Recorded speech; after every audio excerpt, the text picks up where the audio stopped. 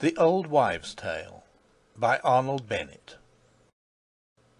Preface.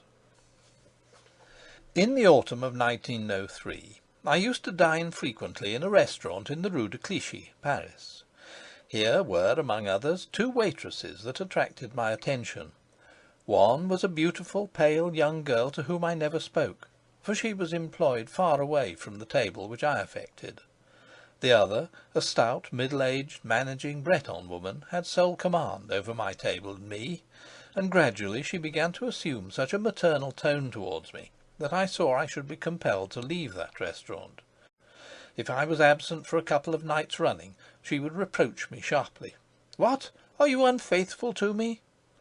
Once, when I complained about some French beans, she informed me roundly that French beans were a subject which I did not understand. I then decided to be eternally unfaithful to her, and I abandoned the restaurant. A few nights before the final parting, an old woman came into the restaurant to dine. She was fat, shapeless, ugly, and grotesque. She had a ridiculous voice and ridiculous gestures. It was easy to see that she lived alone, and that in the long lapse of years she had developed the kind of peculiarity which induces guffaws among the thoughtless. She was burdened with a lot of small parcels, which she kept dropping. She chose one seat, and then, not liking it, chose another, and then another. In a few moments she had the whole restaurant laughing at her. That my middle-aged Breton should laugh was indifferent to me, but I was pained to see a coarse grimace of giggling on the pale face of that beautiful young waitress to whom I had never spoken. I reflected concerning the grotesque diner. This woman was once young, slim, perhaps beautiful, certainly free from these ridiculous mannerisms. Very probably she is unconscious of her singularities. Her case is a tragedy. One ought to be able to make a heart-rending novel out of the history of a woman such as she. Every stout, ageing woman is not grotesque, far from it. But there is an extreme pathos in the mere fact that every stout, ageing woman was once a young girl, with the unique charm of youth in her form and movements, and in her mind. And the fact that the change from young girl to stout ageing woman is made up of an infinite number of infinitesimal changes, each unperceived by her, only intensifies the pathos. It was at this instant that I was visited by the idea of writing the book which ultimately became The Old Wives' Tale. Of course, I felt that the woman who caused the ignoble mirth in the restaurant would not serve me as a type of heroine, for she was much too old and obviously unsympathetic. It is an absolute rule that the principal character of a novel must not be unsympathetic, and the whole modern tendency of realistic fiction is against oddness in a prominent figure. I knew that I must choose the sort of woman who would pass unnoticed in a crowd. I put the idea aside for a long time, but it was never very distant from me. For several reasons it made a special appeal to me. I had always been a convinced admirer of Mrs. W.K. Clifford's most precious novel, Aunt Anne, but I wanted to see in the story of an old woman many things that Mrs. W.K. Clifford had omitted from Aunt Anne. Moreover, I had always revolted against the absurd youthfulness, the unfading youthfulness of the average heroine, and as a protest against this fashion, I was already in 1903 planning a novel, Leonora, of which the heroine was aged 40 and had daughters old enough to be in love. The reviewers, by the way, were staggered by my hardihood in offering a woman of 40 as a subject of serious interest to the public, but I meant to go much further than 40. Finally, as a supreme reason, I had the example and the challenge of Guy de Maupassant's Une Vie. In the 90s we used to regard Une Vie with mute awe as being the summit of achievement in fiction. And I remember being very cross with Mr. Bernard Shaw because, having read Une Vie at the suggestion, I think, of Mr. William Archer, he failed to see in it anything very remarkable. Here I must confess that in 1908 I read Une Vie again, and in spite of a natural anxiety to differ from Mr. Bernard Shaw, I was gravely disappointed with it. It is a fine novel, but decidedly inferior to Pierre et Jean, or even Forte comme la mort. To return to the year 1903, Une Vie relates the entire life history of a woman. I settled in the privacy of my own head that my book about the development of a young girl into a stout old lady must be the English Une Vie. I have been accused of every fault except a lack of self-confidence, and in a few weeks I settled a further point, namely, that my book must go one better than Une Vie, and that to this end it must be the life history of two women instead of only one. Hence, The Old Wives' Tale has two heroines. Constance was the original. Sophia was created out of bravado, just to indicate that I declined to consider Guy de Maupassant as the last forerunner of the deluge. I was intimidated by the audacity of my project, but I had sworn to carry it out. For several years I looked it squarely in the face at intervals, and then walked away to write novels of smaller scope, of which I produced 5 or 6. But I could not dally for ever, and in the autumn of 1907 I actually began to write it in a village near Fontainebleau, where I rented half a house from a retired railway servant.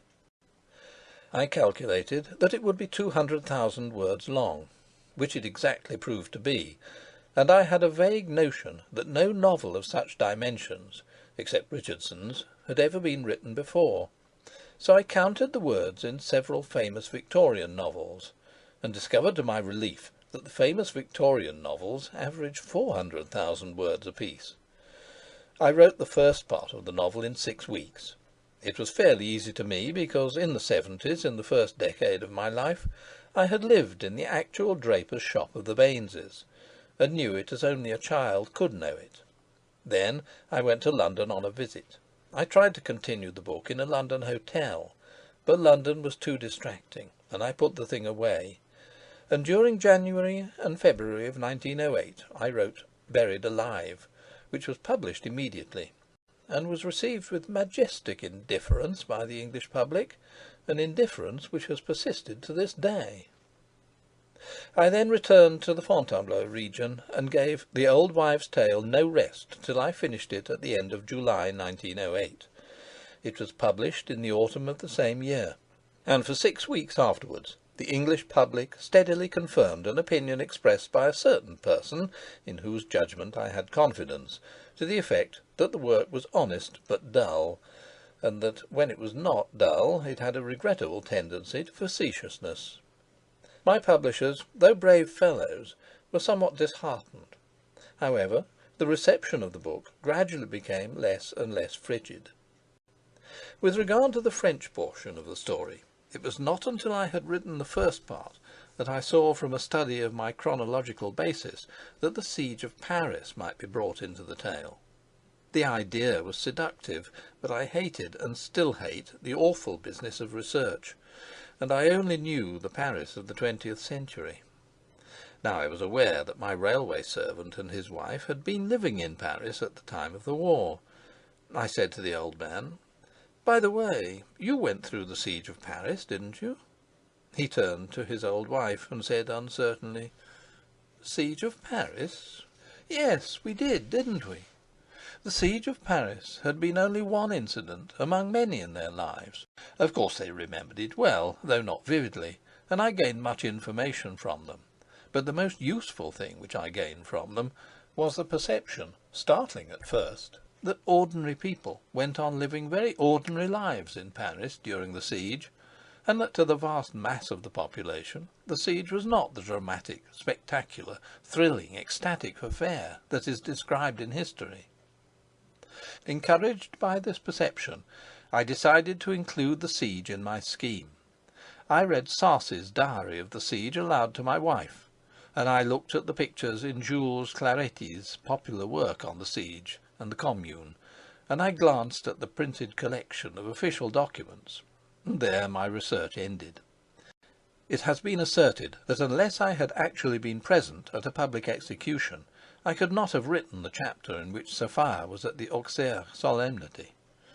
I have not been present at a public execution, as the whole of my information about public executions was derived from a series of articles on them which I read in the Paris Matin. Mr. Frank Harris, discussing my book in Vanity Fair, said it was clear that I had not seen an execution, or words to that effect, and he proceeded to give his own description of an execution. It was a brief but terribly convincing bit of writing, quite characteristic and quite worthy of the author of Montez the Matador, and of a man who has been almost everywhere and seen almost everything. I comprehended how far short I had fallen of the truth. I wrote to Mr. Frank Harris, regretting that his description had not been printed before I wrote mine, as I should assuredly have utilized it, and of course I admitted that I had never witnessed an execution. He simply replied, "Neither have I." This detail is worth preserving, for it is a reproof to that large body of readers who, when a novelist has really carried conviction to them, assert offhand, "Oh, that must be autobiography." Arnold Bennett. End of a preface. Book 1. Mrs. Baines. Chapter 1. The Square. Those two girls, Constance and Sophia Baines, paid no heed to the manifold interest of their situation, of which indeed they had never been conscious. They were, for example, established almost precisely on the 53rd parallel of latitude. A little way to the north of them, in the creases of a hill famous for its religious orgies, rose the river Trent, the calm and characteristic stream of Middle England. Somewhat further northward, in the near neighbourhood of the highest public house in the realm, rose two lesser rivers, the Dane and the Dove, which, quarrelling in early infancy, turned their backs on each other, and the one by favour of the Weaver, and the other by favour of the Trent, watered between them the whole width of England, and poured themselves respectively into the Irish Sea and the German Ocean. What a county of modest, unnoticed rivers! What a natural, simple county, content to fix its boundaries by these tortuous island brooks, with their comfortable names: Trent, Mease, Dove, Tern, Dane, Mease, Stour, Tame, and even hasty Severn. Not that the Severn is suitable to the county. In the county excess is deprecated. The county is happy in not exciting remark. It is content that Shropshire should possess that swollen bump, the Wrekin, and that the exaggerated wildness of the Peak should lie over its border. It does not desire to be a pancake like Cheshire. It has everything that England has, including 30 miles of Watling Street. And England can show nothing more beautiful and nothing uglier than the works of nature and the works of man, to be seen within the limits of the county. It is England in little, lost in the middle of England, unsung by searchers after the extreme, perhaps occasionally somewhat sore at this neglect, but how proud in the instinctive cognizance of its representative features and traits. Constance and Sophia, busy with the intense preoccupations of youth, recked not of such matters. They were surrounded by the county. On every side the fields and moors of Staffordshire, intersected by roads and lanes, railways, watercourses, and telegraph lines, patterned by hedges, ornamented and made respectable by halls and genteel parks, enlivened by villages at the intersections, and warmly surveyed by the sun, spread out, undulating. And trains were rushing round curves in deep cuttings, and carts and waggons trotting and jingling on the yellow roads, and long narrow boats passing in a leisure majestic and infinite over the surface of the stolid canals. The rivers had only themselves to support, for Staffordshire rivers have remained virgin of keels to this day. One could imagine the messages concerning prices, sudden death, and horses in their flight through the wires under the feet of birds. In the inns, Utopians were shouting the universe into order over beer, and in the halls and parks the dignity of England was being preserved in a fitting manner. The villages were full of women who did nothing but fight against dirt and hunger, and repair the effects of friction on clothes. Thousands of labourers were in the fields, but the fields were so broad and numerous that this scattered multitude was totally lost therein. The cuckoo was much more perceptible than man, dominating whole square miles with his resounding call, and on the airy moors heathlarks played in the ineffaceable mule tracks that had served centuries before even the Romans thought of Watling Street. In short, the usual daily life of the county was proceeding with all its immense variety and importance, but though Constance and Sophia were in it, they were not of it. The fact is that while in the county they were also in the district, and no person who lives in the district, even if he should be old and have nothing to do but reflect upon things in general, ever thinks about the county. So far as the county goes, the district might almost as well be in the middle of the Sahara. It ignores the county, save that it uses it nonchalantly sometimes as a leg stretcher on holiday afternoons, as a man may use his back garden. It has nothing in common with the county. It is richly sufficient to itself.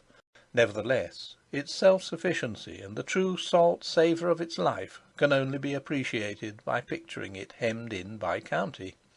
It lies on the face of the county, like an insignificant stain, like a dark Pleiades in a green and empty sky. And Hanbridge has the shape of a horse and rider, Bursley of half a donkey, Knype of a pair of trousers, Longshore of an octopus, and Little Turnhill of a beetle. The Five Towns seem to cling together for safety, yet the idea of clinging together for safety would make them laugh. They are unique and indispensable. From the north of the county right down to the south, they alone stand for civilization, applied science, organised manufacture, and the century.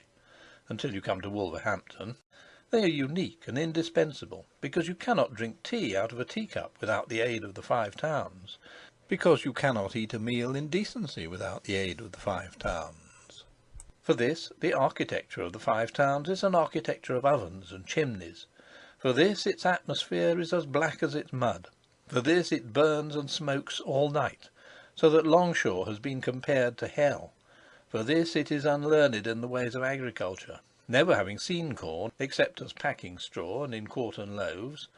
For this, on the other hand, it comprehends the mysterious habits of fire and pure sterile earth. For this, it lives crammed together in slippery streets, where the housewife must change white window curtains at least once a fortnight, if she wishes to remain respectable. For this, it gets up in the mass at 6 a.m., winter and summer, and goes to bed when the public houses close. For this it exists, that you may drink tea out of a teacup, and toy with a chop on a plate. All the everyday crockery used in the kingdom is made in the Five Towns. All, and much besides. A district capable of such gigantic manufacture, of such a perfect monopoly, and which finds energy also to produce coal and iron and great men, may be an insignificant stain on a county, considered geographically, but it is surely well justified in treating the county as its back garden once a week, and in blindly ignoring it the rest of the time. Even the majestic thought that whenever and wherever in all England a woman washes up, she washes up the product of the district, that whenever and wherever in all England a plate is broken, the fracture means new business for the district, even this majestic thought had probably never occurred to either of the girls. The fact is that while in the Five Towns they were also in the square, Bursley, and the square ignored the staple manufacture as perfectly as the district ignored the county. Bursley has the honours of antiquity in the Five Towns. No industrial development can ever rob it of its superiority in age, which makes it absolutely sure in its conceit, and the time will never come when the other towns, let them swell and bluster as they may, will not pronounce the name of Bursley as one pronounces the name of one's mother. Add to this that the square was the centre of Bursley's retail trade, which scorned the staple as something wholesale, vulgar, and assuredly filthy, and you will comprehend the importance and the self-isolation of the square in the scheme of the created universe. There you have it, embedded in the district, and the district embedded in the county, and the county lost and dreaming in the heart of England.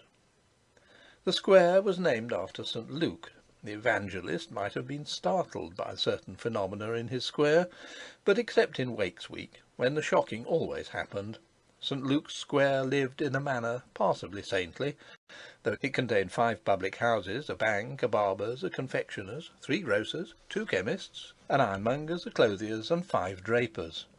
These were all the catalogue. St. Luke's Square had no room for minor establishments. The aristocracy of the square undoubtedly consisted of the drapers, for the bank was impersonal, and among the five the shop of Baines stood supreme. No business establishment could possibly be more respected than that of Mr. Baines was respected, and though John Baines had been bedridden for a dozen years, he still lived on the lips of admiring, ceremonious burgesses as our honoured fellow townsman. He deserved his reputation. The Baineses' shop, to make which three dwellings had at intervals been thrown into one, lay at the bottom of the square.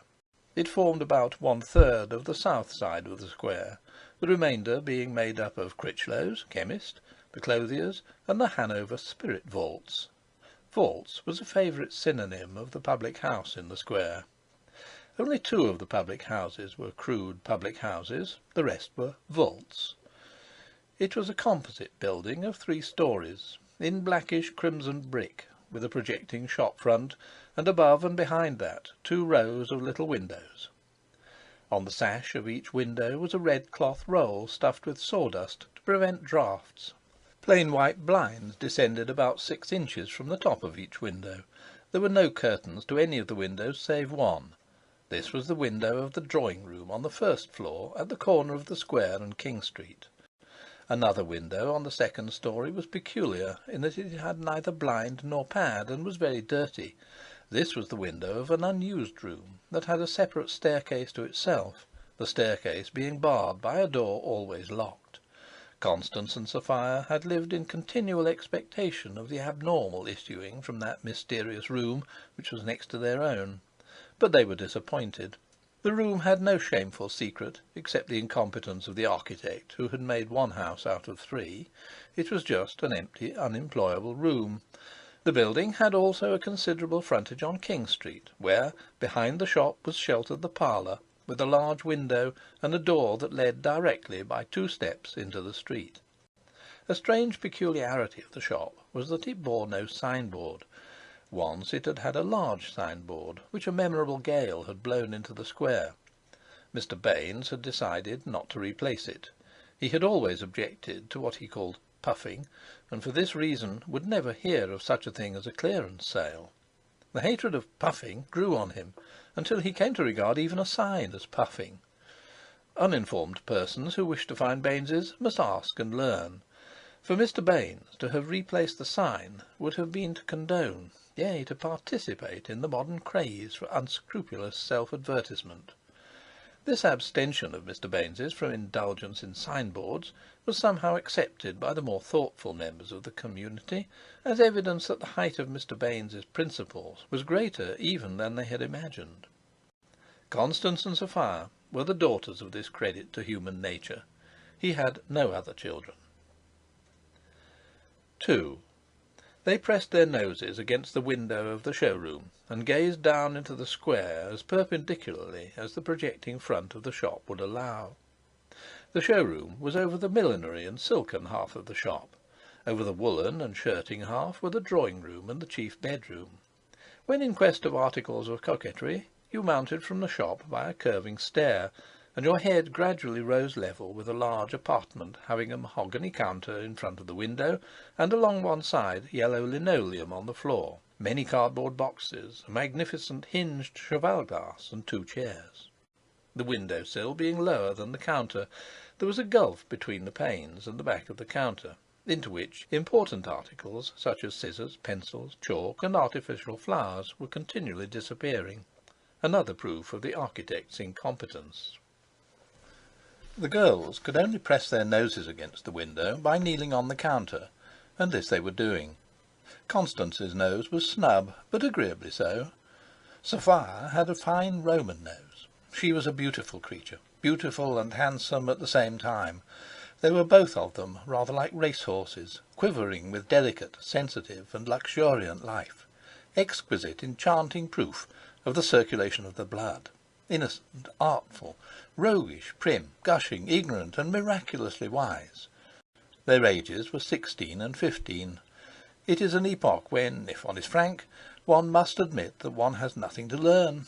One has learnt simply everything in the previous 6 months. "There she goes!" exclaimed Sophia. Up the square from the corner of King Street, past a woman in a new bonnet with pink strings, and a new blue dress that sloped at the shoulders and grew to a vast circumference at the hem. Through the silent sunlit solitude of the square, for it was Thursday afternoon and all the shops shut except the confectioner's and one chemist's, this bonnet and this dress floated northwards in search of romance, under the relentless eyes of Constance and Sophia. Within them somewhere was the soul of Maggie, domestic servant at Baines's. Maggie had been at the shop since before the creation of Constance and Sophia. She lived 17 hours of each day in an underground kitchen and larder, and the other 7 in an attic, never going out except to chapel on Sunday evenings, and once a month on Thursday afternoons. Followers were most strictly forbidden to her, but on rare occasions an aunt from Longshore was permitted, as a tremendous favour, to see her in the subterranean den. Everybody, including herself, considered that she had a good place, and was well treated. It was undeniable, for instance, that she was allowed to fall in love exactly as she chose, providing she did not carry on in the kitchen or the yard. And as a matter of fact, Maggie had fallen in love. In 17 years she had been engaged 11 times. No one could conceive how that ugly and powerful organism could softly languish to the undoing of even a butty collier, nor why, having caught a man in her sweet toils, she could ever be imbecile enough to set him free. There are, however, mysteries in the souls of Maggies. The drudge had probably been affianced oftener than any woman in Bursley. Her employers were so accustomed to an interesting announcement that for years they had taken to saying naught in reply but "Really, Maggie?" Engagements and tragic partings were Maggie's pastime. Fixed otherwise, she might have studied the piano instead. "No gloves, of course," Sophia criticised. "Well, you can't expect her to have gloves," said Constance. Then a pause, as the bonnet and dress neared the top of the square. "Supposing she turns round and sees us?" Constance suggested. "I don't care if she does," said Sophia, with a haughtiness almost impassioned, and her head trembled slightly. There were, as usual, several loafers at the top of the square, in the corner between the bank and the Marquis of Granby, and one of these loafers stepped forward and shook hands with an obviously willing Maggie. Clearly it was a rendezvous, open, unashamed. The 12th victim had been selected by the Virgin of 40, whose kiss would not have melted lard. The couple disappeared together down Oldcastle Street. "Well," said Constance, "did you ever see such a thing?" While Sophia, short of adequate words, flushed and bit her lip. With the profound instinctive cruelty of youth, Constance and Sophia had assembled in their favourite haunt, the show-room, expressly to deride Maggie in her new clothes. They obscurely thought that a woman so ugly and soiled as Maggie had no right to possess new clothes. Even her desire to take the air of a Thursday afternoon seemed to them unnatural and somewhat reprehensible. Why should she want to stir out of her kitchen? As for her tender yearnings, they positively grudged these to Maggie. That Maggie should give rein to a chaste passion was more than grotesque, it was offensive and wicked. But let it not for an instant be doubted that they were nice, kind-hearted, well-behaved, and delightful girls, because they were. They were not angels. "It's too ridiculous," said Sophia severely. She had youth, beauty, and rank in her favour, and to her it really was ridiculous. "Poor old Maggie," Constance murmured. Constance was foolishly good-natured, a perfect manufacturer of excuses for other people, and her benevolence was eternally rising up and overpowering her reason. "What time did Mother say she should be back?" Sophia asked. "Not until supper." "Oh, hallelujah!" Sophia burst out, clapping her hands in joy, and they both slid down from the counter, just as if they had been little boys, and not, as their mother called them, great girls. "Let's go and play the Osborne quadrilles," Sophia suggested. The Osborne quadrilles being a series of dances arranged to be performed on drawing-room pianos by 4 jewelled hands. "I couldn't think of it," said Constance, with a precocious gesture of seriousness. In that gesture and in her tone was something which conveyed to Sophia Sophia, how can you be so utterly blind to the gravity of our fleeting existence as to ask me to go and strum the piano with you?" Yet a moment before she had been a little boy. "Why not?" Sophia demanded. "I shall never have another chance like to-day for getting on with this," said Constance, picking up a bag from the counter. She sat down and took from the bag a piece of loosely woven canvas, on which she was embroidering a bunch of roses in coloured wools.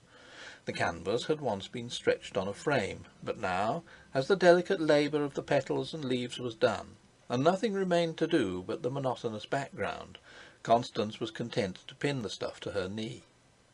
With a long needle and several skeins of mustard-tinted wool, she bent over the canvas and resumed the filling in of the tiny squares. The whole design was in squares, the gradations of red and greens, the curves of the smallest buds, all was contrived in squares, with the result that mimicked a fragment of uncompromising Axminster carpet.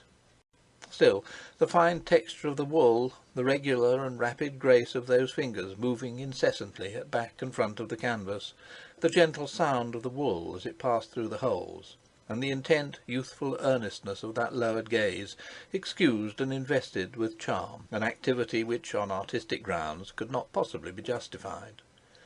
The canvas was destined to adorn a gilt fire-screen in the drawing-room, and also to form a birthday gift to Mrs. Baines from her elder daughter. But whether the enterprise was as secret from Mrs. Baines as Constance hopes, none save Mrs. Baines knew. "Con," murmured Sophia, "you're too sickening sometimes." "Well," said Constance blandly, "it's no use pretending that this hasn't got to be finished before we go back to school, because it has." Sophia wandered about, a prey ripe for the evil one. "Oh!" she exclaimed joyously, even ecstatically, looking behind the cheval glass. "Here's Mother's new skirt. This Dunn's been putting the gimp on it. Oh, Mother, what a proud thing you will be!" Constance heard swishings behind the glass. "What are you doing, Sophia?" "Nothing." "You surely aren't putting that skirt on?" "Why not?" "You'll catch it finely, I can tell you."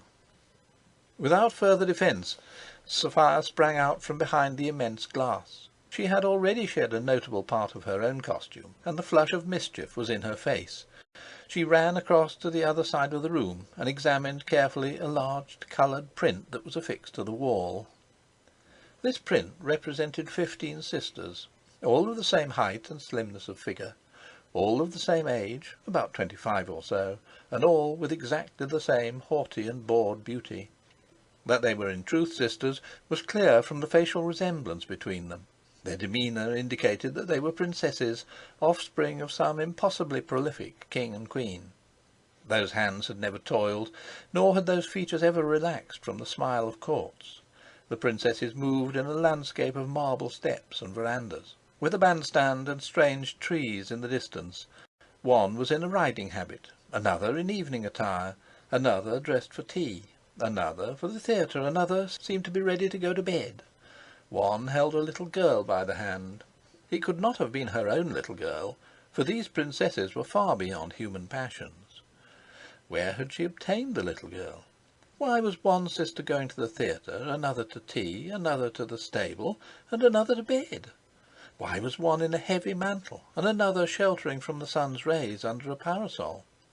The picture was drenched in mystery, and the strangest thing about it was that all these highnesses were apparently content with the most ridiculous and outmoded fashions.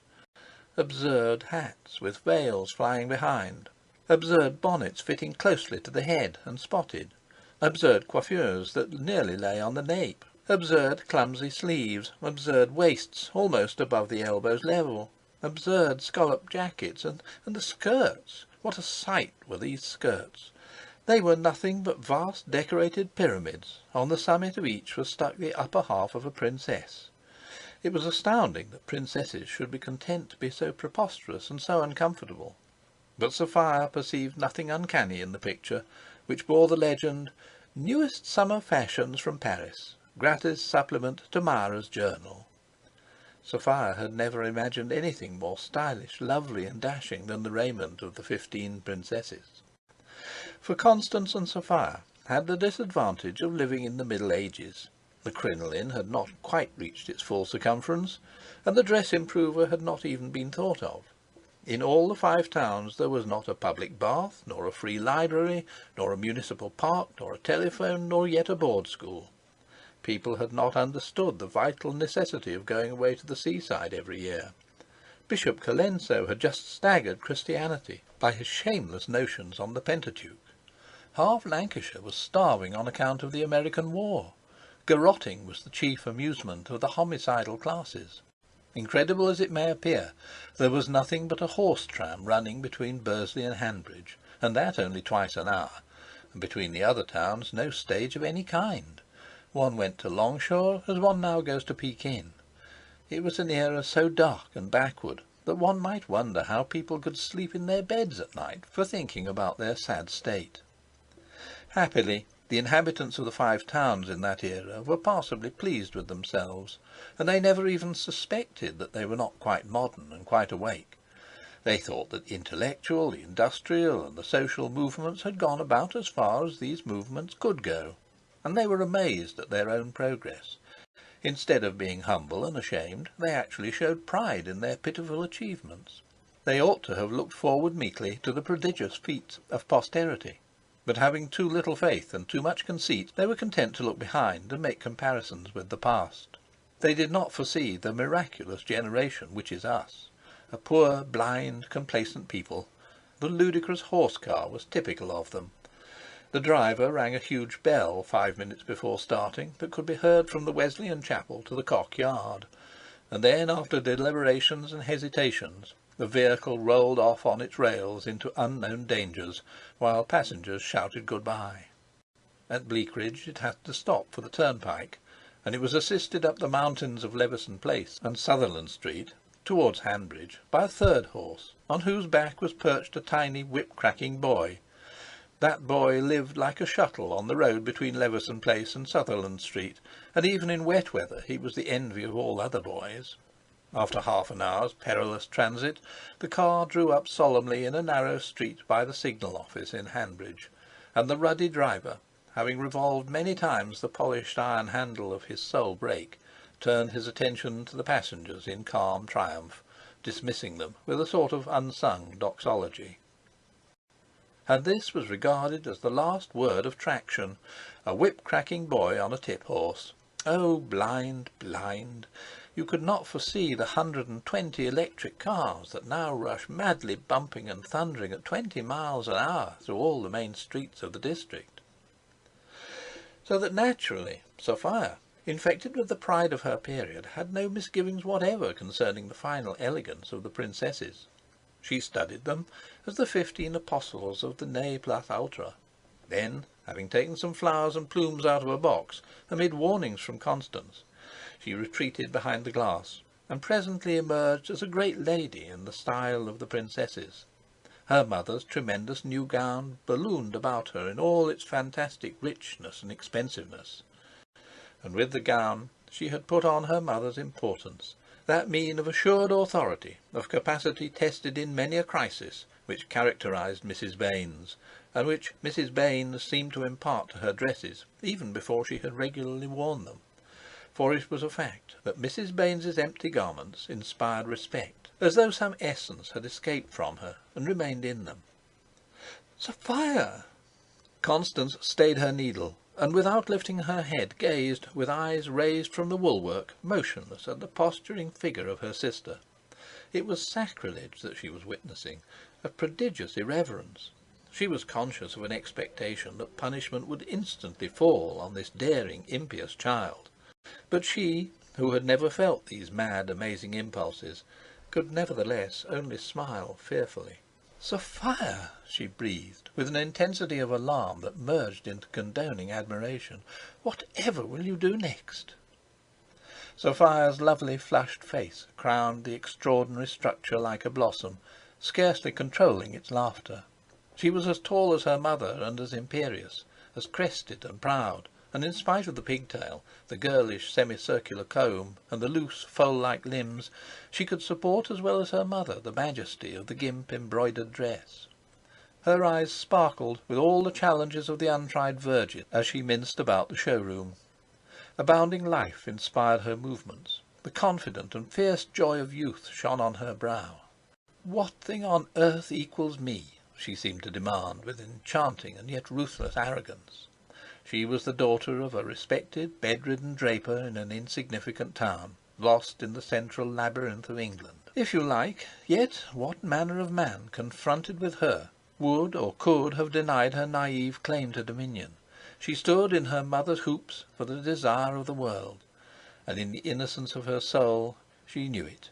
The heart of a young girl mysteriously speaks, and tells her of her power long ere she can use her power. If she can find nothing else to subdue, you may catch her in the early years subduing a gatepost or drawing homage from an empty chair. Sophia's experimental victim was Constance, with suspended needle and soft glance that shot out from the lowered face. Then Sophia fell. In stepping backwards, the pyramid was overbalanced. Great distended rings of silk trembled and swayed gigantically on the floor, and Sophia's small feet lay like the feet of a doll on the rim of the largest circle, which curved and arched above them like a cavern's mouth. The abrupt transition of her features from assured pride to ludicrous astonishment and alarm was comical enough to have sent into wild, uncharitable laughter any creature less humane than Constance. But Constance sprang to her, a single embodied instinct of benevolence, with her snub nose, and tried to raise her. "Oh, Sophia!" she cried compassionately. That voice seemed not to know the tones of reproof. "I do hope you've not messed it, 'cause mother would be so—" The words were interrupted by the sound of groans beyond the door leading to the bedrooms.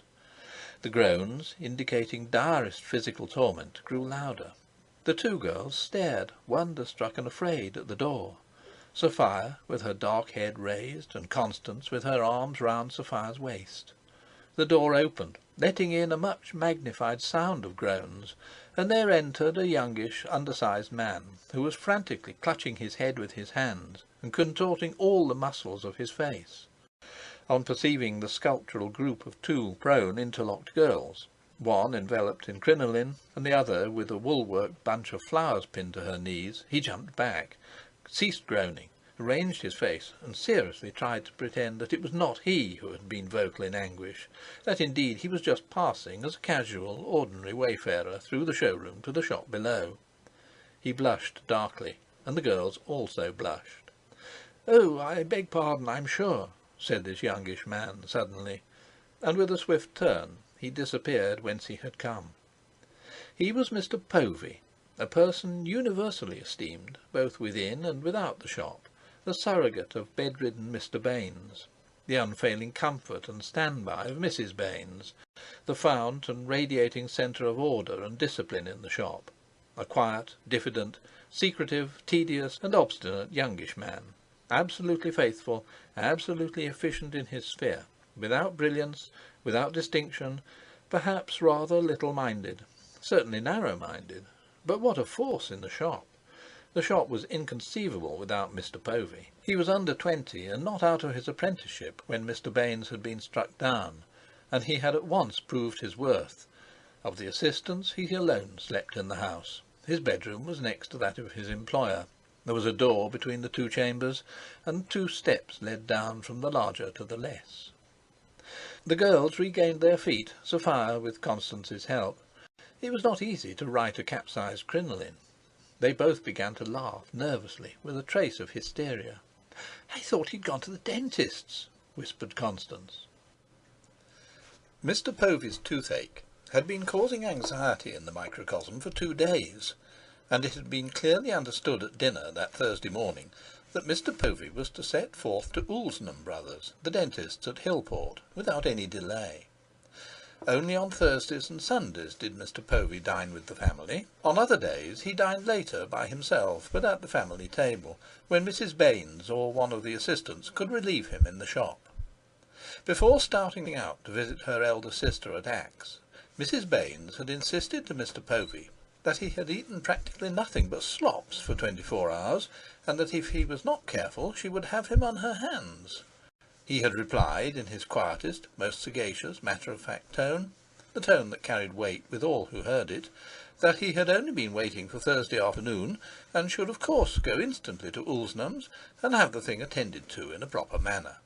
He had even added that persons who put off going to the dentist's were simply sowing trouble for themselves.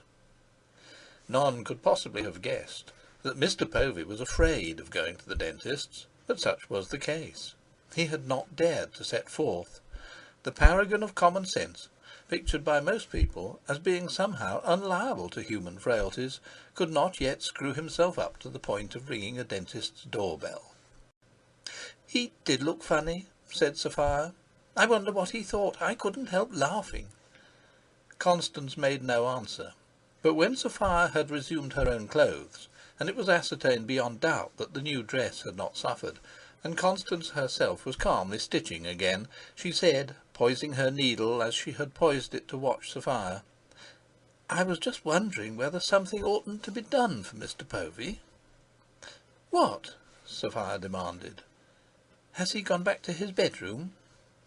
"Let's go and listen," said Sophia, the adventuress. They went through the showroom door, past the foot of the stairs leading to the second story, down the long corridor, broken in the middle by 2 steps, and carpeted with a narrow bordered carpet, whose parallel lines increased its apparent length. They went on tiptoe, sticking close to one another. Mr. Povey's door was slightly ajar. They listened. Not a sound. "Mr. Povey?" Constance coughed discreetly. No reply. It was Sophia who pushed the door open. Constance made an elderly, prim, plucking gesture at Sophia's bare arm, but she followed Sophia gingerly into the forbidden room, which was, however, empty. The bed had been ruffled, and on it lay a book, The Harvest of a Quiet Eye. "Harvest of a Quiet Tooth," Sophia whispered, giggling very low. "Hush!" Constance put her lips forward. From the next room came a regular, muffled, oratorical sound, as though someone had begun many years ago to address a meeting, and had forgotten to leave off, and never would leave off. They were familiar with the sound, and they quitted Mr. Povey's chamber in fear of disturbing it. At the same moment Mr. Povey reappeared, this time in the drawing-room doorway at the other extremity of the long corridor. He seemed to be trying ineffectually to flee from his tooth, as a murderer tries to flee from his conscience. "Oh, Mr. Povey," said Constance quickly, for he had surprised them coming out of his bedroom, "we were just looking for you. To see if there was anything we could do for you," Sophia added. "Oh, no thanks," said Mr. Povey. Then he began to come down the corridor slowly. "You haven't been to the dentist's," said Constance sympathetically. "No, I haven't," said Mr. Povey, as if Constance was indicating a fact which had escaped his attention. "The truth is, I thought it looked like rain, and if I'd got wet, you see." Miserable Mr. Povey! "Yes," said Constance, "you certainly ought to keep out of draughts. Don't you think it would be a good thing if you went and sat in the parlour? There's a fire there." "I shall be all right, thank you," said Mr. Povey, and after a pause, "Well, thanks, I will." 3. The girls made way for him to pass them at the head of the twisting stairs which led down to the parlour. Constance followed, and Sophia followed Constance. "Have father's chair," said Constance. There were 2 rocking chairs with fluted backs, covered by antimacassars, one on either side of the hearth. That to the left was still entitled "Father's Chair," though its owner had not sat in it since long before the Crimean War, and would never sit in it again. I think I'd sooner have the other one," said Mr. Povey, "because it's on the right side, you see," and he touched his right cheek. Having taken Mrs. Baines's chair, he bent his face down to the fire, seeking comfort from its warmth. Sophia poked the fire, whereupon Mr. Povey abruptly withdrew his face. He then felt something light on his shoulders. Constance had taken the antimacassar from the back of the chair, and protected him with it from the draughts. He did not instantly rebel, and therefore was permanently barred from rebellion. He was entrapped by the antimacassar. It formally constituted him an invalid, and Constance and Sophia his nurses. Constance drew the curtain across the street door. No draught could come from the window, for the window was not made to open. The age of ventilation had not arrived. Sophia shut the other two doors, and, each near a door, the girls gazed at Mr. Povey behind his back, irresolute but filled with a delicious sense of responsibility. The situation was on a different plane now. The seriousness of Mr. Povey's toothache, which became more and more manifest, had already wiped out the ludicrous memory of the encounter in the show-room. Looking at these two big girls with their short-sleeved black frocks and black aprons and their smooth hair and their composed, serious faces, one would have judged them incapable of the least lapse from an archangelic primness. Sophia especially presented a marvellous imitation of saintly innocence. As for the toothache, its action on Mr. Povey was apparently periodic. It gathered to a crisis like a wave, gradually, the torture increasing till the wave broke and left Mr. Povey exhausted, but free for a moment from pain. These crises recurred about once a minute, and now, accustomed to the presence of the young virgins, and having tacitly acknowledged by his acceptance of the antimacassar that his state was abnormal, he gave himself up frankly to affliction. He concealed nothing of his agony, which was fully displayed by sudden contortions of his frame and frantic oscillations of the rocking-chair. Presently, as he lay back enfeebled in the wash of a spent wave, he murmured with a sick man's voice, "I suppose you haven't got any laudanum?" The girls started into life. "Laudanum, Mr. Povey?" "Yes, to hold in my mouth." He sat up, tense. Another wave was forming. The excellent fellow was lost to all self-respect, all decency. "There's sure to be some in Mother's cupboard," said Sophia. Constance, who bore Mrs. Baines's bunch of keys at her girdle, a solemn trust, moved a little fearfully to a corner cupboard, which was hung in the angle to the right of the projecting fireplace, over a shelf on which stood a large copper tea-urn. That corner cupboard, of oak inlaid with maple and ebony in a simple border pattern, was typical of the room. It was of a piece with the deep green flock wallpaper, and the tea-urn, and the rocking-chairs with their antimacassars, and the harmonium in rosewood with a Chinese papier-mâché tea-caddy on the top of it, even with the carpet, certainly the most curious parlour carpet that ever was, being made of lengths of the stair carpet sewn together side by side. That corner cupboard was already old in service. It had held the medicines of generations. It gleamed darkly with the grave and genuine polish which comes from ancient use alone.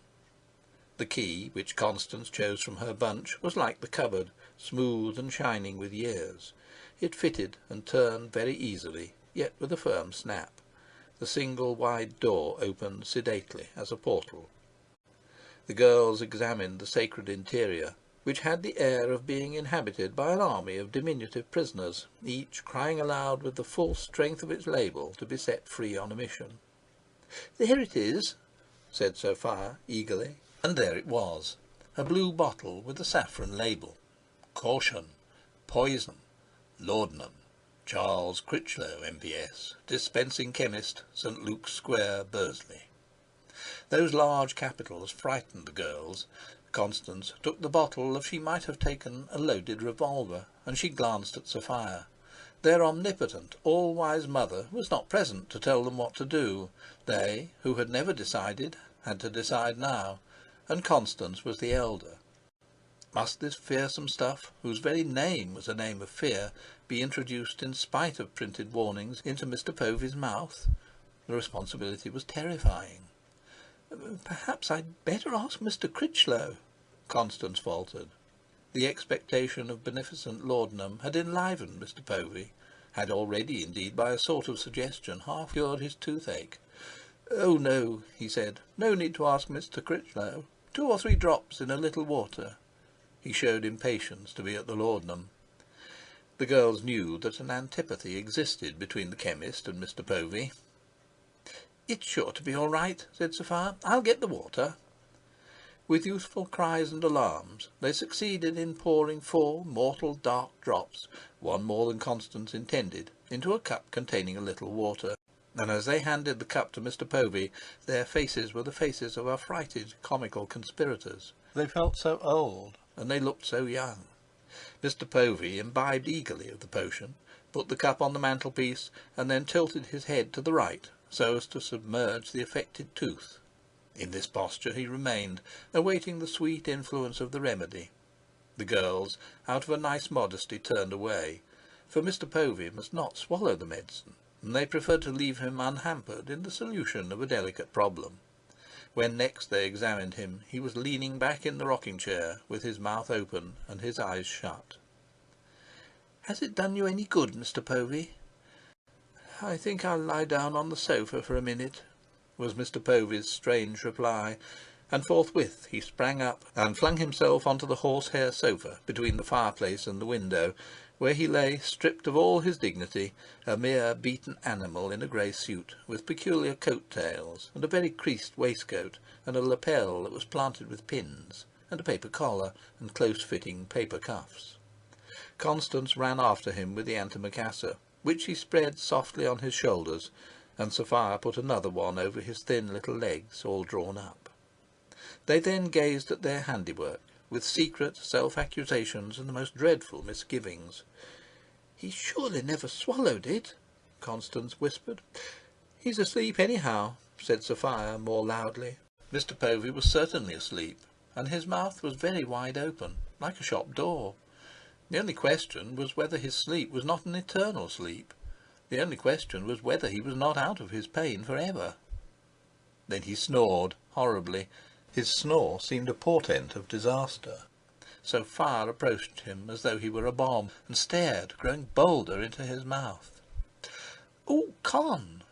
She summoned her sister. "Do come and look. It's too droll." In an instant all their 4 eyes were exploring the singular landscape of Mr. Povey's mouth. In a corner, to the right of that interior, was one sizable fragment of a tooth that was attached to Mr. Povey by the slenderest tie, so that at each respiration of Mr. Povey, when his body slightly heaved and the gale moaned in the cavern, this tooth moved separately, showing that its long connection with Mr. Povey was drawing to a close. "That's the one," said Sophia, pointing, "and it's as loose as anything. Did you ever see such a funny thing?" The extreme funniness of the thing had lulled in Sophia the fear of Mr. Povey's sudden death. "I'll see how much it's taken," said Constance, preoccupied, going to the mantelpiece. "Why, I do believe—" Sophia began, and then stopped, glancing at the sewing machine which stood next to the sofa. It was a Howe sewing machine. It had a little tool drawer, and in the tool drawer was a small pair of pliers.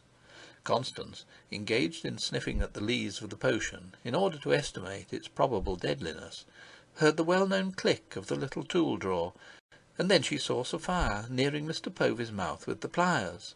"Sophia!" she exclaimed, aghast. "What in the name of goodness are you doing?" "Nothing," said Sophia. The next instant Mr. Povey sprang up out of his laudanum dream. "He jumps," he muttered, and after a reflecting pause, "but it's much better." He had at any rate escaped death. Sophia's right hand was behind her back. Just then a hawker passed down King Street, crying mussels and cockles.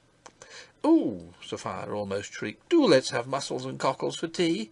And she rushed to the door and unlocked it and opened it, regardless of the risk of draughts to Mr. Povey. In those days people often depended upon the caprices of hawkers for the tastiness of their teas, but it was an adventurous age, when errant knights of commerce were numerous and enterprising. You went on your doorstep, caught your meal as it passed, withdrew, cooked it and ate it, quite in the manner of the early Briton. Constance was obliged to join her sister on the top step. Sophia descended to the second step. "Fresh mussels and cockles, all alive, oh!" bawled the hawker, looking across the road in the April breeze. He was the celebrated Hollins, a professional Irish drunkard, aged in iniquity, who cheerfully saluted magistrates in the street, and referred to the workhouse, which he occasionally visited, as the Bastille. Sophia was trembling from head to foot. "What are you laughing at, you silly thing?" Constance demanded. Sophia surreptitiously showed the pliers, which she had partly thrust into her pocket. Between their points was a most perceptible and even recognizable fragment of Mr. Povey. This was the crown of Sophia's career as a perpetrator of the unutterable. "What?" Constance's face showed the final contortions of that horrified incredulity which is forced to believe. Sophia nudged her violently to remind her that they were in the street, and also quite close to Mr. Povey. "Now, my little missus," said the vile Hollins, "threepence a pint. And how's your honoured mother today?" "Yes, fresh, so help me God." Chapter 2. The Tooth. 1. The two girls came up the unlighted stone staircase which led from Maggie's cave to the door of the parlour. Sophia, foremost, was carrying a large tray, and Constance a small one. Constance, who had nothing on her tray but a teapot, a bowl of steaming and balmy-scented mussels and cockles, and a plate of hot buttered toast, went directly into the parlour on the left. Sophia had in her arms the entire material and apparatus of a high tea for two, including eggs, jam, and toast, covered with a slop basin turned upside down, but not including mussels and cockles. She turned to the right, passed along the corridor by the cutting-out room, up 2 steps into the sheeted and shuttered gloom of the closed shop, up the showroom stairs, through the showroom, and so into the bedroom corridor. Experience had proved it easier to make this long detour than to round the difficult corner of the parlour stairs with a large loaded tray. Sophia knocked with the edge of the tray at the door of the principal bedroom. The muffled oratorical sound from within suddenly ceased, and the door was opened by a very tall, very thin, black-bearded man, who looked down at Sophia as if to demand what she meant by such an interruption. "I've brought the tea, Mr. Critchlow," said Sophia, and Mr. Critchlow carefully accepted the tray. "Is that my little Sophia?" asked a faint voice from the depths of the bedroom. "Yes, father," said Sophia, but she did not attempt to enter the room. Mr. Critchlow put the tray on a white-clad chest of drawers near the door, and then he shut the door with no ceremony. Mr. Critchlow was John Baines's oldest and closest friend, though decidedly younger than the draper. He frequently popped in to have a word with the invalid, but Thursday afternoon was his special afternoon, consecrated by him to the service of the sick. From 2 o'clock precisely till 8 o'clock precisely he took charge of John Baines, reigning autocratically over the bedroom. It was known that he would not tolerate invasions or even ambassadorial visits. No, he gave up his weekly holiday to this business of friendship, and he must be allowed to conduct the business in his own way.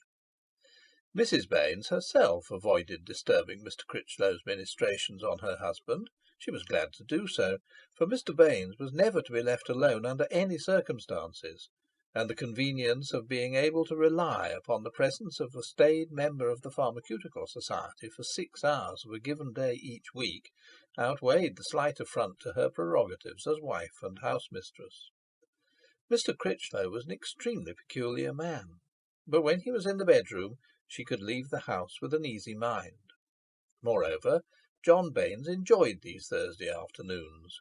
For him there was none like Charles Critchlow. The two old friends experienced a sort of grim, desiccated happiness, cooped up together in the bedroom, secure from women and fools generally. How they spent the time did not seem to be certainly known, but the impression was that politics occupied them. Undoubtedly Mr. Critchlow was an extremely peculiar man. He was a man of habits. He must always have the same things for his tea. Black-currant jam, for instance. He called it preserve. The idea of offering Mr. Critchlow a tea which did not comprise black-currant jam was inconceivable by the intelligence of St. Luke's Square. Thus, for years past, in the fruit-preserving season, when all the house and all the shop smelt richly of fruit boiling in sugar, Mrs. Baines had filled an extra number of jars with black-currant jam, because Mr. Critchlow wouldn't touch any other sort. So Sophia, faced with the shut door of the bedroom, went down to the parlour by the shorter route. She knew that on going up again, after tea, she would find the devastated tray on the doormat. Constance was helping Mr. Povey to mussels and cockles, and Mr. Povey still wore one of the antimacassars. It must have stuck to his shoulders when he sprang up from the sofa, woolen antimacassars being notoriously parasitic things. Sophia sat down, somewhat self-consciously. The serious Constance was also perturbed. Mr. Povey did not usually take tea in the house on Thursday afternoons. His practice was to go out into the great mysterious world. Never before had he shared a meal with the girls alone. The situation was indubitably unexpected, unforeseen. It was too piquant, and what added to its piquancy was the fact that Constance and Sophia were somehow responsible for Mr. Povey. They felt that they were responsible for him. They had offered the practical sympathy of two intelligent and well-trained young women, born nurses by reason of their sex, and Mr. Povey had accepted. He was now on their hands. Sophia's monstrous sly operation in Mr. Povey's mouth did not cause either of them much alarm, Constance having apparently recovered from the first shock of it. They had discussed it in the kitchen while preparing the teas. Constance's extraordinary severe and dictatorial tone in condemning it had led to a certain heat, but the success of the impudent wrench justified it, despite any irrefutable argument to the contrary. Mr. Povey was better already, and he evidently remained in ignorance of his loss. "Have some?" Constance asked of Sophia, with a large spoon hovering over the bowl of shells. "Yes, please," said Sophia positively. Constance well knew that she would have some, and had only asked from sheer nervousness. "Pass your plate, then." Now, when everybody was served with mussels, cockles, tea and toast, and Mr. Povey had been persuaded to cut the crust off his toast, and Constance had quite unnecessarily warned Sophia against the deadly green stuff in the mussels, and Constance had further pointed out that the evenings were getting longer, and Mr. Povey had agreed that they were, there remained nothing to say. An irksome silence fell upon them all, and no one could lift it off. Tiny clashes of shell and crockery sounded with the terrible clearness of noises heard in the night. Each person avoided the eyes of the others, and both Constance and Sophia kept straightening their bodies at intervals and expanding their chests, and then looking at their plates. Occasionally a prim cough was discharged. It was a sad example of the difference between young women's dreams of social brilliance and the reality of life. These girls got more and more girlish until, from being women at the administering of laudanum, they sank back to about 8 years of age, perfect children at the tea-table.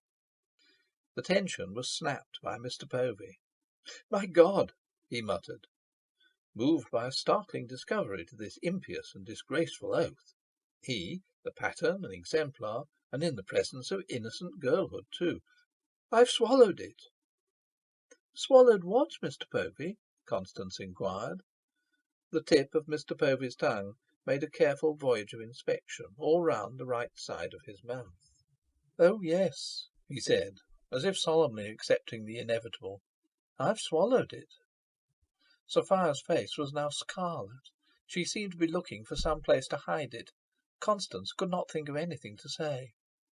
"That tooth has been loose for 2 years," said Mr. Povey, "and now I've swallowed it with a mussel." "Oh, Mr. Povey!" Constance cried in confusion, and added, "There's one good thing, it can't hurt you any more now."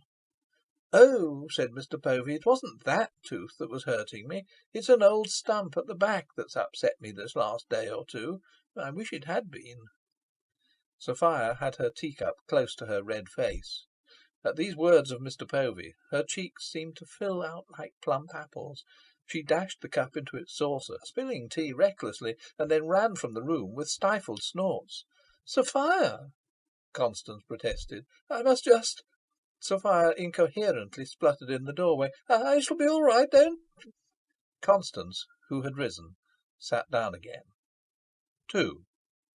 Sophia fled along the passage leading to the shop, and took refuge in the cutting-out room, a room which the astonishing architect had devised upon what must have been a backyard of one of the 3 constituent houses. It was lighted from its roof, and only a wooden partition 8 feet high separated it from the passage.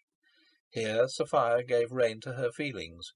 She laughed and cried together, weeping generously into her handkerchief, and wildly giggling, in a hysteria which she could not control. The spectacle of Mr. Povey mourning for a tooth which he thought he had swallowed, but which in fact lay all the time in her pocket, seemed to her to be by far the most ridiculous, side-splitting thing that had ever happened, or could happen, on earth. It utterly overcame her. And when she fancied that she had exhausted and conquered its surpassing ridiculousness, this ridiculousness seized her again, and rolled her anew in depths of mad, trembling laughter. Gradually she grew calmer. She heard the parlour door open, and Constance descend the kitchen steps with a rattling tray of tea things. Tea, then, was finished without her. Constance did not remain in the kitchen, because the cups and saucers were left for Maggie to wash up, as a fitting coda to Maggie's monthly holiday. The parlour door closed, and the vision of Mr. Povey in his antimacassar swept Sophia off into another convulsion of laughter and tears. Upon this the parlour door opened again, and Sophia choked herself into silence, while Constance hastened along the passage. In a minute Constance returned with her wool work, which she had got from the showroom, and the parlour received her. Not the least curiosity on the part of Constance as to what had become of Sophia. At length Sophia, a faint meditative smile being all that was left of the storm in her, ascended slowly to the showroom through the shop. Nothing there of interest. Thence she wandered towards the drawing-room, and encountered Mr. Critchlow's tray on the mat.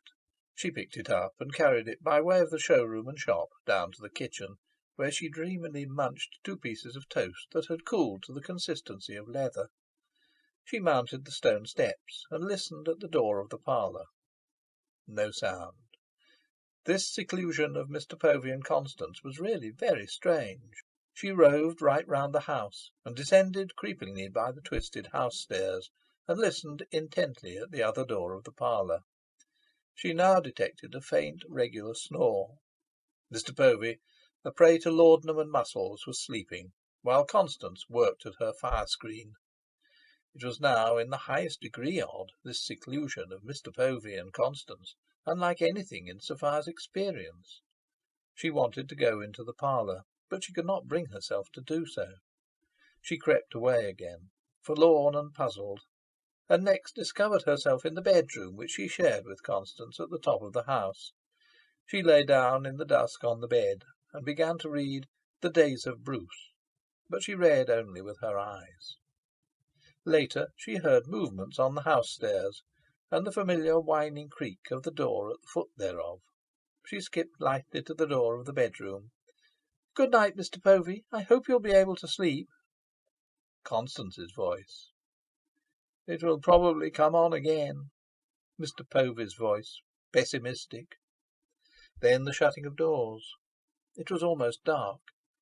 She went back to the bed, expecting a visit from Constance, but a clock struck 8, and all the various phenomena connected with the departure of Mr. Critchlow occurred one after another.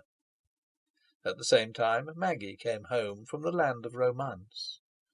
Then long silences. Constance was now immured with her father, it being her turn to nurse. Maggie was washing up in her cave, and Mr. Povey was lost to sight in his bedroom. Then Sophia heard her mother's lively, commanding knock on the King Street door. Dusk had definitely yielded to black night in the bedroom. Sophia dozed and dreamed. When she awoke, her ear caught the sound of knocking. She jumped up, tiptoed to the landing, and looked over the balustrade, whence she had a view of all the first-floor corridor. The gas had been lighted. Through the round aperture at the top of the porcelain globe she could see the wavering flame. It was her mother, still bonneted, who was knocking at the door of Mr. Povey's room. Constance stood in the doorway of her parents' room. Mrs. Baines knocked twice with an interval, and then said to Constance in a resonant whisper that vibrated up the corridor, "He seems to be fast asleep. I'd better not disturb him." "But suppose he wants something in the night?" "Well, child, I should hear him moving. Sleep's the best thing for him." Mrs. Baines left Mr. Povey to the effects of laudanum, and came along the corridor. She was a stout woman, all black stuff and gold chain, and her skirt more than filled the width of the corridor.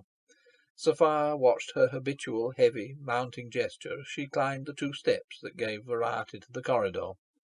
At the gas jet she paused, and putting her hand to the tap, gazed up at the globe. "Where's Sophia?" she demanded, her eyes fixed on the gas as she lowered the flame. "I think she must be in bed, mother," said Constance nonchalantly. The returned mistress was point by point resuming knowledge and control of that complicated machine, her household. Then Constance and her mother disappeared into the bedroom, and the door was shut with a gentle, decisive bang that, to the silent watcher on the floor above, seemed to create a special excluding intimacy round about the figures of Constance and her father and mother. The watcher wondered with a little prick of jealousy what they would be discussing in the large bedroom, her father's beard wagging feebly and his long arms on the counterpane. Constance perched at the foot of the bed, and her mother walking to and fro, putting her cameo brooch on the dressing-table or stretching creases out of her gloves. Certainly, in some subtle way, Constance had a standing with her parents which was more confidential than Sophia's. 3. When Constance came to bed, half an hour later, Sophia was already in bed. The room was fairly spacious. It had been the girls' retreat and fortress since their earliest years. Its features seemed to them as natural and unalterable as the features of a cave to a cave-dweller. It had been repapered twice in their lives, and each papering stood out in their memories like an epoch.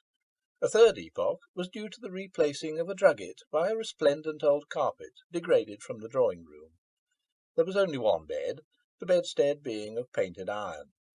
They never interfered with each other in that bed, sleeping with a detachment as perfect as if they had slept on opposite sides of St. Luke's Square. Yet if Constance had one night lain down on the half near the window instead of on the half near the door, the secret nature of the universe would have seemed to be altered. The small fire-grate was filled with a mass of shavings of silver paper.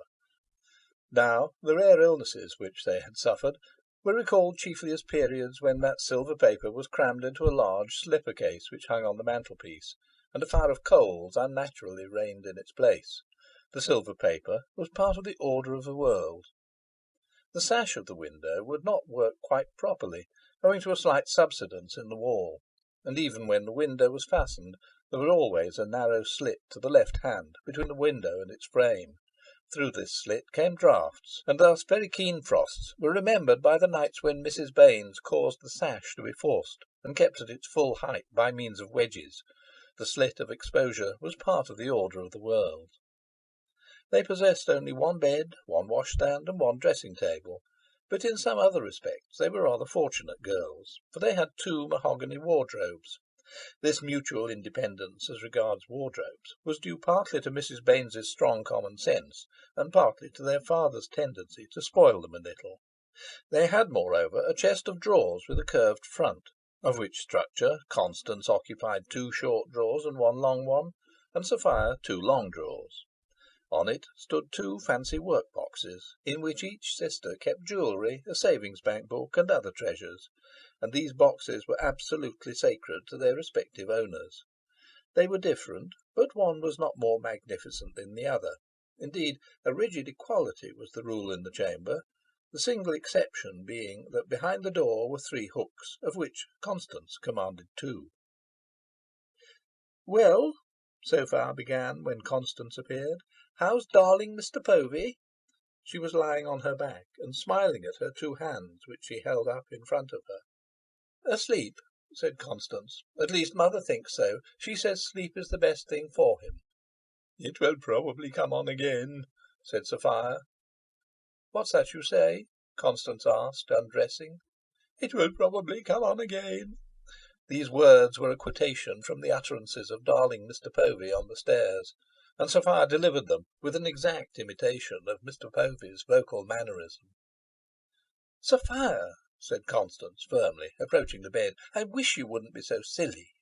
She had benevolently ignored the satirical note in Sophia's first remark, but a strong instinct in her rose up and objected to further derision.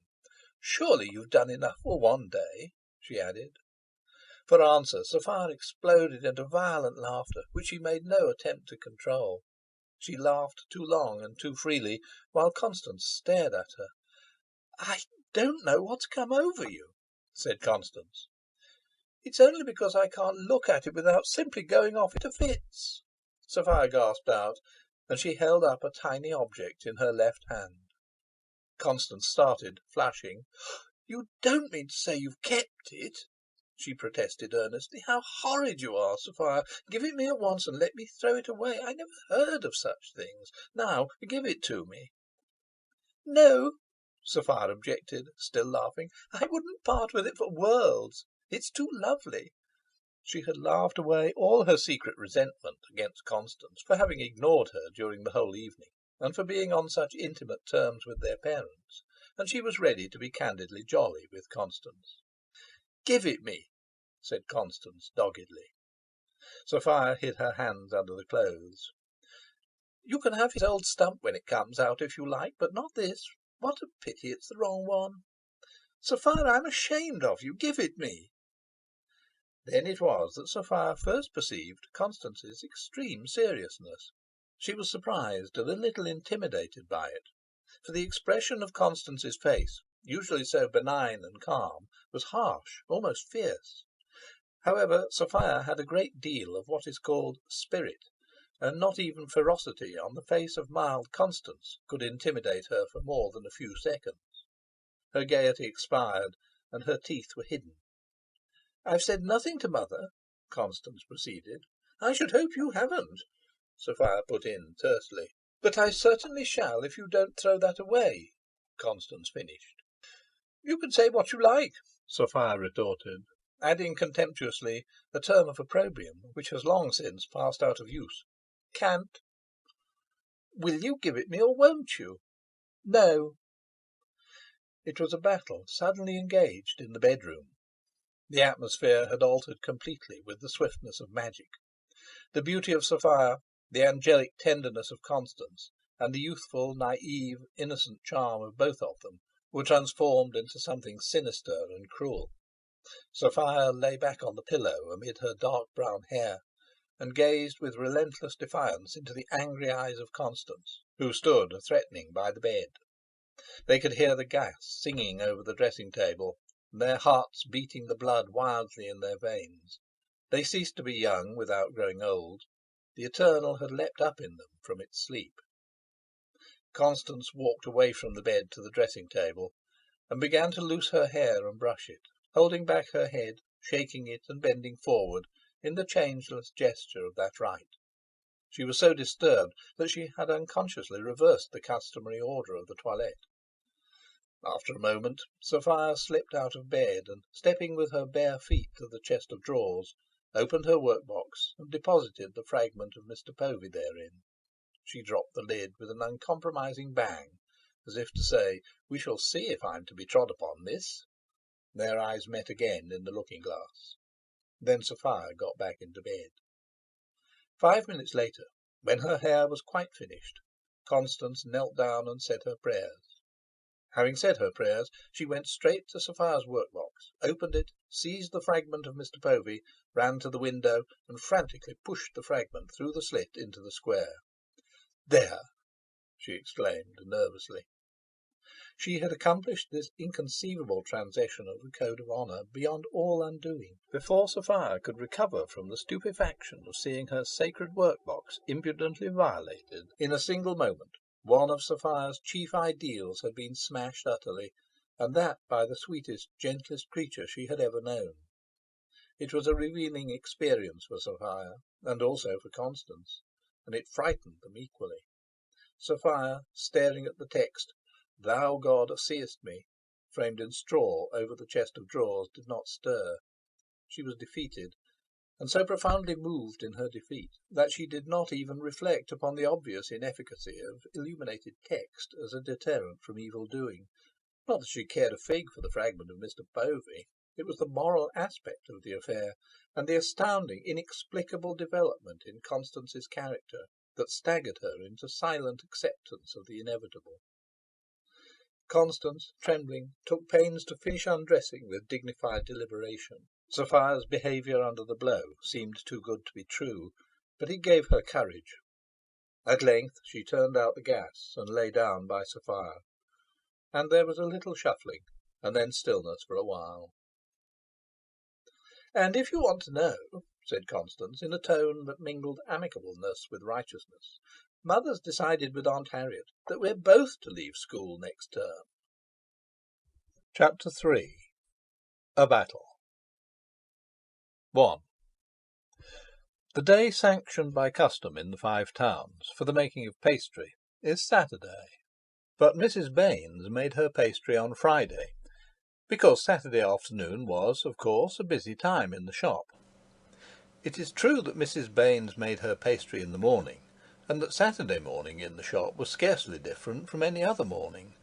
Nevertheless, Mrs. Baines made her pastry on Friday morning instead of Saturday morning, because Saturday afternoon was a busy time in the shop. She was thus free to do her marketing without breathtaking flurry on Saturday morning. On the morning after Sophia's first essay in dentistry, therefore, Mrs. Baines was making her pastry in the underground kitchen. This kitchen, Maggie's cavern home, had the mystery of a church, and on dark days it had the mystery of a crypt. The stone steps leading down to it from the level of earth were quite unlighted. You felt for them with the feet of faith, and when you arrived in the kitchen, by contrast, seemed luminous and gay. The architect may have considered and intended this effect of the steps. The kitchen saw day through a wide, shallow window, whose top touched the ceiling, and whose bottom had been out of the girls' reach until long after they had begun to go to school. Its panes were small, and about half of them were of the knot kind, through which no object could be distinguished. The other half were of a later date, and stood for the march of civilization. The view from the window consisted of the vast plate-glass windows of the newly built sun vaults, and of passing legs and skirts. A strong wire grating prevented any excess of illumination, and also protected the glass from the caprices of wayfarers in King Street. Boys had a habit of stopping to kick with their full strength at the grating. Forget-me-nots on a brown field ornamented the walls of the kitchen. Its ceiling was irregular and grimy, and a beam ran across it. In this beam were two hooks. From these hooks had once depended the ropes of a swing, much used by Constance and Sophia in the old days before they were grown up. A large range stood out from the wall between the stairs and the window. The rest of the furniture comprised a table, against the wall opposite the range, a cupboard, and two Windsor chairs. Opposite the foot of the steps was a doorway, without a door, leading to two larders, dimmer even than the kitchen, vague retreats made visible by whitewash, where bowls of milk, dishes of cold bones, and remainders of fruit pies reposed on stillages. In the corner nearest the kitchen was a great stein, in which the bread was kept. Another doorway, on the other side of the kitchen, led to the first coal cellar, where was also the slopstone and tap, and thence a tunnel took you to the second coal cellar, where the coke and ashes were stored. The tunnel proceeded to a distant infinitesimal yard, and from the yard, by ways behind Mr. Critchlow's shop, you could finally emerge, astonished, upon Broom Street.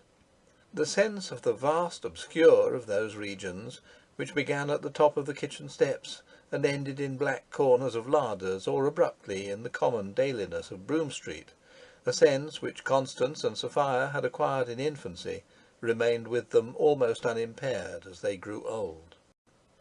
Mrs. Baines wore black alpaca, shielded by a white apron whose string drew attention to the amplitude of her waist. Her sleeves were turned up, and her hands, as far as the knuckles, covered with damp flour. Her ageless, smooth pasteboard occupied a corner of the table, and near it were her paste roller, butter, some pie dishes, shredded apples, sugar, and other things. Those rosy hands were at work among a sticky substance in a large white bowl. "Mother, are you there?" she heard a voice from above. "Yes, my chuck." Footsteps, apparently reluctant and hesitating, clinked on the stairs, and Sophia entered the kitchen.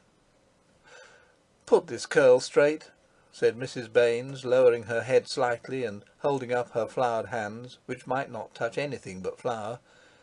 "Thank you, it bothered me." And now stand out of my light. I'm in a hurry. I must get into the shop so that I can send Mr. Povey off to the dentist's. What is Constance doing? Helping Maggie to make Mr. Povey's bed. Oh. Though fat, Mrs. Baines was a comely woman, with fine brown hair and confidently calm eyes that indicated her belief in her own capacity to accomplish whatever she could be called on to accomplish. She looked neither more nor less than her age, which was 45. She was not a native of the district, having been culled by her husband from the moorland town of Axe, 12 miles off. Like nearly all women who settle in a strange land upon marriage, at the bottom of her heart she had considered herself just a trifle superior to the strange land and its ways. This feeling, confirmed by long experience, had never left her. It was this feeling which induced her to continue making her own pastry, with 2 thoroughly trained great girls in the house. Constance could make good pastry, but it was not her mother's pastry. In pastry making everything can be taught except the hand, light and firm, which wields the roller. One is born with this hand or without it, and if one is born without it, the highest flights of pastry are impossible. Constance was born without it. There were days when Sophia seemed to possess it, but there were other days when Sophia's pastry was uneatable by anyone except Maggie. Thus Mrs. Baines, though intensely proud and fond of her daughters, had justifiably preserved a certain condescension towards them. She honestly doubted whether either of them would develop into the equal of their mother. "Now, you little vixen!" she exclaimed. Sophia was stealing and eating slices of half-cooked apple. "This comes of having no breakfast. And why didn't you come down to supper last night?" "I don't know. I forgot." Mrs. Baines scrutinized the child's eyes, which met hers with a sort of diffident boldness. She knew everything that a mother can know of a daughter, and she was sure that Sophia had no cause to be indisposed. Therefore she scrutinized those eyes with a faint apprehension. "If you can't find anything better to do," said she, "butter me the inside of this dish. Are your hands clean? No. Better not touch it." Mrs. Baines was now at the stage of depositing little pats of butter in rows on a large plane of paste, the best fresh butter. Cooking butter, to say naught of lard, was unknown in that kitchen on Friday mornings. She doubled the expanse of paste on itself and rolled the butter in. Supreme operation. "Constance has told you about leaving school?" said Mrs. Baines, in the vein of small talk, as she trimmed the paste to the shape of a pie dish. "Yes," Sophia replied shortly. Then she moved away from the table to the range. There was a toasting fork on the rack, and she began to play with it. "Well, are you glad? Your Aunt Harriet thinks you are quite old enough to leave. And as we'd decided in any case that Constance was to leave, it's really much simpler that you should both leave together." "Mother," said Sophia, rattling the toasting fork, "what am I going to do after I've left school?" "I hope," Mrs. Baines answered, with that sententiousness which even the cleverest of parents are not always clever enough to deny themselves, "I hope that both of you will do what you can to help your mother and father," she added. "Yes," said Sophia, irritated, "but what am I going to do?" "That must be considered. As Constance is to learn the millinery, I've been thinking that you might begin to make yourself useful in the underwear, gloves, silks, and so on. Then between you, you would one day be able to manage quite nicely all that side of the shop, and I should be—" "I don't want to go into the shop, mother." This interruption was made in a voice apparently cold and inimical, but Sophia trembled with nervous excitement as she uttered the words. Mrs. Baines gave a brief glance at her, unobserved by the child, whose face was towards the fire. She deemed herself a finished expert in the reading of Sophia's moods. Nevertheless, as she looked at that straight back and proud head, she had no suspicion that the whole essence and being of Sophia was silently but intensely imploring sympathy. "I wish you'd be quiet with that fork," said Mrs. Baines, with the curious prim politeness which often characterized her relations with her daughters. The toasting fork fell on the brick floor, and having rebounded from the ash-tin, Sophia hurriedly replaced it on the rack. "Then what shall you do?" Mrs. Baines proceeded, conquering the annoyance caused by the toasting fork. "I think it's me that should ask you instead of you asking me. What shall you do? Your father and I were both hoping you would take kindly to the shop and try to repay us for all the—" Mrs. Baines was unfortunate in her phrasing that morning. She happened to be, in truth, rather an exceptional parent, but that morning she seemed unable to avoid the absurd pretensions which parents of those days assumed quite sincerely, and which every good child with meekness accepted. Sophia was not a good child, and she obstinately denied in her heart the cardinal principle of family life, namely, that the parent has conferred on the offspring a supreme favour by bringing it into the world. She interrupted her mother again, rudely. "I don't want to leave school at all," she said, passionately. "But you will have to leave school sooner or later," argued Mrs. Baines, with an air of quiet reasoning, of putting herself on a level with Sophia. "You can't stay at school for ever, my pet, can you? Out of my way." She hurried across the kitchen with a pie, which she whipped into the oven, shutting the iron door with a careful gesture.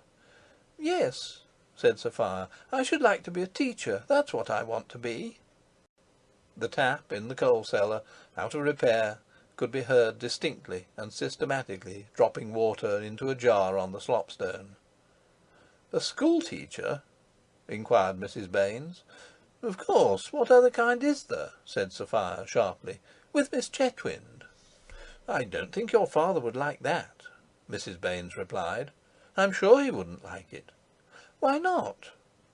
"It wouldn't be quite suitable." "Why not, mother?" the girl demanded, with a sort of ferocity. She had now quitted the range. A man's feet twinkled past the window. Mrs. Baines was startled and surprised. Sophia's attitude was really very trying. Her manners deserved correction. But it was not these phenomena which seriously affected Mrs. Baines.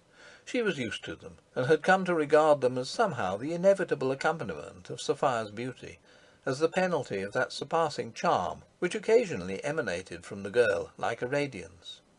What startled and surprised Mrs. Baines was the perfect and unthinkable madness of Sophia's infantile scheme. It was a revelation to Mrs. Baines. Why, in the name of heaven, had the girl taken such a notion into her head? Orphans, widows, and spinsters of a certain age suddenly thrown on the world, these were the women who naturally became teachers, because they had to become something. But that the daughter of comfortable parents, surrounded by love and the pleasures of an excellent home, should wish to teach in a school, was beyond the horizons of Mrs. Baines's common sense. The comfortable parents of to-day, who have a difficulty in sympathizing with Mrs. Baines, should picture what their feelings would be if their Sophias showed a rude desire to adopt the vocation of chauffeur. "It would take you too much away from home," said Mrs. Baines, achieving a second pie. She spoke softly.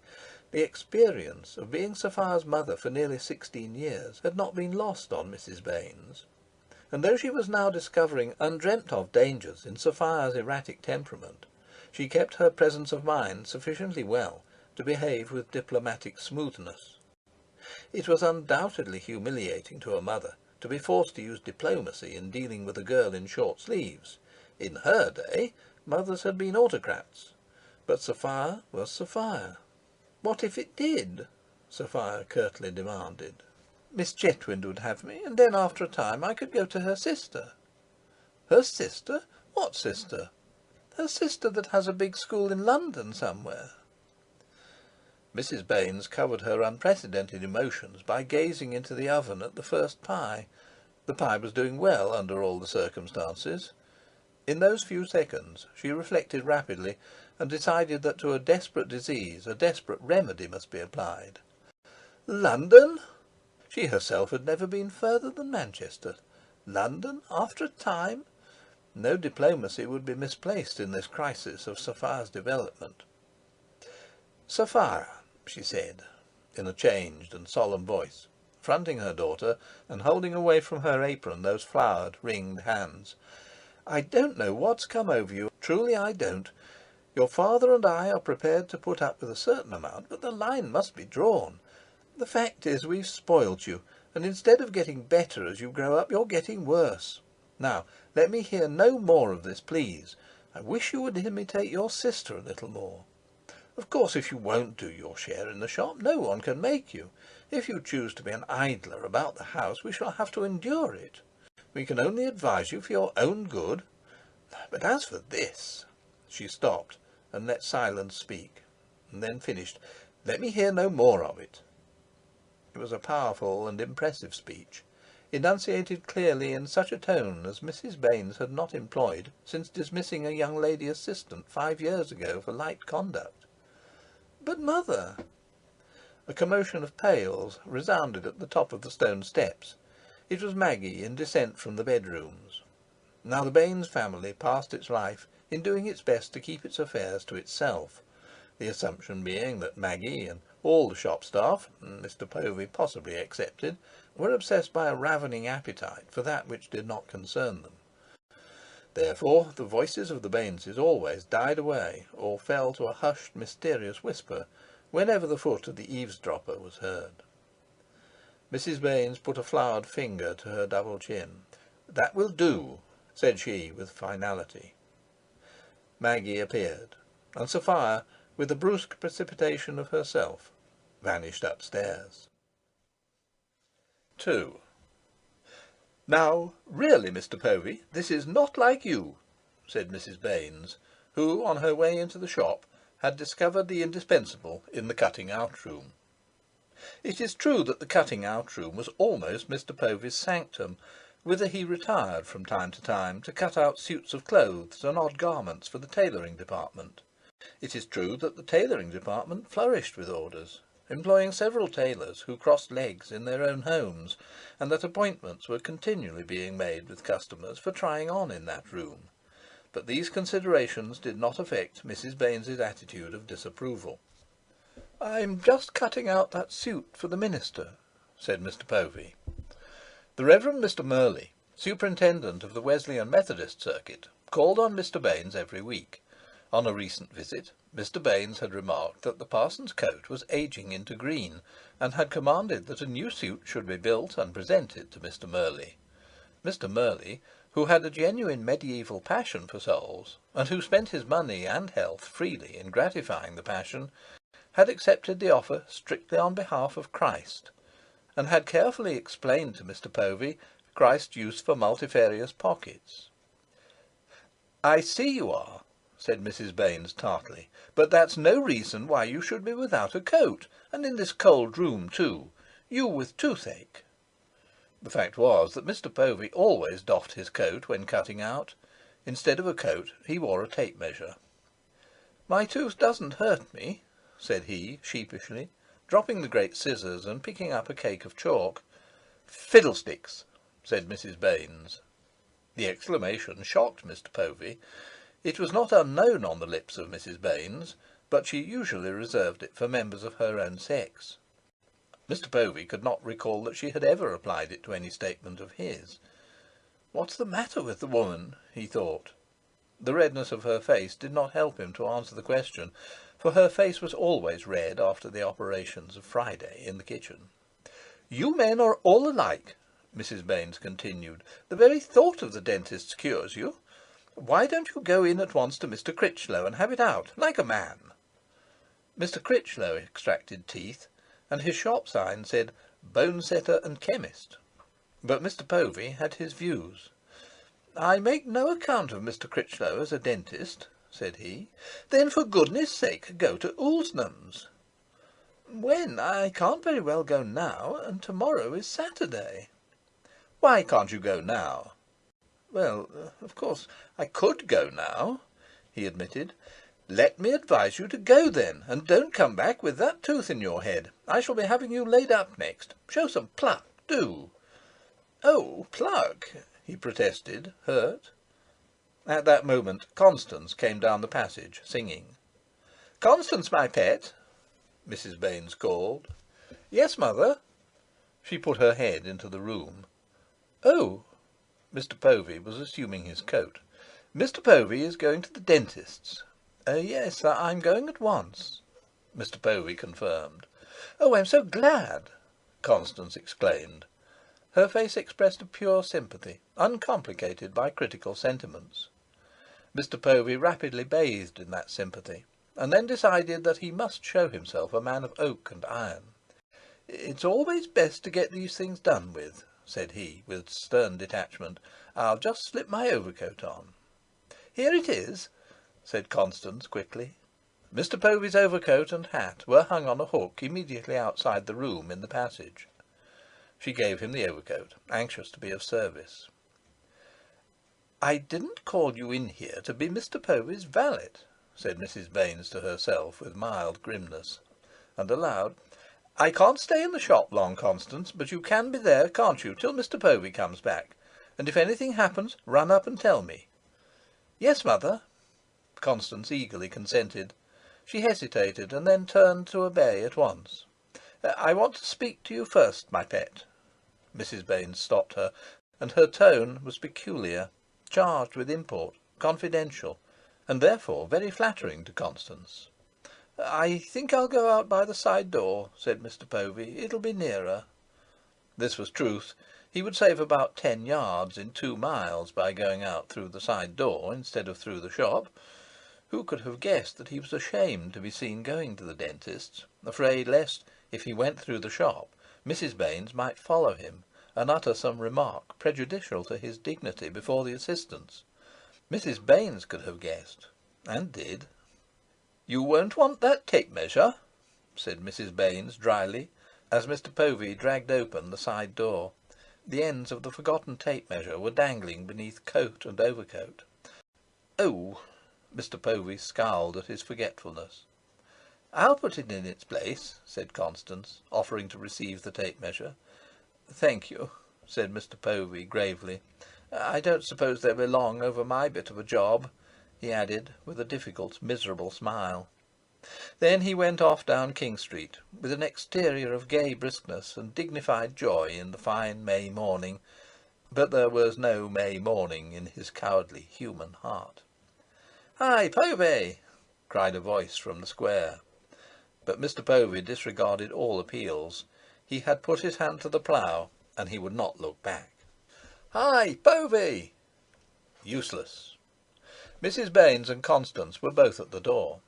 A middle-aged man was crossing the road from Bolton Terrace, the lofty erection of new shops which the envious rest of the square had decided to call showy. He waved a hand to Mrs. Baines, who kept the door open. "It's Dr. Harrop," she said to Constance. "I shouldn't be surprised if that baby's come at last, and he wanted to tell Mr. Povey." Constance blushed, full of pride. Mrs. Povey, wife of our Mr. Povey's renowned cousin, the high-class confectioner and baker in Bolton Terrace, was a frequent subject of discussion in the Baines family. But this was absolutely the first time that Mrs. Baines had acknowledged, in presence of Constance, the marked and growing change which had characterised Mrs. Povey's condition during the recent months. Such frankness on the part of her mother, coming after the decision about leaving school, proved indeed that Constance had ceased to be a mere girl. "Good morning, Doctor." The doctor, who carried a little bag and wore riding breeches, he was the last doctor in Bursley to abandon the saddle for the dog-cart, saluted and straightened his high black stock. "Morning. Morning, missy. Well, it's a boy." "What, yonder?" asked Mrs. Baines, indicating the confectioner's. Dr. Harrop nodded.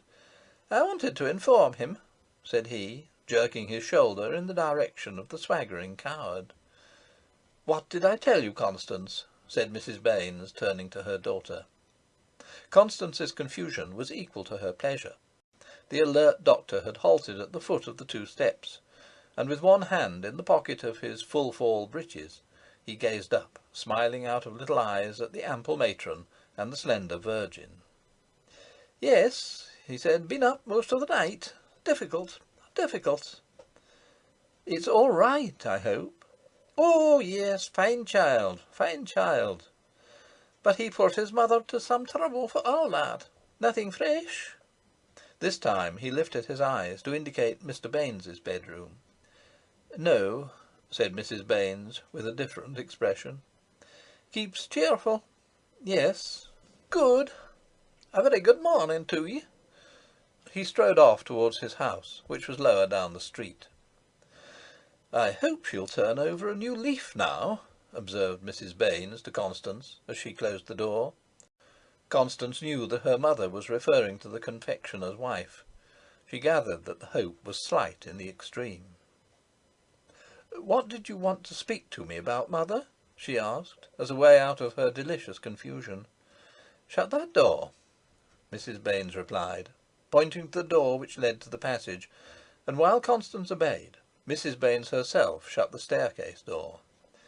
She then said in a low, guarded voice: "What's all this about Sophia wanting to be a schoolteacher?" "Wanting to be a schoolteacher?" Constance repeated in tones of amazement. "Yes. Hasn't she said anything to you?" "Not a word." "Well, I never!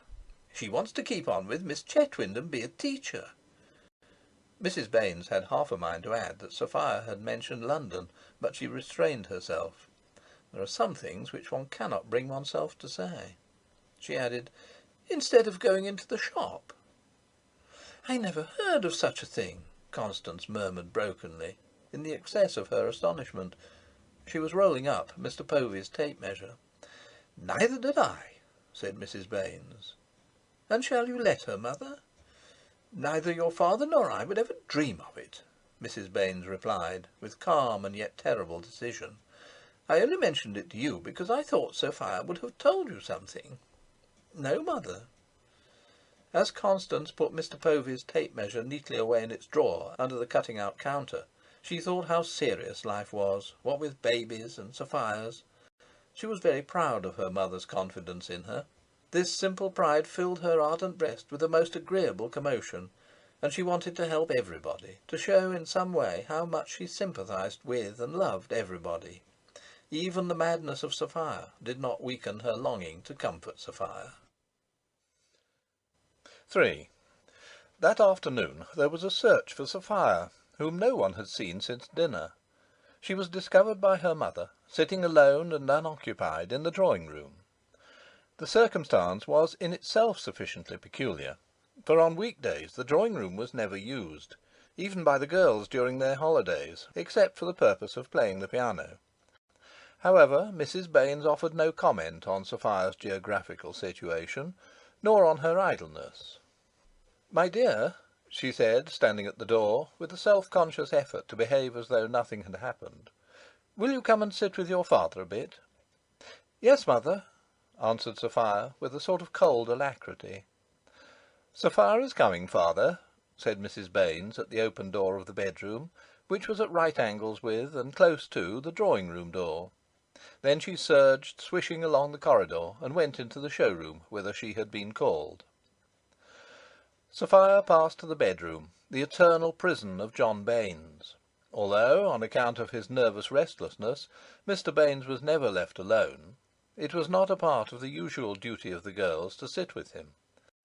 The person who undertook the main portion of the vigils was a certain Aunt Maria, whom the girls knew not to be a real aunt, not a powerful, effective aunt like Aunt Harriet of Axe, but a poor second cousin of John Baines, one of those necessitous, pitiful relatives who so often make life difficult for a great family in a small town. The existence of Aunt Maria, after being rather a trial to the Baineses, had for 12 years past developed into something absolutely providential for them.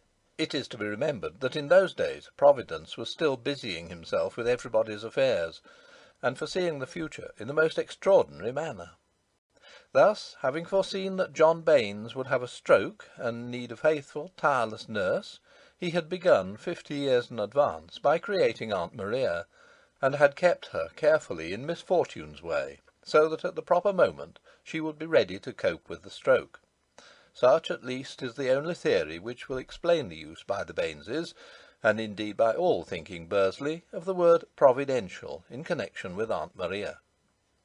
She was a shrivelled little woman, capable of sitting 12 hours a day in a bedroom and thriving on the regime. At nights she went home to her little cottage in Broome Street. She had her Thursday afternoons, and generally her Sundays, and during the school vacations she was supposed to come only when she felt inclined, or when the cleaning of her cottage permitted her to come. Hence, in holiday seasons, Mr. Baines weighed more heavily on his household than at other times, and his nurses relieved each other according to the contingencies of the moment, rather than by a set programme of hours. The tragedy in 10,000 acts, of which that bedroom was the scene, almost entirely escaped Sophia's perception, as it did Constance's. Sophia went into the bedroom as though it were a mere bedroom, with its majestic mahogany furniture, its crimson rep curtains edged with gold, and its white, heavily tasselled counterpane. She was aged 4 when John Baines had suddenly been seized with giddiness on the steps of his shop, and had fallen, and, without losing consciousness, had been transformed from John Baines into a curious and pathetic survival of John Baines. She had no notion of the thrill which ran through the town on that night when it was known that John Baines had had a stroke, and that his left arm and left leg and his right eyelid were paralysed, and that the active member of the local board, the orator, the religious worker, the very life of the town's life, was permanently done for. She had never heard of the crisis through which her mother, assisted by Aunt Harriet, had passed, and out of which she had triumphantly emerged. She was not yet old enough even to suspect it. She possessed only the vaguest memory of her father before he had finished with the world. She knew him simply as an organism on a bed, whose left side was wasted, whose eyes were often inflamed, whose mouth was crooked, who had no creases from the nose to the corners of the mouth like other people, who experienced difficulty in eating because the food would somehow get between his gums and his cheek, who slept a great deal, but was excessively fidgety while awake, who seemed to hear what was said to him a long time after it was uttered, as if the sense had to travel miles by labyrinthine passages to his brain, and who talked very, very slowly in a weak, trembling voice. And she had an image of that remote brain as something with a red spot on it, for once Constance had said, "Mother, why did father have a stroke?" And Mrs. Baines had replied, "It was a hemorrhage of the brain, my dear, here," putting a thimbled finger on a particular part of Sophia's head. Not merely had Constance and Sophia never really felt their father's tragedy, Mrs. Baines herself had largely lost the sense of it, such is the effect of use. Even the ruined organism only remembered fitfully and partially that it had once been John Baines, and if Mrs. Baines had not, by the habit of years, gradually built up a gigantic fiction that the organism remained ever the supreme consultative head of the family, if Mr. Critchlow had not obstinately continued to treat it as a crony, the mass of living and dead nerves on the rich Victorian bedstead would have been of no more account than some Aunt Maria in similar case. These two persons, his wife and his friend, just managed to keep him morally alive by indefatigably feeding his importance and his dignity. The feat was a miracle of stubborn, self-deceiving, splendidly blind devotion and incorrigible pride. When Sophia entered the room, the paralytic followed her with his nervous gaze until she had sat down on the end of the sofa at the foot of the bed. He seemed to study her for a long time, and then he murmured in his slow, enfeebled, irregular voice, "Is that Sophia?" "Yes, father," she answered cheerfully. And after another pause the old man said, "Aye, it's Sophia." And later, "Your mother said she'd send ye." Sophia saw that this was one of his bad, dull days. He had, occasionally, days of comparative nimbleness, when his wits seized almost easily the meanings of external phenomena. Presently his sallow face and long white beard began to slip down the steep slant of the pillows, and a troubled look came into his left eye. Sophia rose, and putting her hands under his armpits, lifted him higher in the bed. He was not heavy, but only a strong girl of her years could have done it. "Aye," he muttered, "that's it, that's it." And with his controllable right hand he took her hand as she stood by the bed. She was so young and fresh, such an incarnation of the spirit of health, and he was so far gone in decay and corruption, that there seemed in this contact of body with body something unnatural and repulsive. But Sophia did not so feel it. "Sophia," he addressed her, and made preparatory noises in his throat while she waited. He continued, after an interval, now clutching her arm. "Your mother's been telling me you don't want to go in the shop." She turned her eyes on him, and his anxious, dim gaze met hers. She nodded. "Nay, Sophia," he mumbled, with the extreme of slowness, "I'm surprised at ye. Trade's bad, bad. You know trade's bad." He was still clutching her arm. She nodded. She was, in fact, aware of the badness of trade, caused by a vague war in the United States. The words North and South had a habit of recurring in the conversation of adult persons. That was all she knew, though people were starving in the Five Towns, as they were starving in Manchester. "There's your mother." His thoughts struggled on like an aged horse over a hilly road. "There's your mother," he repeated, as if wishful to direct Sophia's attention to the spectacle of her mother. "Working hard. Constance, and you must help her. Trade's bad. What can I do, lying here?" The heat from his dry fingers was warming her arm. She wanted to move, but she could not have withdrawn her arm without appearing impatient. For a similar reason, she would not avert her glance. A deepening flush increased the lustre of her immature loveliness as she bent over him. But though it was so close, he did not feel that radiance. He had long outlived a susceptibility to the strange influences of youth and beauty. "Teaching," he muttered. Nay, I cannot allow that." Then his white beard rose at the tip, as he looked up at the ceiling above his head reflectively. "You understand me?" he questioned finally. She nodded again. He loosed her arm, and she turned away. She could not have spoken. Glittering tears enriched her eyes. She was saddened into a profound and sudden grief by the ridiculousness of the scene. She had youth, physical perfection. She brimmed with energy, with the sense of vital power. All existence lay before her. When she put her lips together, she felt capable of outvieing no matter whom in fortitude of resolution. She had always hated the shop.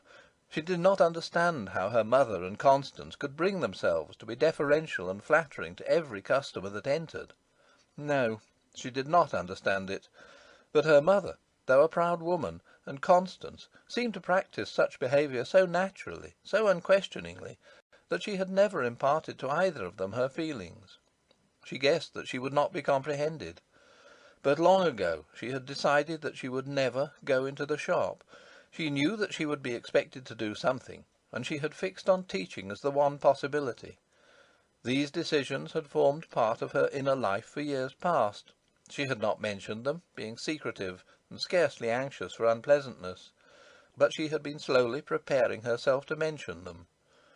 The extraordinary announcement that she was to leave school at the same time as Constance had taken her unawares, before the preparations ripening in her mind were complete, before, as it were, she had girded up her loins for the fray.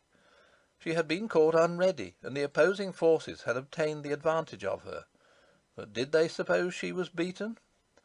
No argument from her mother, no hearing even, just a curt and haughty "let me hear no more of this." And so the great desire of her life, nourished year after year in her inmost bosom, was to be flouted and sacrificed with a word.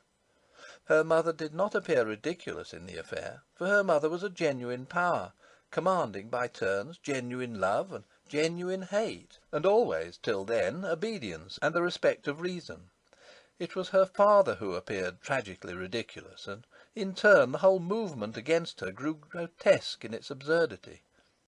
Here was this antique wreck, helpless, useless, powerless, merely pathetic, actually thinking that he had only to mumble in order to make her understand. He knew nothing, he perceived nothing, he was a ferocious egoist, like most bedridden invalids, out of touch with life. And he thought himself justified in making destinies, and capable of making them. Sophia could not perhaps define the feelings which overwhelmed her, but she was conscious of their tendency. They aged her by years. They aged her so that in a kind of momentary ecstasy of insight she felt older than her father himself. "You'll be a good girl," he said. "I'm sure of that." It was too painful. The grotesqueness of her father's complacency humiliated her past bearing. She was humiliated, not for herself, but for him. Singular creature! She ran out of the room. Fortunately, Constance was passing in the corridor, otherwise Sophia had been found guilty of a great breach of duty. "Go to father," she whispered hysterically to Constance, and fled upwards to the second floor. End of Chapter 3, Part 1. 4. At supper, with her red, downcast eyes, she had returned to sheer girlishness again, overawed by her mother. The meal had an unusual aspect. Mr. Povey, safe from the dentist, but having lost 2 teeth in 2 days, was being fed on slops, bread and milk to wit. He sat near the fire. The others had cold pork, half a cold apple pie, and cheese, but Sophia only pretended to eat. Each time she tried to swallow, the tears came into her eyes, and her throat shut itself up. Mrs. Baines and Constance had a too careful air of eating just as usual. Mrs. Baines's handsome ringlets dominated the table under the gas. "I'm not so set up with my pastry to-day," observed Mrs. Baines, critically munching a fragment of pie crust. She rang a little handbell. Maggie appeared from the cave. She wore a plain, white, bibless apron, but no cap. "Maggie, will you have some pie?" "Yes, if you can spare it, ma'am." This was Maggie's customary answer to offers of food. "We can always spare it, Maggie," said her mistress as usual. "Sophia, if you aren't going to use that plate, give it to me." Maggie disappeared with liberal pie. Mrs. Baines then talked to Mr. Povey about his condition, and in particular as to the need for precautions against taking cold in the bereaved gum. She was a brave and determined woman. From start to finish she behaved as though nothing whatever in the household, except her pastry and Mr. Povey, had deviated that day from the normal. She kissed Constance and Sophia with the most exact equality, and called them "my chucks" when they went up to bed. Constance, excellent kind heart, tried to imitate her mother's tactics as the girls undressed in their room. She thought she could not do better than ignore Sophia's deplorable state. "Mother's new dress is quite finished, and she's going to wear it on Sunday," said she, blandly. "If you say another word, I'll scratch your eyes out." Sophia turned on her viciously, with a catch in her voice, and then began to sob at intervals. She did not mean this threat, but its utterance gave her relief. Constance, faced with the fact that her mother's shoes were too big for her, decided to preserve her eyesight. Long after the gas was out, rare sobs from Sophia shook the bed, and they both lay awake in silence. "I suppose you and mother have been talking me over finely to-day?" Sophia burst forth, to Constance's surprise, in a wet voice. "No," said Constance soothingly. "Mother only told me." "Told you what?" "That you wanted to be a teacher.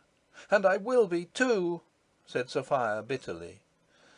"You don't know mother," thought Constance, but she made no audible comment. There was another detached, hard sob, and then, such is the astonishing talent of youth, they both fell asleep. The next morning, early, Sophia stood gazing out of the window at the square.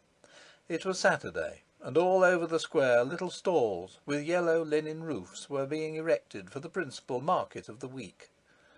In those barbaric days, Bursley had a majestic edifice, black as basalt, for the sale of dead animals by the limb and rib. It was entitled the Shambles, but vegetables, fruit, cheese, eggs, and pikelets were still sold under canvas. Eggs are now offered at 5 farthings apiece in a palace that cost £25,000. Yet you will find people in Bursley ready to assert that things generally are not what they were, and that in particular the romance of life has gone. But until it has gone, it is never romance. To Sophia, though she was in a mood which usually stimulates the sense of the romantic, there was nothing of romance in this picturesque tented field. It was just the market.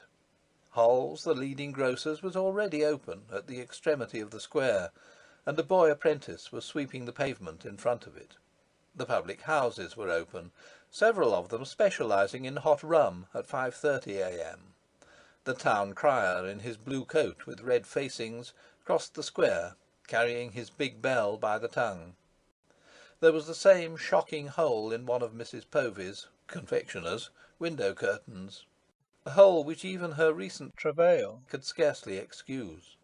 Such matters it was that Sophia noticed with dull, smarting eyes. "Sophia, you'll take your death of cold standing there like that." She jumped. The voice was her mother's. That vigorous woman, after a calm night by the side of the paralytic, was already up and neatly dressed. She carried a bottle and an egg cup, and a small quantity of jam in a tablespoon. "Get into bed again, do, there's a dear. You're shivering." White Sophia obeyed. It was true, she was shivering. Constance awoke. Mrs. Baines went to the dressing-table and filled the egg cup out of the bottle. "What's that for, mother?" Constance asked sleepily. "It's for Sophia," said Mrs. Baines with good cheer. "Now, Sophia," and she advanced with the egg cup in one hand and the tablespoon in the other. "What is it, mother?" asked Sophia, who well knew what it was. "Castor oil, my dear," said Mrs. Baines winningly. The ludicrousness of attempting to cure obstinacy and yearnings for a freer life by means of castor oil is perhaps less real than apparent. The strange interdependence of spirit and body, though only understood intelligently in these intelligent days, was guessed at by sensible mediaeval mothers. And certainly, at the period when Mrs. Baines represented modernity, castor oil was still the remedy of remedies. It had supplanted cupping, and if part of its vogue was due to its extreme unpleasantness, it had at least proved its qualities in many a contest with disease. Less than 2 years previously, old Dr. Harrop, father of him who told Mrs. Baines about Mrs. Povey, being then aged 86, had fallen from top to bottom of his staircase. He had scrambled up, taken a dose of castor oil at once, and on the morrow was as well as if he had never seen a staircase. This episode was town property, and had sunk deep into all hearts. "I don't want any, mother," said Sophia in dejection. "I'm quite well." "You simply ate nothing all day yesterday," said Mrs. Baines, and she added, "Come," as if to say, "There's always this silly fuss with castor oil. Don't keep me waiting." "I don't want any," said Sophia, irritated and captious. The two girls lay side by side on their backs. They seemed very thin and fragile in comparison with the solidity of their mother. Constance wisely held her peace. Mrs. Baines put her lips together, meaning, "This is becoming tedious. I shall have to be angry in another moment." "Come," said she again. The girls could hear her foot tapping on the floor. "I really don't want it, mamma," Sophia thought. "I suppose I ought to know whether I need it or not." This was insolence. "Sophia, will you take this medicine, or won't you?" In conflicts with her children, the mother's ultimatum always took the formula in which this phrase was cast. The girls knew, when things had arrived at the pitch of "or won't you," spoken in Mrs. Baines' firmest tone, that the end was upon them. Never had the ultimatum failed. There was a silence. "And I'll thank you to mind your manners," Mrs. Baines added. "I won't take it," said Sophia sullenly and flatly, and she hid her face in the pillow. It was a historic moment in the family life. Mrs. Baines thought the last day had come, but still she held herself in dignity while the apocalypse roared in her ears. "Of course I can't force you to take it," she said with superb evenness, masking anger by compassionate grief. "You're a big girl and a naughty girl, and if you will be ill, you must." Upon this immense admission, Mrs. Baines departed. Constance trembled. Nor was that all. In the middle of the morning, when Mrs. Baines was pricing new potatoes at a stall at the top end of the square, and Constance choosing three pennyworth of flowers at the same stall, whom should they see, walking all alone across the empty corner by the bank, but Sophia Baines? The square was busy and populous, and Sophia was only visible behind a foreground of restless, chattering figures, but she was unmistakably seen. She had been beyond the square and was returning. Constance could scarcely believe her eyes. Mrs. Baines's heart jumped, for let it be said that the girls never, under any circumstances, went forth without permission, and scarcely ever alone. That Sophia should be at large in the town, without leave, without notice, exactly as if she were her own mistress, was a proposition which a day earlier had been inconceivable. Yet there she was, and moving with a leisureliness that must be described as effrontery. Red with apprehension, Constance wondered what would happen. Mrs. Baines said naught of her feelings, did not even indicate that she had seen the scandalous, the breathtaking sight, and they descended the square, laden with the lighter portions of what they had bought during an hour of buying. They went into the house by the King Street door, and the first thing they heard was the sound of the piano upstairs. Nothing happened. Mr. Povey had his dinner alone. Then the table was laid for them, and the bell rung, and Sophia came insolently downstairs to join her mother and sister, and nothing happened. The dinner was silently eaten, and Constance having rendered thanks to God, Sophia rose abruptly to go. "Sophia!" "Yes, mother?" "Constance, stay where you are," said Mrs. Baines suddenly to Constance, who had meant to flee. Constance was therefore destined to be present at the happening, doubtless in order to emphasise its importance and seriousness. "Sophia," Mrs. Baines resumed to her younger daughter in an ominous voice.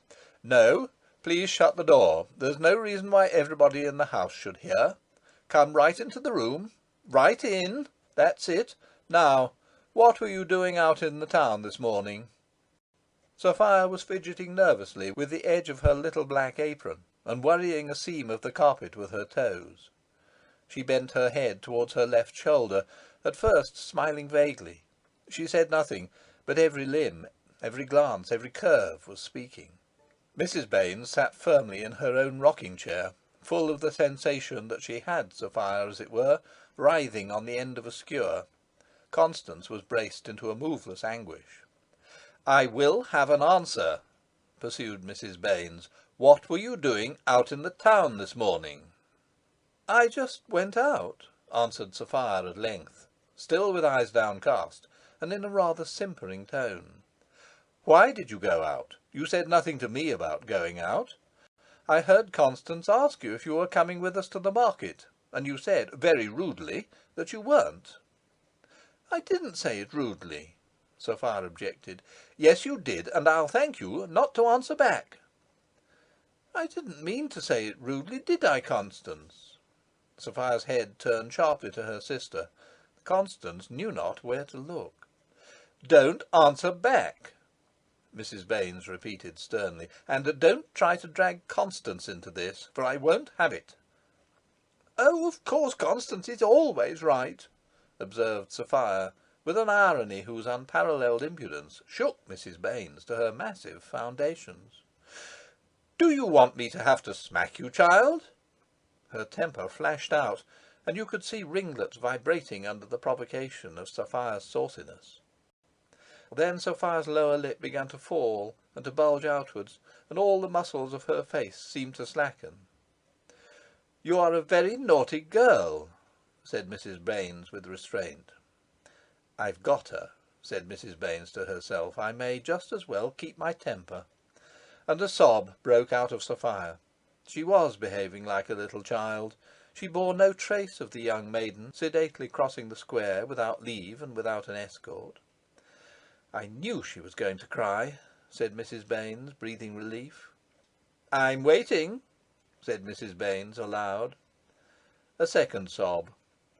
Mrs. Baines manufactured patience to meet the demand. "You tell me not to answer back, and then you say you're waiting," Sophia blubbered thickly. What's that you say? How can I tell what you say if you talk like that? But Mrs. Baines failed to hear out of discretion, which is better than valour. It's of no consequence, Sophia blurted forth in a sob. She was weeping now, and tears were ricocheting off her lovely crimson cheeks onto the carpet. Her whole body was trembling. Don't be a great baby, Mrs. Baines enjoined, with a touch of rough persuasiveness in her voice. It's you who makes me cry, said Sophia bitterly. You make me cry, and then you call me a great baby. And sobs ran through her frame like waves one after another. She spoke so indistinctly that her mother now really had some difficulty in catching her words. Sophia, said Mrs. Baines, with godlike calm, it is not I who makes you cry. It is your guilty conscience makes you cry. I have merely asked you a question, and I intend to have an answer. I've told you. Here Sophia checked the sobs with an immense effort. What have you told me? I just went out. I will have no trifling, said Mrs. Baines. What did you go out for, and without telling me? If you had told me afterwards, when I came in, of your own accord, it might have been different. But no, not a word. It is I who have to ask. Now, quick, I can't wait any longer. I gave way over the castor oil, my girl, Mrs. Baines said in her own breast, but not again, not again. I don't know. What do you mean you don't know? The sobbing recommenced tempestuously. I mean, I don't know. I just went out. Her voice rose. It was noisy, but scarcely articulate. What if I did go out? Sophia, I am not going to be talked to like this. If you think just because you're leaving school you can do exactly as you like. Do I want to leave school? Yelled Sophia, stamping. In a moment a hurricane of emotion overwhelmed her, as though that stamping of the foot had released the demons of the storm. Her face was transfigured by uncontrollable passion. You all want to make me miserable, she shrieked with terrible violence, and now I can't even go out. You're a horrid, cruel woman, and I hate you. And you can do what you like. Put me in prison if you like. I know you'd be glad if I was dead. She dashed from the room, banging the door with a shock that made the house rattle. And she had shouted so loud that she might have been heard in the shop, and even in the kitchen. It was a startling experience for Mrs. Baines. Mrs. Baines, why did you saddle yourself with a witness? Why did you so positively say that you intended to have an answer? Really, she stammered, pulling her dignity about her shoulders like a garment that the wind has snatched off. I never dreamt that poor girl had such a dreadful temper. What a pity it is for her own sake. It was the best she could do. Constance, who could not bear to witness her mother's humiliation, vanished very quietly from the room. She got halfway upstairs to the second floor, and then, hearing the loud, rapid, painful, regular intake of sobbing breaths, she hesitated and crept down again. This was Mrs. Baines's first costly experience of the child thankless for having been brought into the world. It robbed her of her profound, absolute belief in herself. She had thought she knew everything in her house, and could do everything there, and lo, she had suddenly stumbled against an unsuspected personality at large in her house, a sort of hard marble affair that informed her by means of bumps that if she did not want to be hurt she must keep out of the way. 5. On the Sunday afternoon Mrs. Baines was trying to repose a little in the drawing-room, where she had caused a fire to be lighted. Constance was in the adjacent bedroom with her father. Sophia lay between blankets in the room overhead with a feverish cold. This cold and her new dress were Mrs. Baines's sole consolation at the moment. She had prophesied a cold for Sophia, refuser of castor oil, and it had come. Sophia had received, for standing in her night-dress at a draughty window of a May morning, what Mrs. Baines called nature's slap in the face. As for the dress, she had worshipped God in it, and prayed for Sophia in it before dinner, and its 4 double rows of gimp on the skirt had been accounted a great success. With her lace-bordered mantle and her low stringed bonnet, she had assuredly given a unique lustre to the congregation at chapel. She was stout, but the fashions, prescribing vague outlines, broad downward slopes, and vast amplitudes, were favourable to her shape. It must not be supposed that stout women of a certain age never seek to seduce the eye and trouble the meditations of man by other than moral charms. Mrs. Baines knew that she was comely, natty, imposing, and elegant, and the knowledge gave her real pleasure. She would look over her shoulder in the glass, as anxious as a girl, make no mistake. She did not repose. She could not. She sat thinking, in exactly the same posture as Sophia's 2 afternoons previously. She would have been surprised to hear that her attitude, bearing, and expression powerfully recalled those of her reprehensible daughter, but it was so.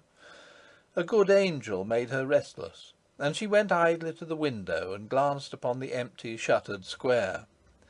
She, too, majestic matron, had strange, brief yearnings for an existence more romantic than this, shootings across her spirit's firmament of tailed comets, soft, inexplicable melancholies.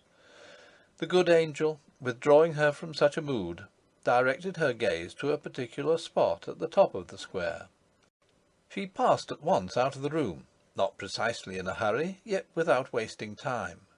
In a recess under the stairs, immediately outside the door, was a box about a foot square and 18 inches deep, covered with black American cloth. She bent down and unlocked this box, which was padded within and contained the Baines silver tea service. She drew from the box teapot, sugar bowl, milk jug, sugar tongs, hot water jug, and cake stand, a flattish dish with an arching semicircular handle, chased vessels, silver without and silver gilt within, glittering heirlooms that shone in the dark corner like the secret pride of respectable families. These she put on a tray that always stood on end in the recess. Then she looked upwards through the banisters to the second floor. "Maggie!" she piercingly whispered. "Yes, ma'am," came a voice. "Are you dressed?"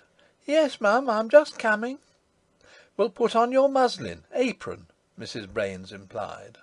Maggie understood. "Take these for tea," said Mrs. Baines when Maggie descended. "Better rub them over. You know where the cake is, that new one, the best cups, and the silver spoons." They both heard a knock at the side door, far off below. "There!" exclaimed Mrs. Baines. "Now take these right down into the kitchen before you open." "Yes, ma'am," said Maggie, departing. Mrs. Baines was wearing a black alpaca apron. She removed it and put on another one of black satin embroidered with yellow flowers, which, by merely inserting her arm into the chamber, she had taken off the chest of drawers in her bedroom. Then she fixed herself in the drawing-room. Maggie returned, rather short of breath, convoying the visitor. "Ah, Miss Chetwynd," said Mrs. Baines, rising to welcome. "I am sure I'm delighted to see you. I saw you coming down the square, and I said to myself, now I do hope Miss Chetwynd isn't going to forget us." Miss Chetwynd, simpering momentarily, came forward with that self-conscious, slightly histrionic air which is one of the penalties of pedagogy. She lived under the eyes of her pupils. Her life was one ceaseless effort to avoid doing anything which might influence her charges for evil or shock the natural sensitiveness of their parents. She had to wind her earthly way through a forest of the most delicate susceptibilities, fern fronds that stretched across the path, and that she must not even accidentally disturb with her skirt as she passed. No wonder she walked mincingly. No wonder she had a habit of keeping her elbows close to her sides and drawing her mantle tight in the streets. Her prospectus talked about a sound and religious course of training, study embracing the usual branches of English, with music by a talented master, drawing, dancing, and calisthenics. Also needlework, plain and ornamental. Also moral influence, and finally about terms, which are very moderate, and every particular, with references to parents and others, furnished on application. Sometimes, too, without application. As an illustration of the delicacy of fern fronds, that single word "dancing" had nearly lost her Constance and Sophia 7 years before. She was a pinched virgin, aged 40, and not well off. In her family the gift of success had been monopolised by her elder sister, For these characteristics, Mrs. Baines, as a matron in easy circumstances, pitied Miss Chetwynd. On the other hand, Miss Chetwynd could choose ground from which to look down upon Mrs. Baines, who, after all, was in trade. Miss Chetwynd had no trace of the local accent. She spoke with a southern refinement, which the Five Towns, while making fun of it, envied. All her O's had a genteel leaning towards ow, as ritualism leans towards Romanism, and she was the fount of etiquette, a wonder of correctness, in the eyes of her pupils' parents, not so much a perfect lady as a perfect lady, so that it was an extremely nice question whether, upon the whole, Mrs. Baines secretly condescended to Miss Chetwynd, or Miss Chetwynd to Mrs. Baines. Perhaps Mrs. Baines, by virtue of her wifehood, carried the day. Miss Chetwynd, carefully and precisely seated, opened the conversation by explaining that even if Mrs. Baines had not written, she would have called in any case, as she made a practice of calling at the homes of her pupils in vacation time, which was true.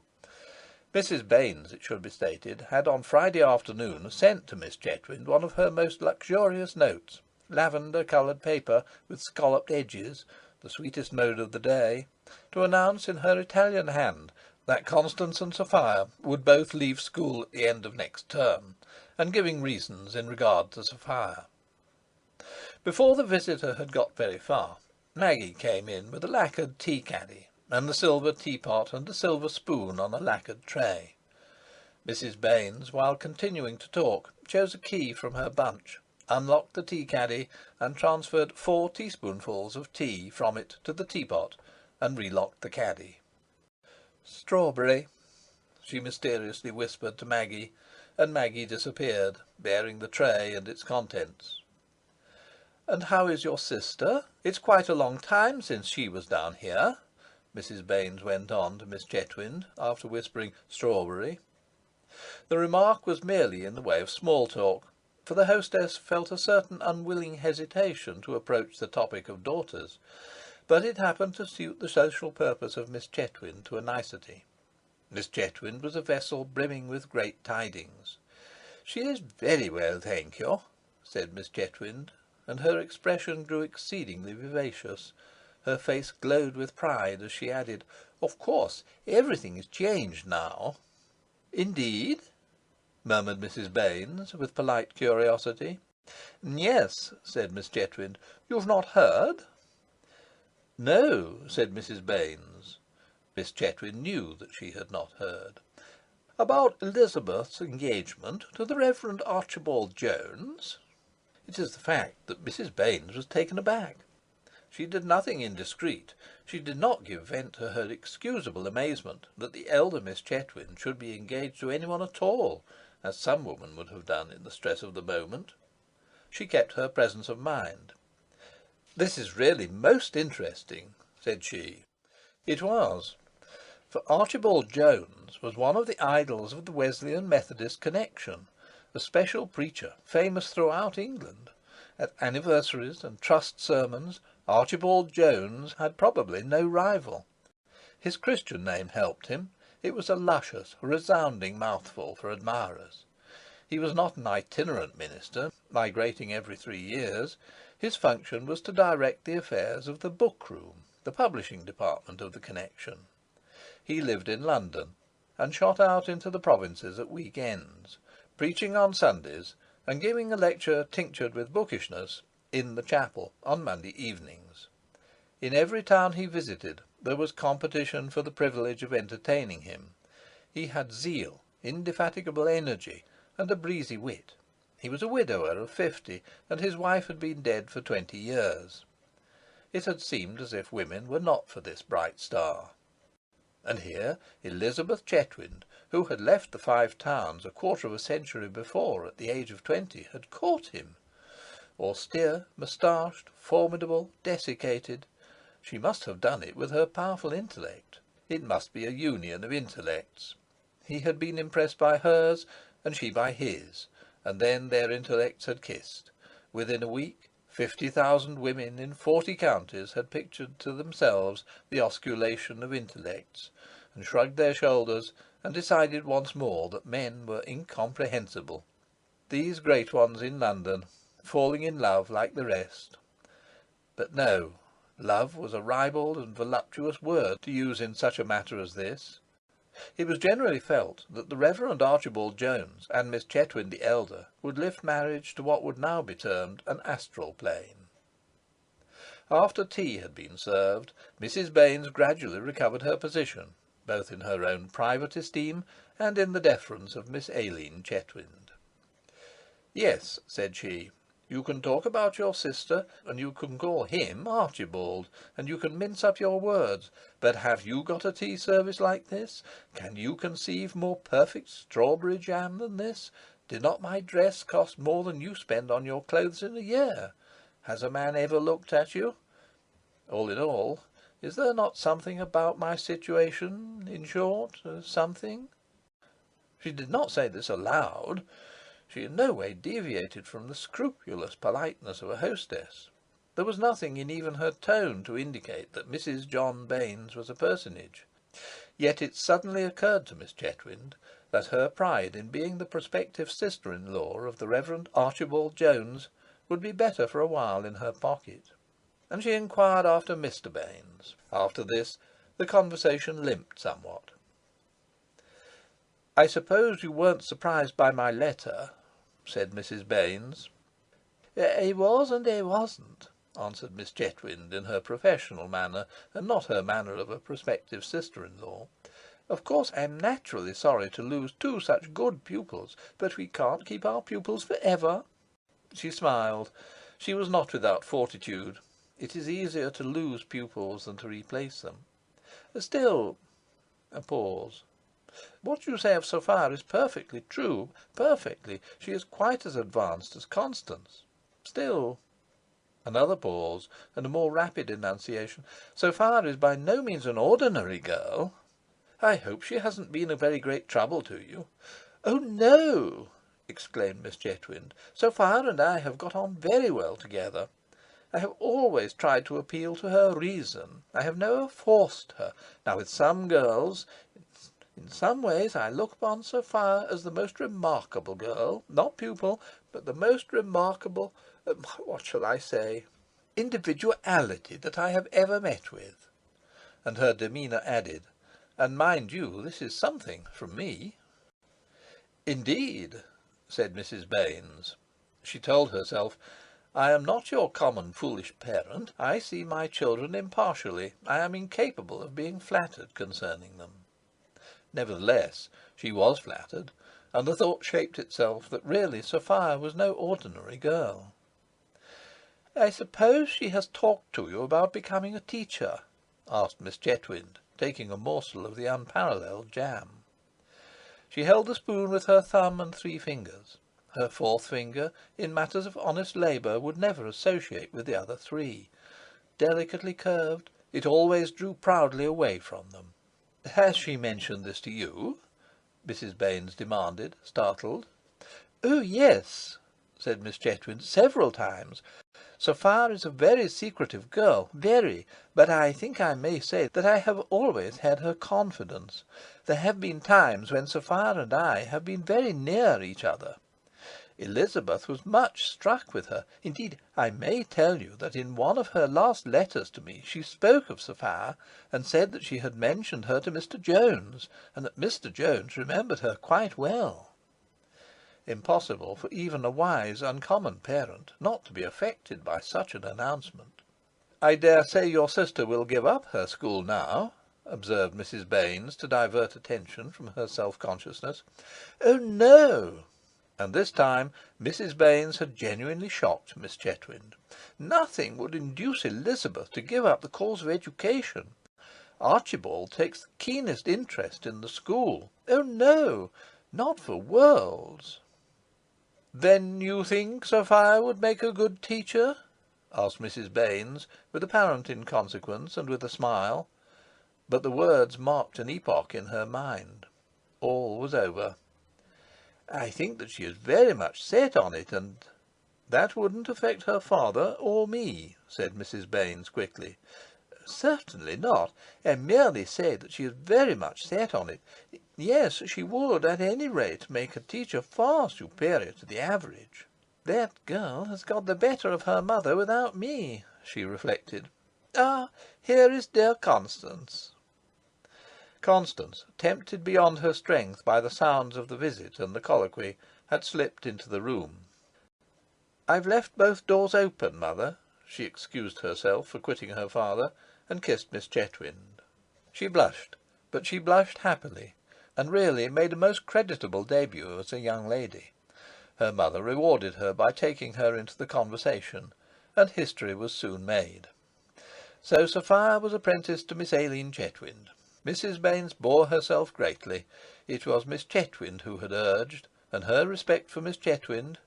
Also, somehow, the Reverend Archibald Jones came into the cause. Of course, the idea of Sophia ever going to London was ridiculous. Ridiculous! Mrs. Baines secretly feared that the ridiculous might happen, but with the Reverend Archibald Jones on the spot, the worst could be faced. Sophia must understand that even the apprenticeship in Bursley was merely a trial. They would see how things went on. She had to thank Miss Chetwynd. "I made Miss Chetwynd come and talk to mother," said Sophia magnificently one night to simple Constance, as if to imply, "Your Miss Chetwynd is my washpot." To Constance, Sophia's mere enterprise was just as staggering as her success. Fancy her deliberately going out that Saturday morning after her mother's definite decision to enlist Miss Chetwynd in her aid.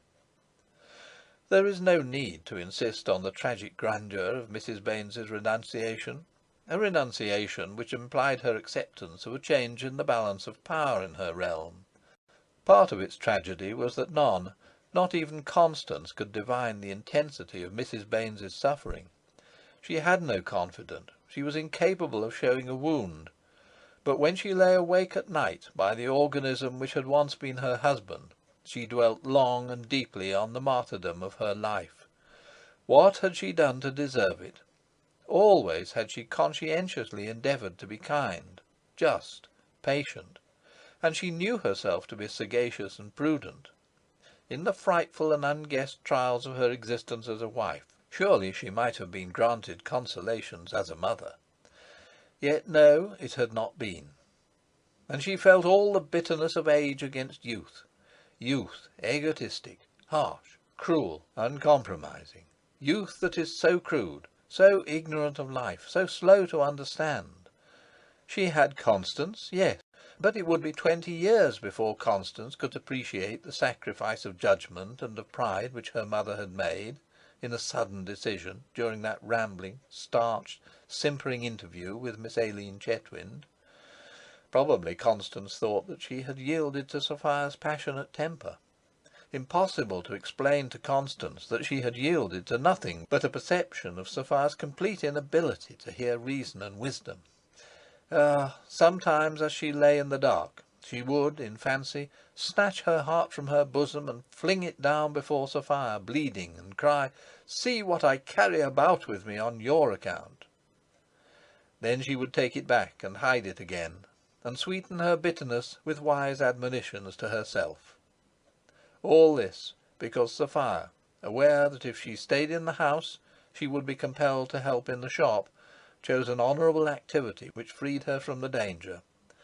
Heart, how absurd of you to bleed. Chapter 4. Elephant. 1. "Sophia, will you come and see the elephant? Do come." Constance entered the drawing-room with this request on her eager lips. "No," said Sophia with a touch of condescension. "I'm far too busy for elephants." Only 2 years had passed, but both girls were grown up now. Long sleeves, long skirts, hair that had settled down in life, and a demeanour immensely serious, as though existence were terrific in its responsibilities.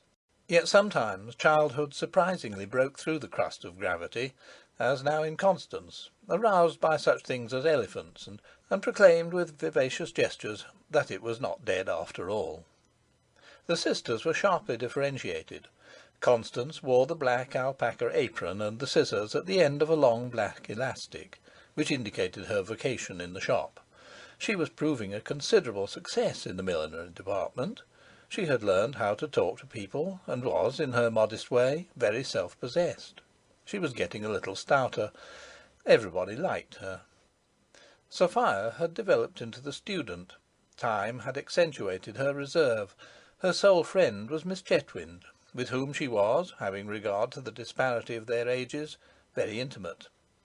At home she spoke little. She lacked amiability, as her mother said. She was touchy. She required diplomacy from others, but did not render it again. Her attitude, indeed, was one of half-hidden disdain, now gentle, now coldly bitter. She would not wear an apron, in an age when aprons were almost essential to decency. No, she would not wear an apron, and there was an end of it. She was not so tidy as Constance, and if Constance's hands had taken on the coarse texture which comes from commerce with needles, pins, artificial flowers, and stuffs, Sophia's fine hands were seldom innocent of ink. But Sophia was splendidly beautiful, and even her mother and Constance had an instinctive idea that that face was, at any rate, a partial excuse for her asperity. "Well," said Constance, "if you won't, I do believe I shall ask mother if she will." Sophia, bending over her books, made no answer, but the top of her head said, "This has no interest to me whatever." Constance left the room, and in a moment returned with her mother. "Sophia," said her mother, with gay excitement, "you might go up and sit with your father for a bit, while Constance and I just run up to the playground to see the elephant. You can work just as well in there as here. Your father's asleep." "Oh, very well," Sophia agreed haughtily. "Whatever is all this fuss about an elephant? Anyhow, it'll be quieter in your room. The noise here is splitting." She gave a supercilious glance into the square as she languidly rose. It was the morning of the third day of Bursley Wakes, not the modern finicking and respectable, but an orgiastic carnival, gross in all its manifestations of joy. The whole centre of the town was given over to the furious pleasures of the people. Most of the square was occupied by Wombwell's menagerie in a vast oblong tent, whose raging beasts roared and growled day and night. And spreading away from this supreme attraction, right up through the market-place, past the town hall, to Duck Bank, Duck Square, and the wasteland called the playground, were hundreds of booths, with banners displaying all the delights of the horrible. You could see the atrocities of the French Revolution and of the Fiji Islands, and the ravages of unspeakable diseases, and the living flesh of a nearly nude human female, guaranteed to turn the scale at 22 stone, and the skeletons of the mysterious Phantascope, and the bloody contests of champions naked to the waist, with the chance of picking up a red tooth as a relic. You could try your strength by hitting an image of a fellow creature in the stomach, and test your aim by knocking off the heads of other images with a wooden ball. You could also shoot with rifles at various targets. All the streets were lined with stalls loaded with food in heaps, chiefly dried fish, the entrails of animals, and gingerbread. All the public houses were crammed, and frenzied, jolly drunkards, men and women, lunged along the pavements everywhere, their shouts vying with the trumpets, horns, and drums of the booths, and the shrieking, rattling toys that the children carried. It was a glorious spectacle, but not a spectacle for the leading families. Miss Chetwynd's school was closed, so that the daughters of leading families might remain in seclusion till the worst was over.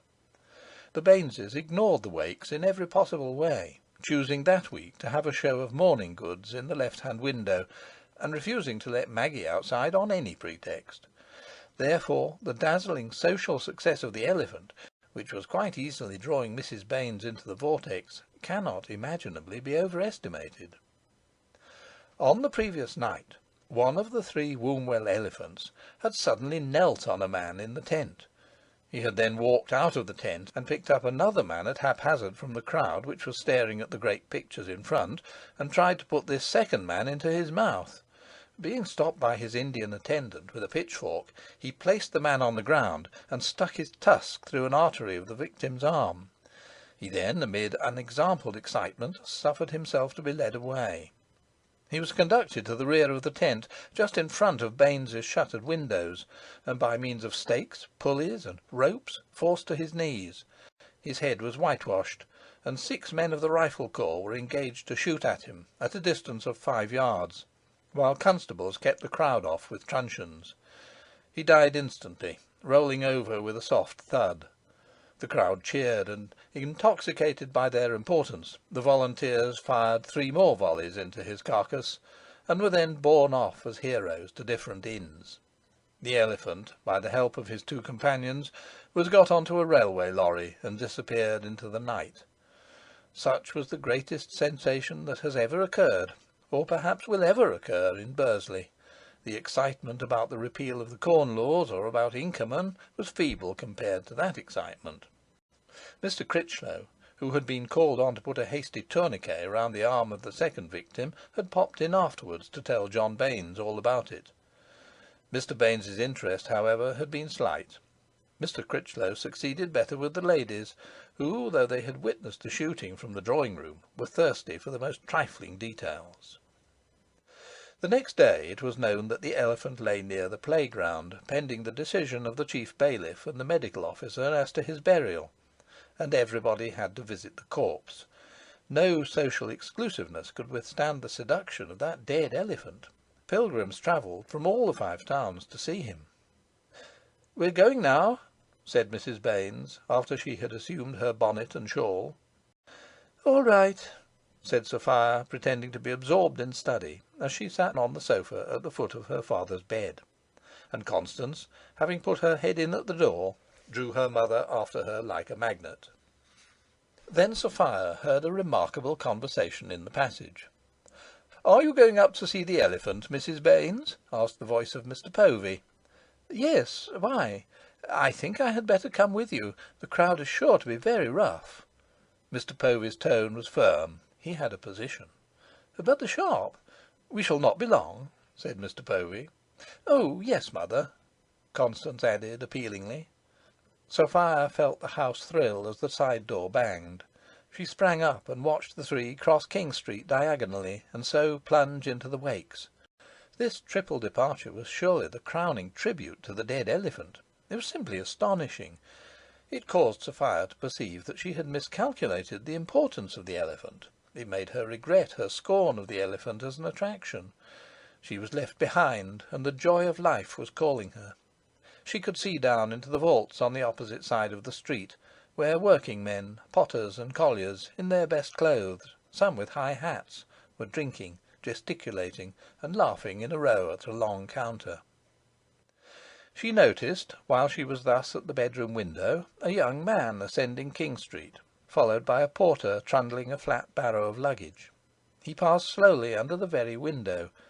She flushed. She had evidently been startled by the sight of this young man into no ordinary state of commotion. She glanced at the books on the sofa, and then at her father. Mr. Baines, thin and gaunt and acutely pitiable, still slept. His brain had almost ceased to be active now. He had to be fed and tended like a bearded baby, and he would sleep for hours at a stretch, even in the daytime. Sophia left the room. A moment later she ran into the shop, an apparition that amazed the 3 young lady assistants. At the corner near the window, on the fancy side, a little nook had been formed by screening off a portion of the counter with large flower boxes placed end up. This corner had come to be known as Miss Baines's corner. Sophia hastened to it, squeezing past a young lady assistant in the narrow space between the back of the counter and the shelf-lined wall. She sat down in Constance's chair, and pretended to look for something. She had examined herself in the cheval-glass in the showroom on her way from the sick-chamber. When she heard a voice near the door of the shop asking first for Mr. Povey and then for Mrs. Baines, she rose, and seizing the object nearest to her, which happened to be a pair of scissors, she hurried towards the showroom stairs, as though the scissors had been a grail, passionately sought and to be jealously hidden away. She wanted to stop and turn round, but something prevented her. She was at the end of the counter, under the curving stairs, when one of the assistants said, I suppose you don't know when Mr. Povey or your mother are likely to be back, Miss Sophia? Here's—" It was a divine release for Sophia. She stammered, turning round abruptly. Luckily she was still sheltered behind the counter. The young man, whom she had seen in the street, came boldly forward. "Good morning, Miss Sophia," said he, hat in hand. "It's a long time since I had the pleasure of seeing you." Never had she blushed as she blushed then. She scarcely knew what she was doing as she moved slowly towards her sister's corner again, the young man following her on the customers' side of the counter.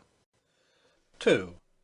She knew that he was a traveller for the most renowned and gigantic of all Manchester wholesale firms, Birkinshaw's, but she did not know his name, which was Gerald Scales.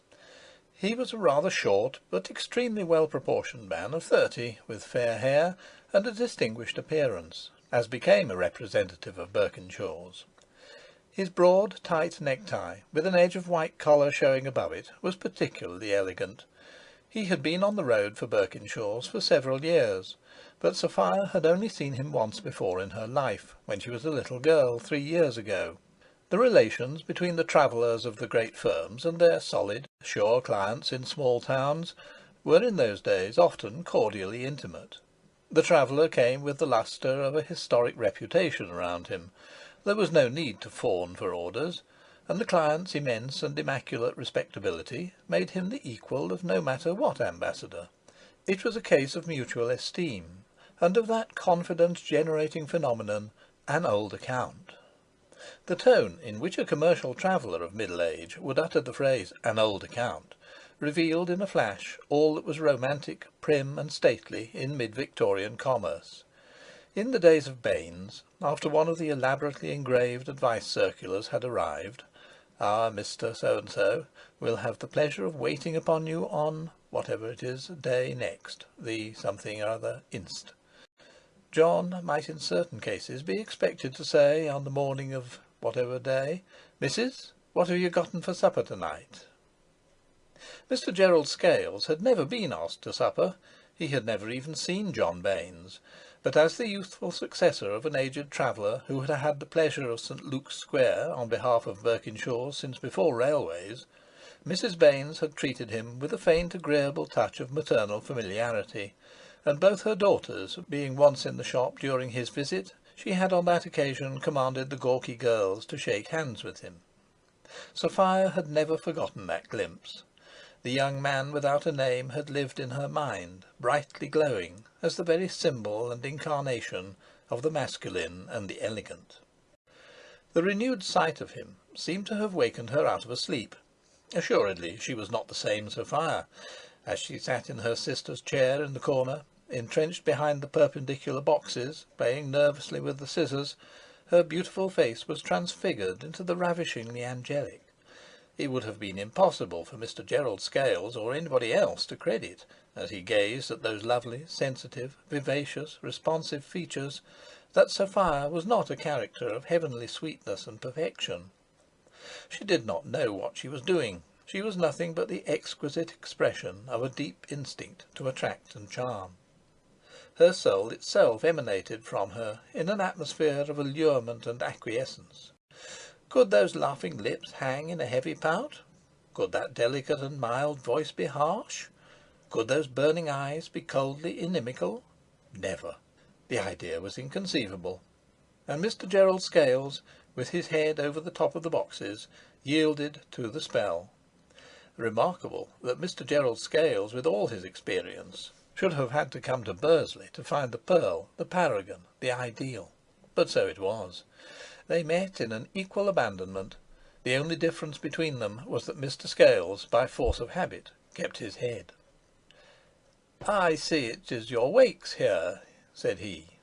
He was polite to the Wakes, but now, with the least inflection in the world, he put the Wakes at its proper level in the scheme of things, as a local unimportance. She adored him for this.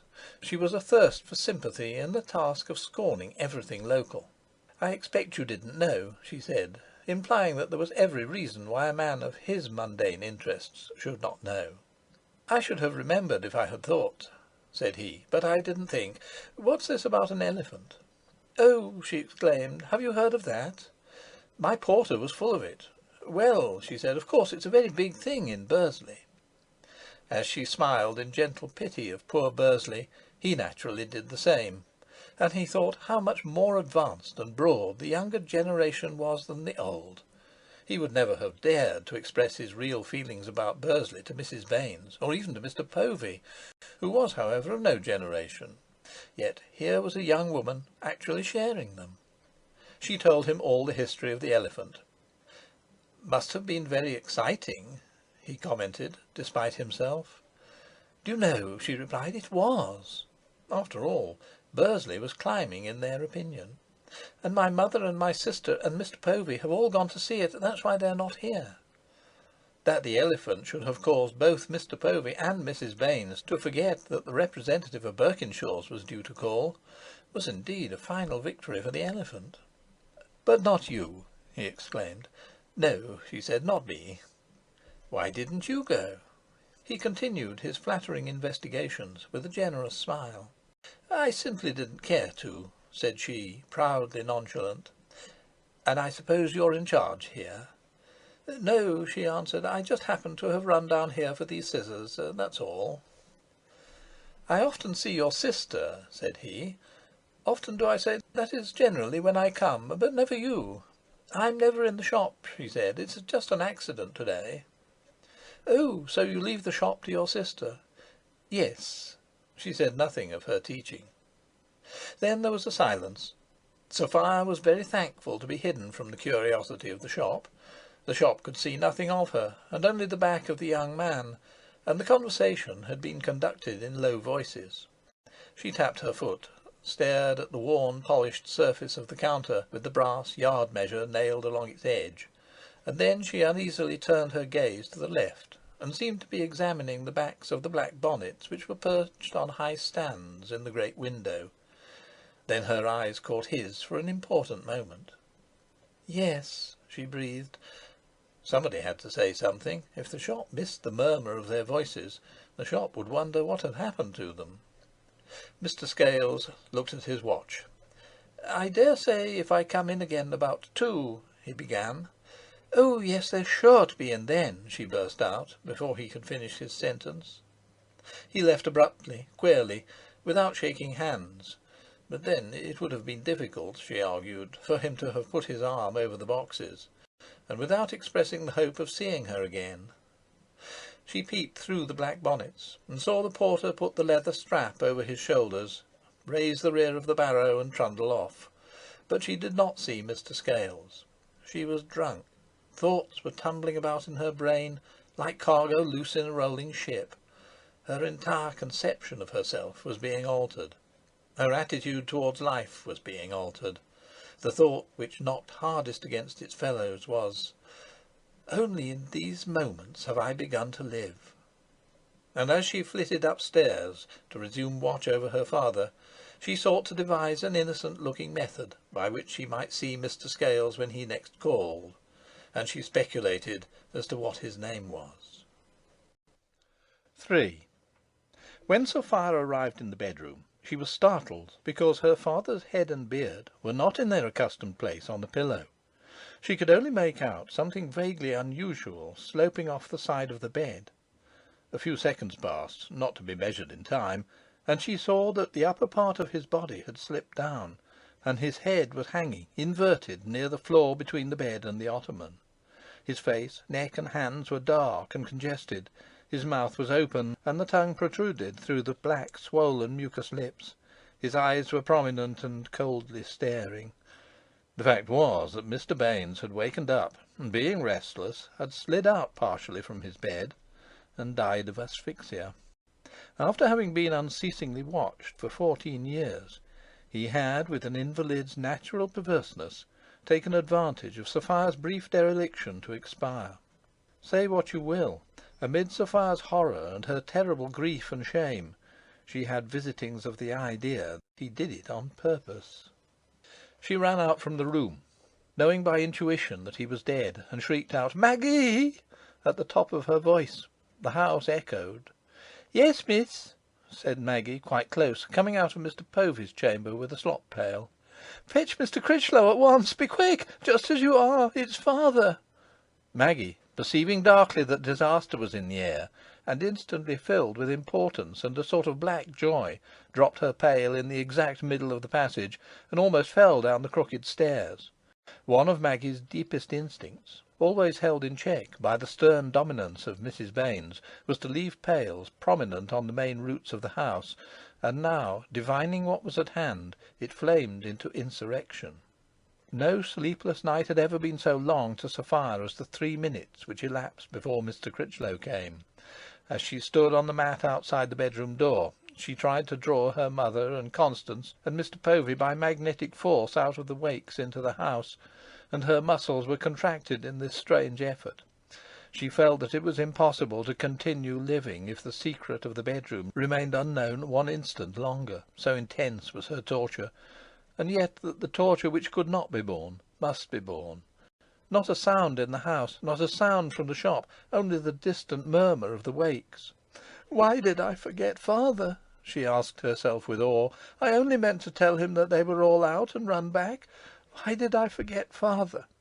She would never be able to persuade anybody that she had literally forgotten her father's existence for quite 10 minutes, but it was true, though shocking. Then there were noises downstairs. "Bless us, bless us!" came the unpleasant voice of Mr. Critchlow, as he bounded up the stairs on his long legs. He strode over the pail. "What's amiss?" He was wearing his white apron, and he carried his spectacles in his bony hand. "It's father, he's—" Sophia faltered. She stood away so that he should enter the room first. He glanced at her keenly, and as it were resentfully, and went in. She followed timidly, remaining near the door while Mr. Critchlow inspected her handiwork. He put on his spectacles with strange deliberation, and then, bending his knees outwards, thus lowered his body so that he could examine John Baines point blank. He remained staring like this, his hands on his sharp, apron-covered knees, for a little space, and then he seized the inert mass and restored it to the bed, and wiped those clotted lips with his apron. Sophia heard loud breathing behind her. It was Maggie. She heard a huge snorting sob. Maggie was showing her emotion. "Go fetch doctor," Mr. Critchlow rasped, "and don't stand gaping there." "Run for the doctor, Maggie," said Sophia. "How come you to let him fall?" Mr. Critchlow demanded. "I was out of the room. I just ran down into the shop." "Gallivanting with that young Scales," said Mr. Critchlow with devilish ferocity. "Well, you've killed your father, that's all." He must have been at his shop door and seen the entry of the traveller, and it was precisely characteristic of Mr. Critchlow to jump in the dark at a horrible conclusion, and to be right after all. For Sophia, Mr. Critchlow had always been the personification of malignity and malevolence, and now these qualities in him made him, to her, almost obscene. Her pride brought up tremendous reinforcements, and she approached the bed. "Is he dead?" she asked in a quiet tone. Somewhere within a voice was whispering, "So his name is Scales." "Don't I tell you he's dead?" "Pale on the stairs?" This mild exclamation came from the passage. Mrs. Baines, misliking the crowds abroad, had returned alone. She had left Constance in charge of Mr. Povey. Coming into her house by the shop and showroom, she had first noted the phenomenon of the pail, proof of her theory of Maggie's incurable untidiness. "Been to see the elephant, I reckon?" said Mr. Critchlow in fierce sarcasm, as he recognised Mrs. Baines's voice. Sophia leapt towards the door, as though to bar her mother's entrance, but Mrs. Baines was already opening the door. "Well, my pet," she was beginning cheerfully. Mr. Critchlow confronted her, and he had no more pity for the wife than for the door. He was furiously angry because his precious property had been irretrievably damaged by the momentary carelessness of a silly girl. Yes, John Baines was his property, his dearest toy.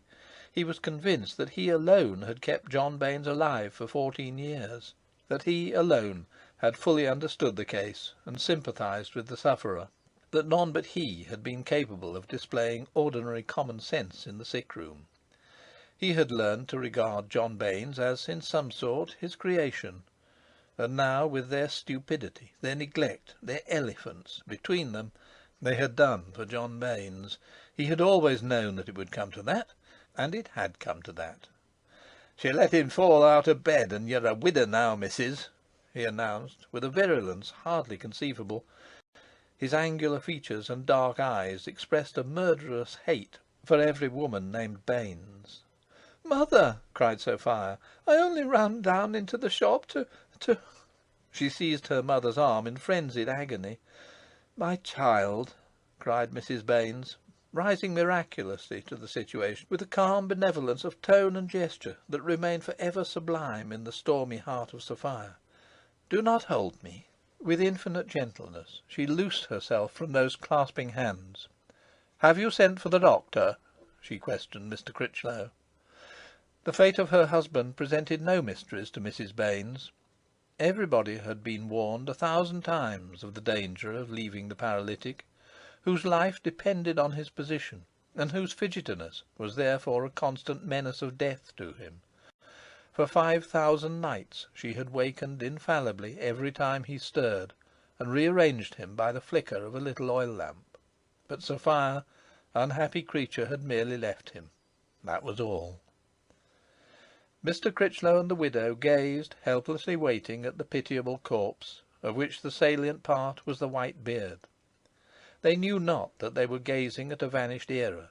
John Baines had belonged to the past, to the age when men really did think of their souls, when orators by phrases could move crowds to fury or to pity, when no one had learnt to hurry, when Demos was only turning in his sleep, when the sole beauty of life resided in its inflexible and slow dignity, when hell really had no bottom, and a gilt-clasped Bible really was the secret of England's greatness.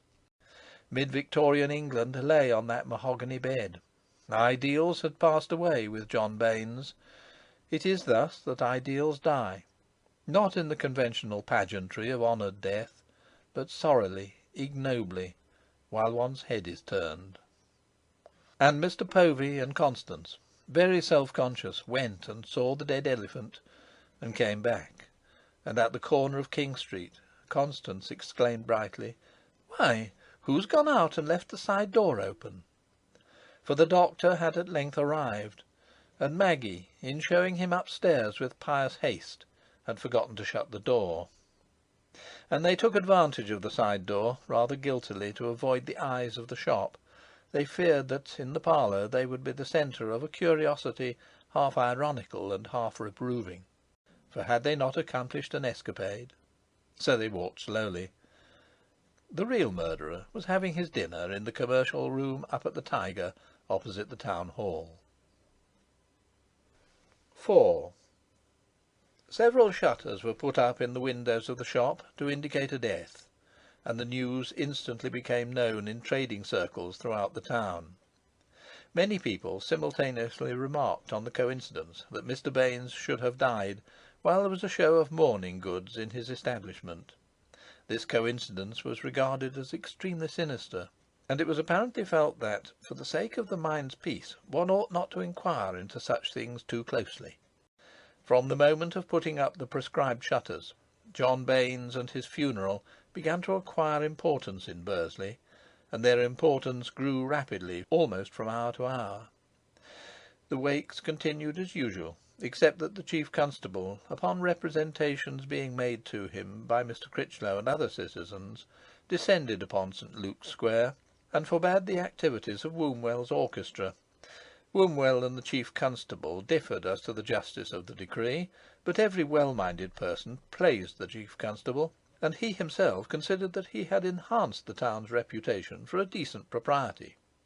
It was noticed, too, not without a shiver of the uncanny, that night the lions and tigers behaved like lambs, whereas on the previous night they had roared the whole square out of its sleep. The chief constable was not the only individual enlisted by Mr. Critchlow in the service of his friend's fame. Mr. Critchlow spent hours in recalling the principal citizens to a due sense of John Baines's past greatness. He was determined that his treasured toy should vanish underground with due pomp, and he left nothing undone to that end. He went over to Hanbridge on the still wonderful horse-car, and saw the editor-proprietor of the Staffordshire Signal, then a twopenny weekly with no thought of football editions. And on the very day of the funeral the Signal came out with a long and eloquent biography of John Baines. This biography, giving details of his public life, definitely restored him to his legitimate position in the civic memory as an ex-chief bailiff, an ex-chairman of the burial board, and of the Five Towns Association for the Advancement of Useful Knowledge, and also as a prime mover in the Local Turnpike Act, in the negotiations for the new town hall, and in the Corinthian facade of the Wesleyan chapel. It narrated the anecdote of his courageous speech from the portico of the Shambles during the riots of 1848, and it did not omit a eulogy of his steady adherence to the wise old English maxims of commerce and his avoidance of dangerous modern methods. Even in the 60s the modern had reared its shameless head.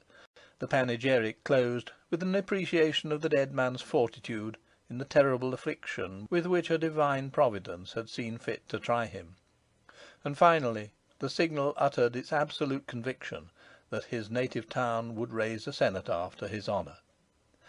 Mr. Critchlow, being unfamiliar with the word cenotaph, consulted Worcester's dictionary, and when he found that it meant a sepulchral monument to one who is buried elsewhere, he was as pleased with the Signal's language as the idea, and decided that a cenotaph should come to pass. The house and shop were transformed into a hive of preparation for the funeral. All was changed. Mr. Povey kindly slept for 3 nights on the parlour sofa, in order that Mrs. Baines might have his room. The funeral grew into an obsession, for multitudinous things had to be performed, and done sumptuously and in strict accordance with precedent. There were the family mourning, the funeral repast, the choice of the text on the memorial card, the composition of the legend on the coffin, the legal arrangements, the letters to relations, the selection of guests, and the question of bell-ringing, hearse, plumes, number of horses, and grave-digging.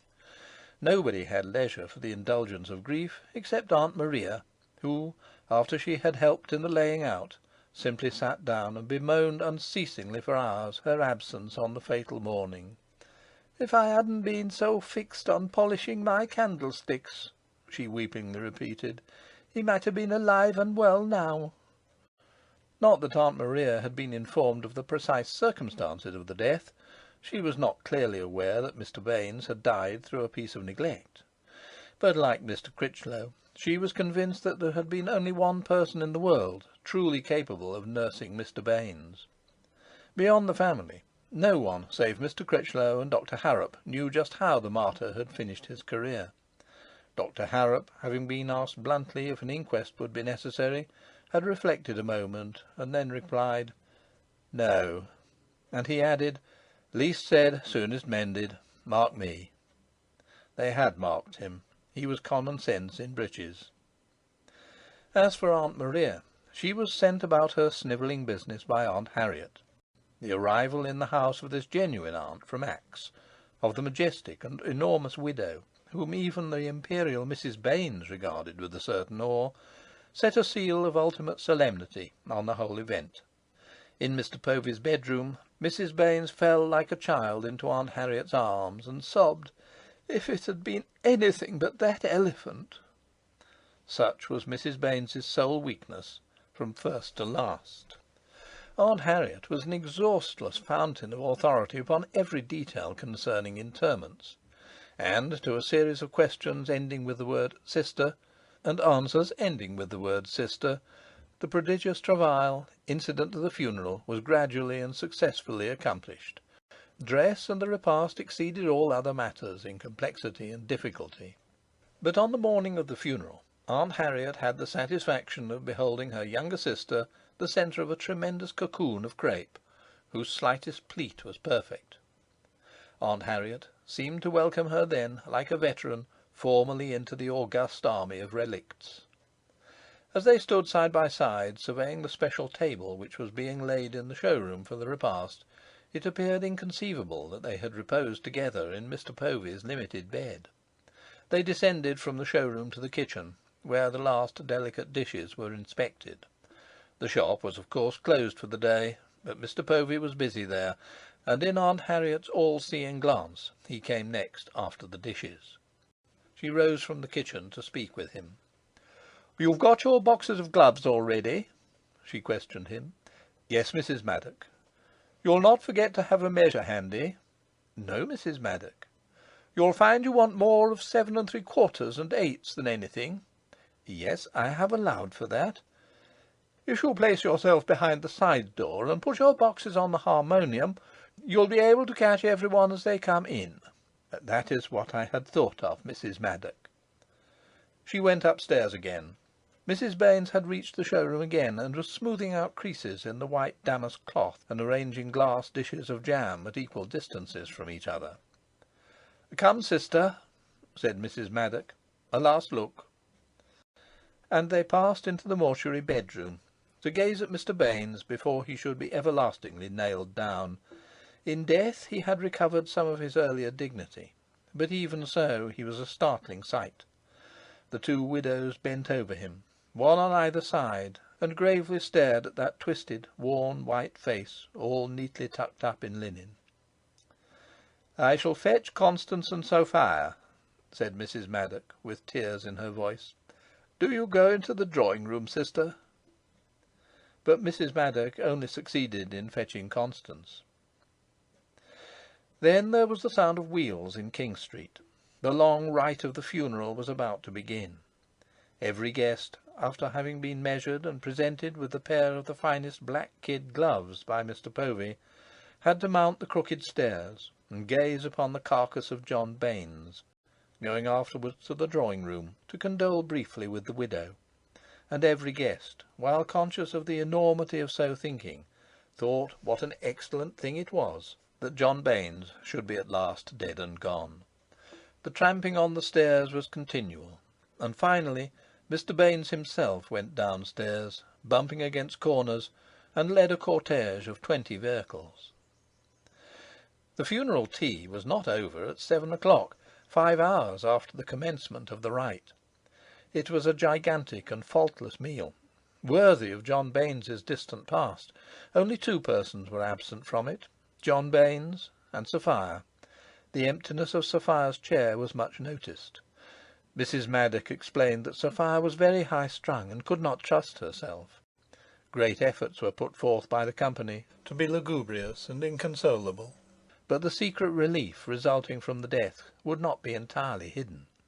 The vast pretence of acute sorrow could not stand intact against that secret relief and the lavish richness of the food.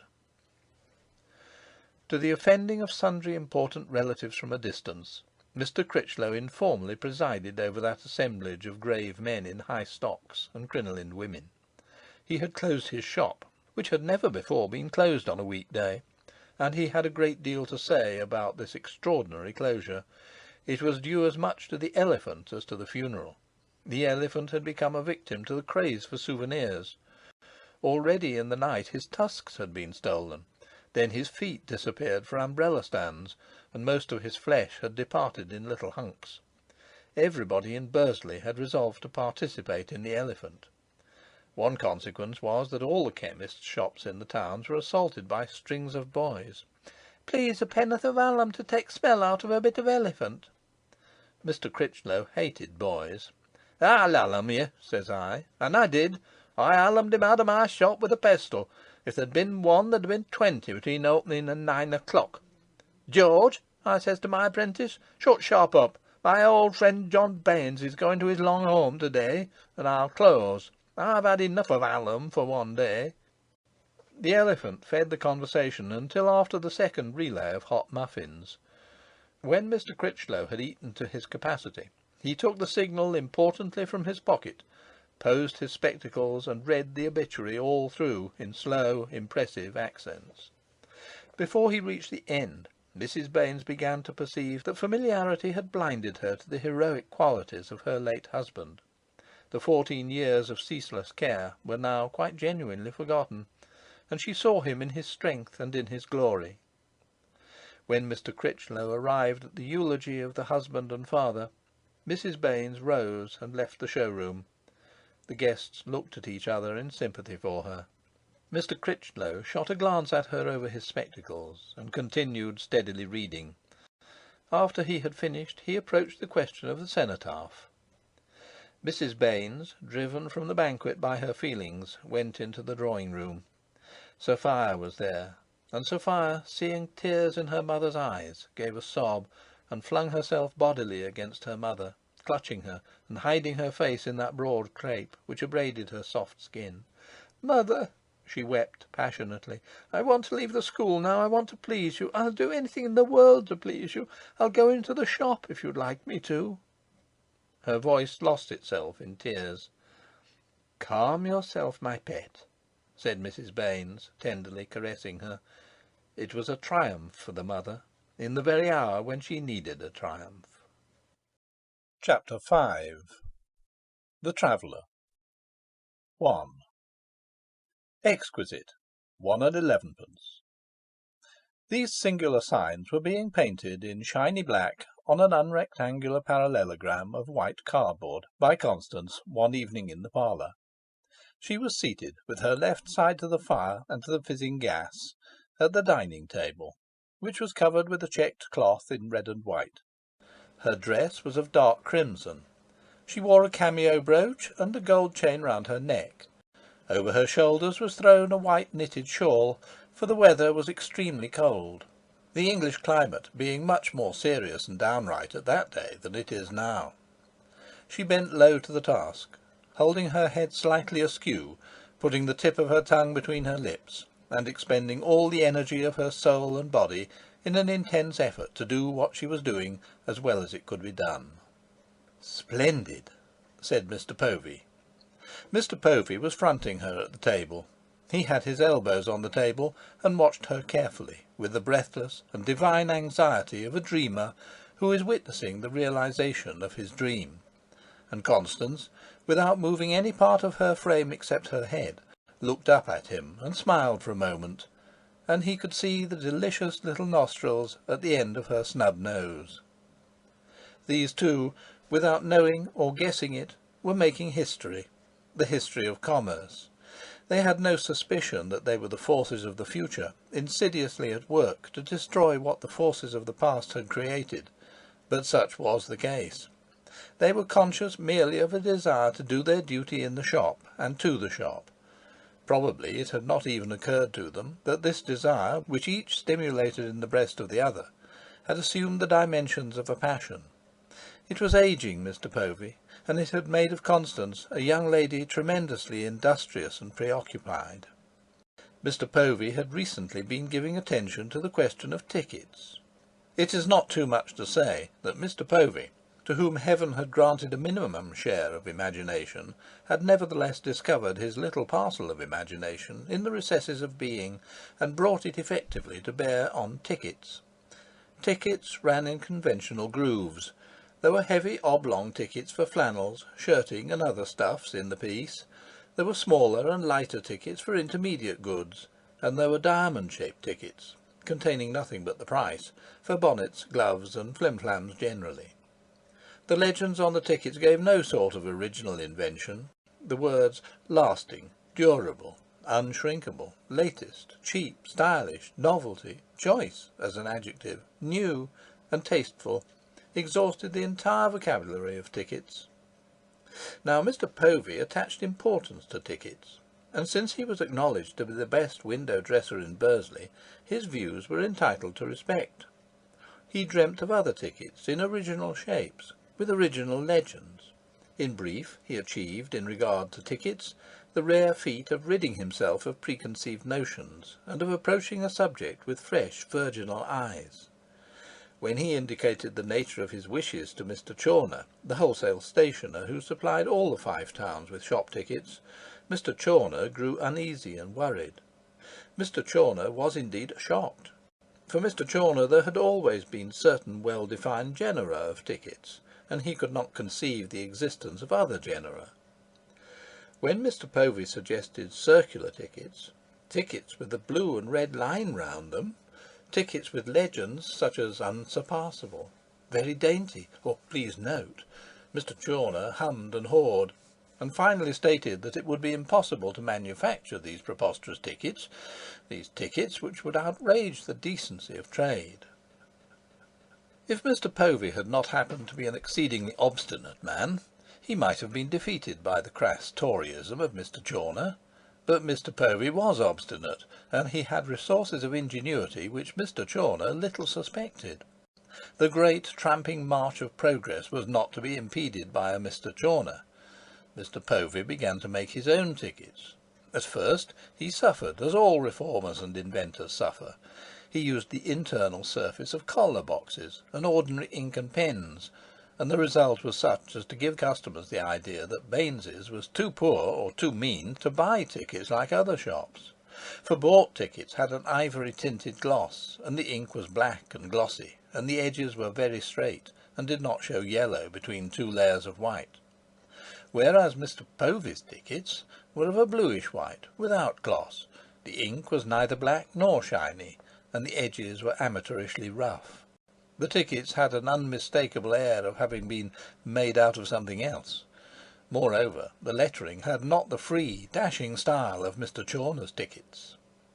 And did Mrs. Baines encourage him in his single-minded enterprise on behalf of her business? Not a bit. Mrs. Baines's attitude, when not disdainful, was inimical. So curious is human nature, so blind is a man to his own advantage. Life was very complex for Mr. Povey. It might have been less complex had Bristol board and Chinese ink been less expensive. With these materials he could have achieved marvels to silence all prejudice and stupidity, but they were too costly. Still he persevered, and Constance morally supported him. He drew his inspiration and his courage from Constance. Instead of the internal surface of collar boxes, he tried the external surface, which was at any rate shiny, but the ink would not take on it. He made as many experiments as Edison was to make, and as many failures. Then Constance was visited by a notion of mixing sugar with ink. Simple, innocent creature, why should Providence have chosen her to be the vessel of such a sublime notion? Puzzling enigma, which, however, did not exercise Mr. Povey. He found it quite natural that she should save him. Save him she did. Sugar and ink would take on anything, and it shone like a patent leather boot. Further, Constance developed a hand for lettering, which outdid Mr. Povey's. Between them, they manufactured tickets by the dozen and by the score, tickets which, while possessing nearly all the smartness and finish of Mr. Chawner's tickets, were much superior to these in originality and strikingness. Constance and Mr. Povey were delighted and fascinated by them. As for Mrs. Baines, she said little, but the modern spirit was too elated by its success to care whether she said little or much. And every few days Mr. Povey thought of some new and wonderful word to put on a ticket. His last miracle was the word exquisite. Exquisite, pinned on a piece of broad tartan ribbon, appeared to Constance and Mr. Povey as the finality of appropriateness, a climax worthy to close the year. Mr. Povey had cut the card and sketched the word and figures in pencil, and Constance was doing her executive portion of the undertaking. They were very happy, very absorbed in this strictly business matter. The clock showed 5 minutes past 10. Stern duty, a pure desire for the prosperity of the shop, had kept them at hard labour since before 8 that morning. The stairs door opened, and Mrs. Baines appeared, in bonnet and furs and gloves, all clad for going out. She had abandoned the cocoon of crape, but still wore weeds. She was stouter than ever. "What?" she cried. "Not ready? Now, really?" "Oh, mother, how you made me jump!" Constance protested. "What time is it? It surely isn't time to go yet." "Look at the clock," said Mrs. Baines dryly. "Well, I never!" Constance murmured, confused. "Come, put your things together and don't keep me waiting," said Mrs. Baines, going past the table to the window and lifting the blind to peep out. "Still snowing," she observed. "Oh, the band's going away at last. I wonder how they can play at all in this weather. By the way, what was that tune they gave us just now? I couldn't make out whether it was Redhead or—" "Band?" questioned Constance, the simpleton. Neither she nor Mr. Povey had heard the strains of the Bursley Town Silver Prize Band, which had been enlivening the season according to its usual custom.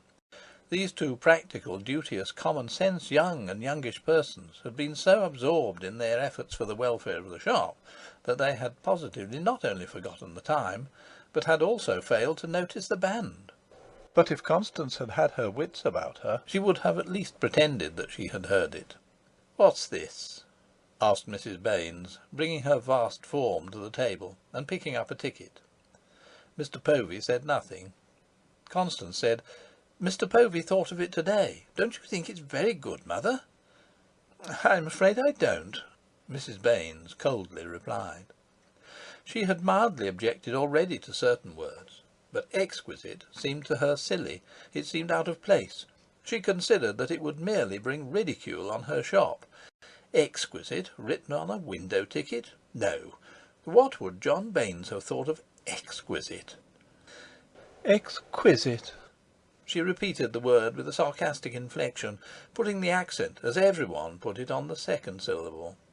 "I don't think that will quite do." "But why not, Mother?" "It's not suitable, my dear." She dropped the ticket from her gloved hand. Mr. Povey had darkly flashed. Though he spoke little, he was as sensitive as he was obstinate. On this occasion he said nothing. He expressed his feelings by seizing the ticket and throwing it into the fire. The situation was extremely delicate. Priceless employees like Mr. Povey cannot be treated as machines, and Mrs. Baines, of course, instantly saw that tact was needed. "Go along to my bedroom and get ready, my pet," said she to Constance. "Sophia is there. There's a good fire. I must just speak to Maggie." She tactfully left the room. Mr. Povey glanced at the fire and the curling red remains of the ticket. Trade was bad, owing to weather and war. Destitution was abroad, and he had been doing his utmost for the welfare of the shop. And here was the reward. Constance's eyes were full of tears. "Never mind," she murmured, and went upstairs. It was all over in a moment. 2. In the Wesleyan Methodist Chapel on Duck Bank there was a full and influential congregation.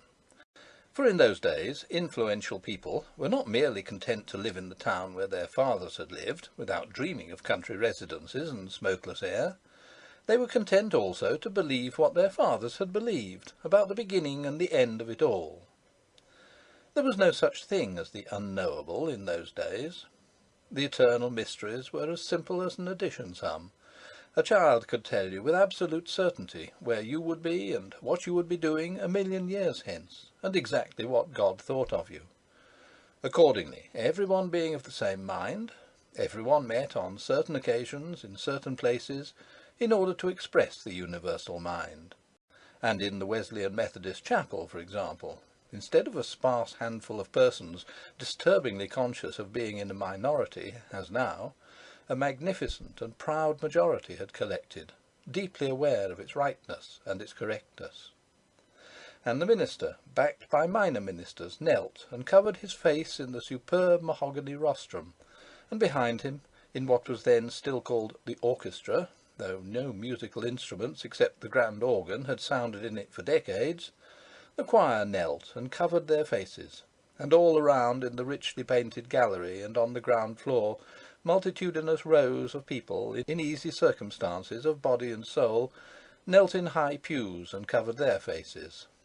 And there floated before them, in the intense and prolonged silence, the clear vision of Jehovah on a throne, a god of 60 or so, with a moustache and a beard, and a non-committal expression which declined to say whether or not he would require more bloodshed. And this god, destitute of pinions, was surrounded by white-winged creatures that wafted themselves to and fro while chanting, and afar off was an obscene monstrosity with cloven hoofs and tail, very dangerous and rude and interfering, who could exist comfortably in the middle of a coal fire, and who took a malignant and exhaustless pleasure in coaxing you by false pretences into the same fire. But of course you had too much sense to swallow his wicked absurdities. Once a year, for 10 minutes by the clock, you knelt thus in mass, and by meditation convinced yourself that you had too much sense to swallow his wicked absurdities. And the hour was very solemn, the most solemn of all the hours. Strange that immortal souls should be found with the temerity to reflect upon mundane affairs in this hour, yet there were undoubtedly such in the congregation. There were perhaps many to whom the vision, if clear, was spasmodic and fleeting, and among them the inhabitants of the Baines family pew. Who would have supposed that Mr. Povey, A recent convert from Primitive Methodism in King Street to Wesleyan Methodism on Duck Bank was dwelling upon window tickets and the injustice of women, instead of upon his relations with Jehovah and the Tailed One. Who would have supposed that the gentle-eyed Constance, pattern of daughters, was risking her eternal welfare by smiling at the Tailed One, who, concealing his tail, had assumed the image of Mr. Povey? Who would have supposed that Mrs. Baines, instead of resolving that Jehovah and not the Tailed One should have ultimate rule over her, was resolving that she and not Mr. Povey should have ultimate rule over her house and shop? It was a pewful that belied its highly satisfactory appearance, and possibly there were other pewfuls equally deceptive. Sophia alone, in the corner next to the wall, with her beautiful stern face pressed convulsively against her hands, was truly busy with immortal things. Turbulent heart, the violence of her spiritual life had made her older. Never was a passionate, proud girl in a harder case than Sophia. In the splendour of her remorse for a fatal forgetfulness, she had renounced that which she loved, and thrown herself into that which she loathed. It was her nature to do so. She had done it haughtily, and not with kindness, but she had done it with the whole force of her will. Constance had been compelled to yield up to her the millinery department, for Sophia's fingers had a gift of manipulating ribbons and feathers that was beyond Constance. Sophia had accomplished miracles in the millinery. Yes, and she would be utterly polite to customers, but afterwards, when the customers were gone, let mothers, sisters, and Mr. Poveys beware of her fiery darts. But why, when nearly 3 months had elapsed after her father's death, had she spent more and more time in the shop, secretly aflame with expectancy? Why, when one day a strange traveller entered the shop, and announced himself the new representative of Birkinshaw's, why had her very soul died away within her, and an awful sickness seized her? She knew then that she had been her own deceiver. She recognised and admitted, abasing herself lower than the lowest, that her motive in leaving Miss Chetwynd's and joining the shop had been, at the best, very mixed, very impure. Engaged at Miss Chetwynd's, she might easily have never set eyes on Gerald Scales again. Employed in the shop, she could not fail to meet him. In this light was to be seen the true complexion of the splendour of her remorse, a terrible thought for her, and she could not dismiss it. It contaminated her existence, this thought, and she could confide in no one. She was incapable of showing a wound. Quarter had succeeded quarter, and Gerald Scales was no more heard of. She had sacrificed her life for worse than nothing. She had made her own tragedy. She had killed her father, cheated and shamed herself with a remorse horribly spurious, exchanged content for misery and pride for humiliation, and with it all Gerald Scales had vanished. She was ruined. She took to religion, and her conscientious Christian virtues, practised with stern inclemency, were the canker of the family. Thus 1.5 years had passed. And then, on this last day of the year, the 2nd year of her shame and of her hot widowhood, Mr. Scales had reappeared. She had gone casually into the shop, and found him talking to her mother and Mr. Povey. He had come back to the provincial round and to her. She shook his hand and fled, because she could not have stayed. None had noticed her agitation, for she had held her body as in a vice. She knew the reason neither of his absence nor of his return. She knew nothing, and not a word had been said at meals. And the day had gone, and the night come, and now she was in chapel, with Constance by her side and Gerald Scales in her soul.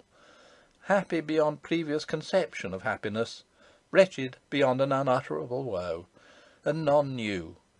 What was she to pray for? To what purpose and end ought she to steel herself?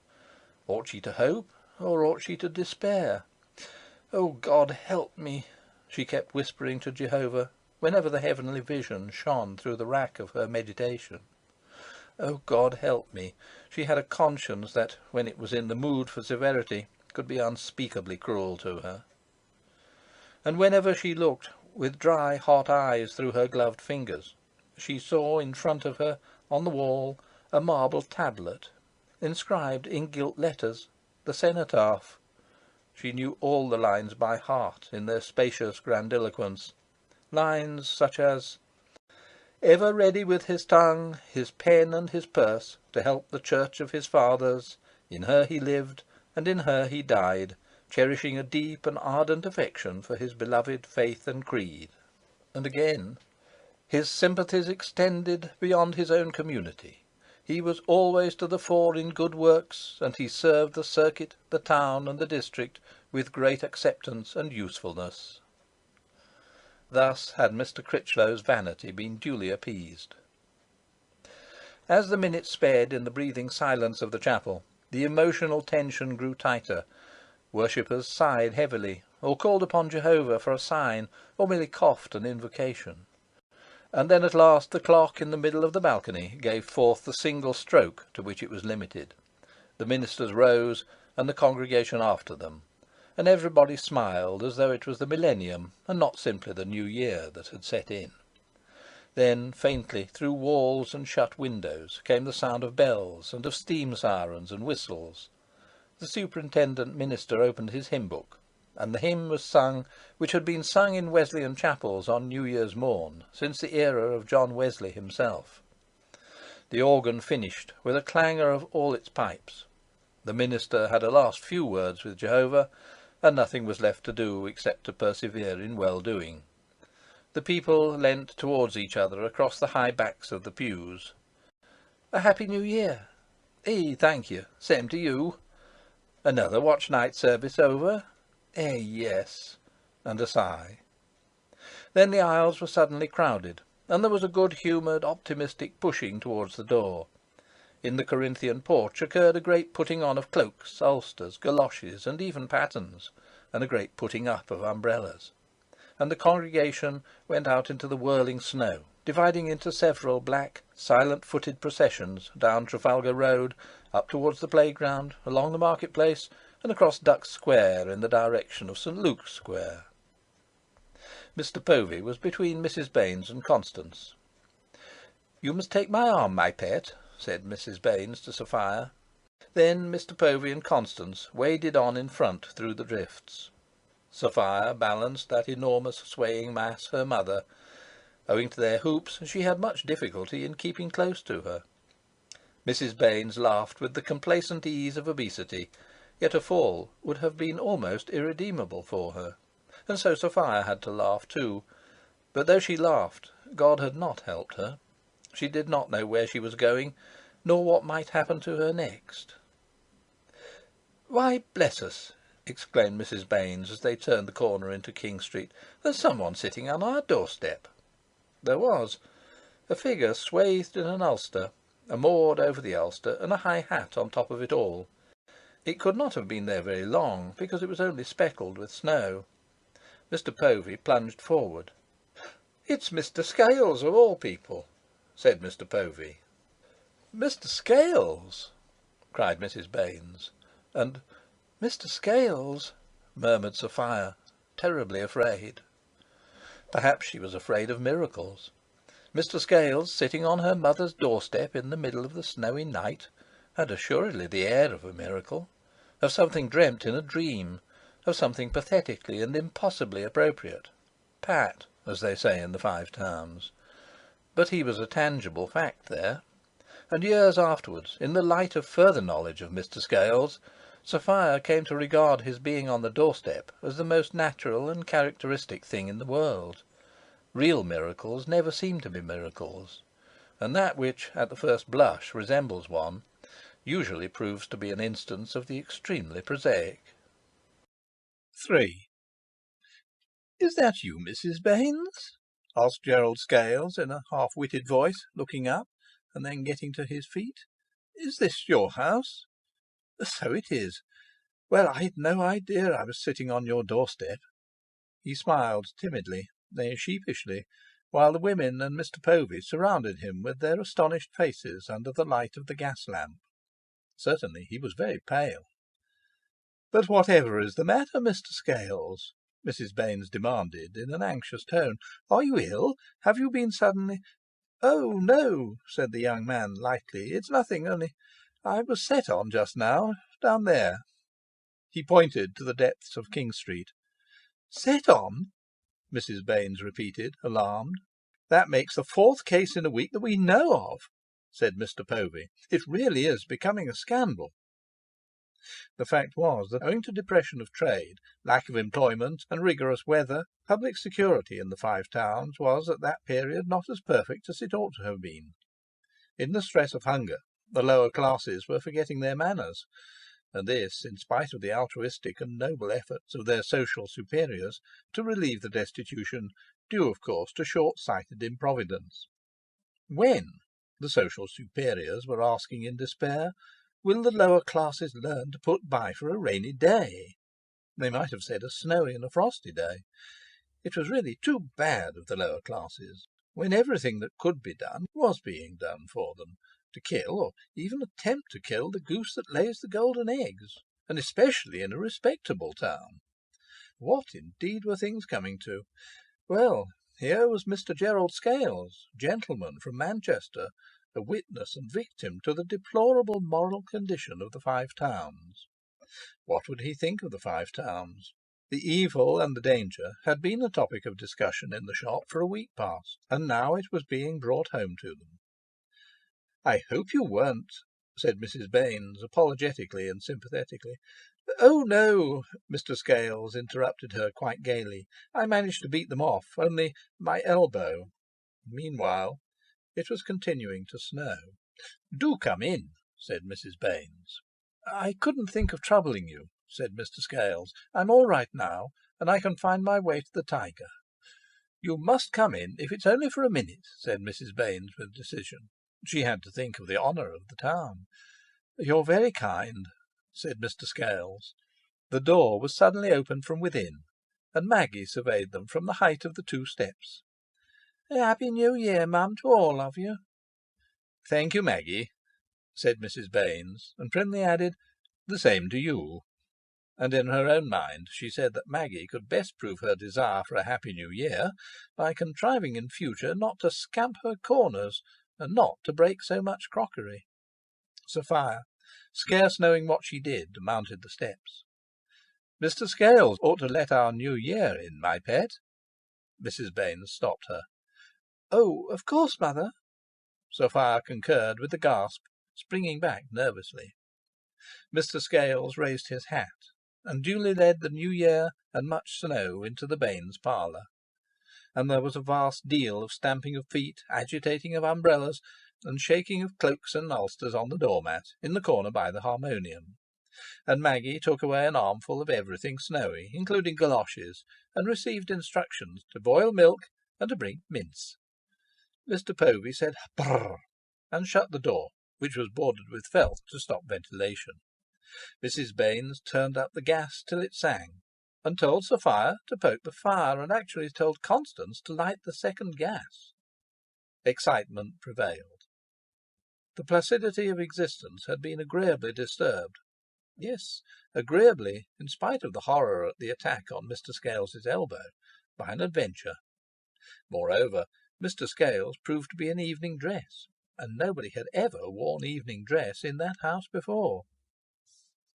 Sophia's blood was in her face, and it remained there, enhancing the vivid richness of her beauty. She was dizzy with a strange and disconcerting intoxication. She seemed to be in a world of unrealities and incredibilities.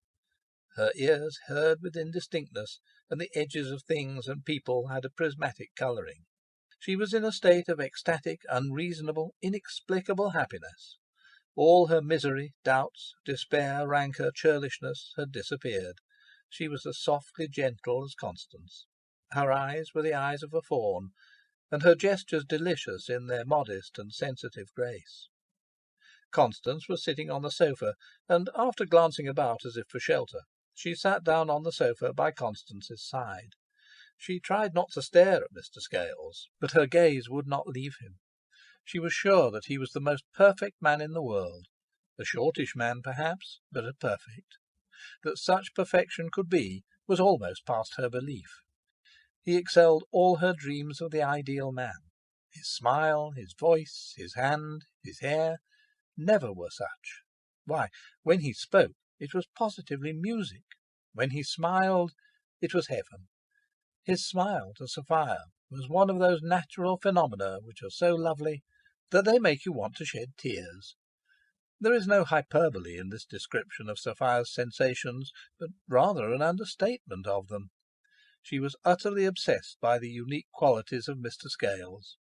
Nothing would have persuaded her that the peer of Mr. Scales existed among men, or could possibly exist, and it was her intense and profound conviction of his complete pre-eminence that gave him, as he sat there in the rocking-chair in her mother's parlour, that air of the unreal and the incredible. "I stayed in the town on purpose to go to a New Year's party at Mr. Lawton's," Mr. Scales was saying. "Ah, so you know Lawyer Lawton!" exclaimed Mrs. Baines, impressed, for Lawyer Lawton did not consort with tradespeople. He was jolly with them, and he did their legal business for them, but he was not of them. His friends came from afar. "My people are old acquaintances of his," said Mr. Scales, sipping the milk which Maggie had brought. "Now, Mr. Scales, you must taste my mince. A happy month for every tart you eat, you know," Mrs. Baines reminded him. He bowed. "And it was as I was coming away from there that I got into difficulties," he laughed. Then he recounted the struggle, which had, however, been brief, as the assailants lacked pluck. He had slipped and fallen on his elbow on the curb, and his elbow might have been broken had not the snow been so thick. No, it did not hurt him now, doubtless a mere bruise. It was fortunate that the miscreants had not got the better of him, for he had in his pocket-book a considerable sum of money in notes, accounts paid. He had often thought what an excellent thing it would be if commercials could travel with dogs, particularly in winter. Was nothing like a dog. "You're fond of dogs?" asked Mr. Povey, who had always had a secret but impracticable ambition to keep a dog. "Yes," said Mr. Scales, turning now to Mr. Povey. "Keep one?" asked Mr. Povey in a sporting tone. "I have a fox terrier bitch," said Mr. Scales, "that took a first at Knutsford, but she's getting old now." The sexual epithet fell queerly on the room. Mr. Povey, being a man of the world, behaved as if nothing had happened, but Mrs. Baines's curls protested against this unnecessary coarseness. Constance pretended not to hear. Sophia did not understandingly hear. Mr. Scales had no suspicion that he was transgressing a convention by virtue of which dogs have no sex. Further, he had no suspicion of the local fame of Mrs. Baines's minced tarts. He had already eaten more minced tarts than he could enjoy before beginning upon hers, and Mrs. Baines missed the enthusiasm to which she was habituated from consumers of her pastry. Mr. Povey, fascinated, proceeded in the direction of dogs, and it grew more and more evident that Mr. Scales, who went out to parties in evening dress instead of going in respectable broadcloth to watch night services, who knew the great ones of the land, and who kept dogs of an inconvenient sex, was neither an ordinary commercial traveller, nor the kind of man to which the Square was accustomed. He came from a different world. "Lawyer Lawton's party broke up early, considering—" Mrs. Baines hesitated. After a pause, Mr. Scales replied: "Yes, I left immediately the clock struck 12. I've a heavy day today." It was not an hour for a prolonged visit, and in a few minutes Mr. Scales was ready again to depart. He admitted a certain feebleness, wankiness, he playfully called it, being proud of his skill in the dialect, and a burning in his elbow, but otherwise he was quite well, thanks to Mrs. Baines's most kind hospitality. He really didn't know how he came to be sitting on her doorstep. Mrs. Baines urged him, if he met a policeman on his road to the Tiger, to furnish all particulars about the attempted highway robbery, and he said he decidedly would. He took his leave with distinguished courtliness. "If I have a moment, I shall run in tomorrow morning, just to let you know I'm all right," said he, in the White Street. "Oh, do," said Constance. Constance's perfect innocence made her strangely forward at times. "A happy New Year, and many of them." "Thanks, same to you. Don't get lost." "Straight up the Square and first on the right," called the common sense of Mr. Povey. Nothing else remained to say, and the visitor disappeared silently in the whirling snow. "Brr!" murmured Mr. Povey, shutting the door. Everybody felt, what a funny ending to the old year. "Sophia, my pet," Mrs. Baines began, but Sophia had vanished to bed. "Tell her about her new nightdress," said Mrs. Baines to Constance. "Yes, mother." "I don't know that I'm so set up with that young man after all," Mrs. Baines reflected aloud. "Oh, mother!" Constance protested. "I think he's just lovely." "He never looks you straight in the face," said Mrs. Baines. "Don't tell me," laughed Constance, kissing her mother good night. "You're only on your high horse because he didn't praise your mince. I noticed it." 4. "If anybody thinks I'm going to stand the cold in this showroom any longer, they're mistaken," said Sophia the next morning, loudly, and in her mother's hearing. And she went down into the shop carrying bonnets. She pretended to be angry, but she was not. She felt, on the contrary, extremely joyous and charitable to all the world. Usually she would take pains to keep out of the shop. Usually she was preoccupied and stern. Hence her presence on the ground floor and her demeanour excited interest among the 3 young lady assistants, who sat sewing round the stove in the middle of the shop, sheltered by the great pile of shirtings and linseys that fronted the entrance. Sophia shared Constance's corner. They had hot bricks under their feet, and fine knitted wraps on their shoulders. They would have been more comfortable near the stove, but greatness has its penalties. The weather was exceptionally severe. The windows were thickly frosted over, so that Mr. Povey's art in dressing them was quite wasted. And, rare phenomenon, the doors of the shop were shut. In the ordinary way they were not merely open, but hidden by a display of cheap lines. Mr. Povey, after consulting Mrs. Baines, had decided to close them, foregoing the customary display. Mr. Povey had also, in order to get a little warmth into his limbs, personally assisted 2 casual labourers to scrape the thick frozen snow off the pavement, and he wore his kid mittens. All these things together proved better than the evidence of barometers how the weather nipped. Mr. Scales came about 10 o'clock. Instead of going to Mr. Povey's counter, he walked boldly to Constance's corner and looked over the boxes, smiling and saluting. Both the girls candidly delighted in his visit. Both blushed, both laughed, without knowing why they laughed. Mr. Scales said he was just departing, and had slipped in for a moment to thank all of them for their kindness of last night, or rather this morning. The girls laughed again at this witticism. Nothing could have been more simple than his speech, yet it appeared to them magically attractive. A customer entered, a lady. One of the assistants rose from the neighbourhood of the stove, but the daughters of the house ignored the customer.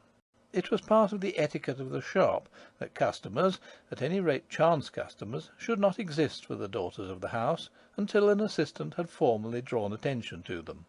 Otherwise, everyone who wanted a pennyworth of tape would be expecting to be served by Miss Baines or Miss Sophia, if Miss Sophia were there, which would have been ridiculous. Sophia, glancing sidelong, saw the assistant parleying with the customer, and then the assistant came softly behind the counter and approached the corner. "Miss Constance, can you spare a minute?" the assistant whispered discreetly. Constance extinguished her smile for Mr. Scales, and turning away, lighted an entirely different and inferior smile for the customer. "Good morning, Miss Baines. Very cold, isn't it?" "Good morning, Mrs. Chatterley. Yes, it is. I suppose you're getting anxious about those—" Constance stopped. Sophia was now alone with Mr. Scales, for in order to discuss the unnameable freely with Mrs. Chatterley, her sister was edging up the counter. Sophia had dreamt of a private conversation as something delicious and impossible, but chance had favoured her. She was alone with him, and his neat fair hair and his blue eyes and his delicate mouth were as wonderful to her as ever. He was gentlemanly to a degree that impressed her more than anything had impressed her in her life, and all the proud and aristocratic instinct that was at the base of her character sprang up and seized on his gentlemanliness like a famished animal seizing on food. "The last time I saw you," said Mr. Scales in a new tone, "you said you were never in the shop." "What, yesterday? Did I?" "No, I mean the last time I saw you alone," said he. "Oh," she exclaimed, "it's just an accident." "That's exactly what you said last time." "Is it?" Was it his manner, or what he said that flattered her, that intensified her beautiful vivacity. "I suppose you don't often go out?" he went on. "What, in this weather?" "Any time." "I go to chapel," said she, "and marketing with mother." There was a little pause. "And to the Free Library." "Oh yes, you've got a Free Library here now, haven't you?" "Yes, we've had it over a year." "And you belong to it? What do you read?" "Oh, stories, you know. I get a fresh book out once a week." "Saturdays, I suppose?" "No, she said Wednesdays." And she smiled. "Usually." "It's Wednesday to-day," said he. "Not been already?" She shook her head. "I don't think I shall go to-day. It's too cold. I don't think I shall venture outside to-day." "You must be very fond of reading," said he. Then Mr. Povey appeared, rubbing his mittened hands, and Mrs. Chatterley went. "I'll run and fetch mother," said Constance.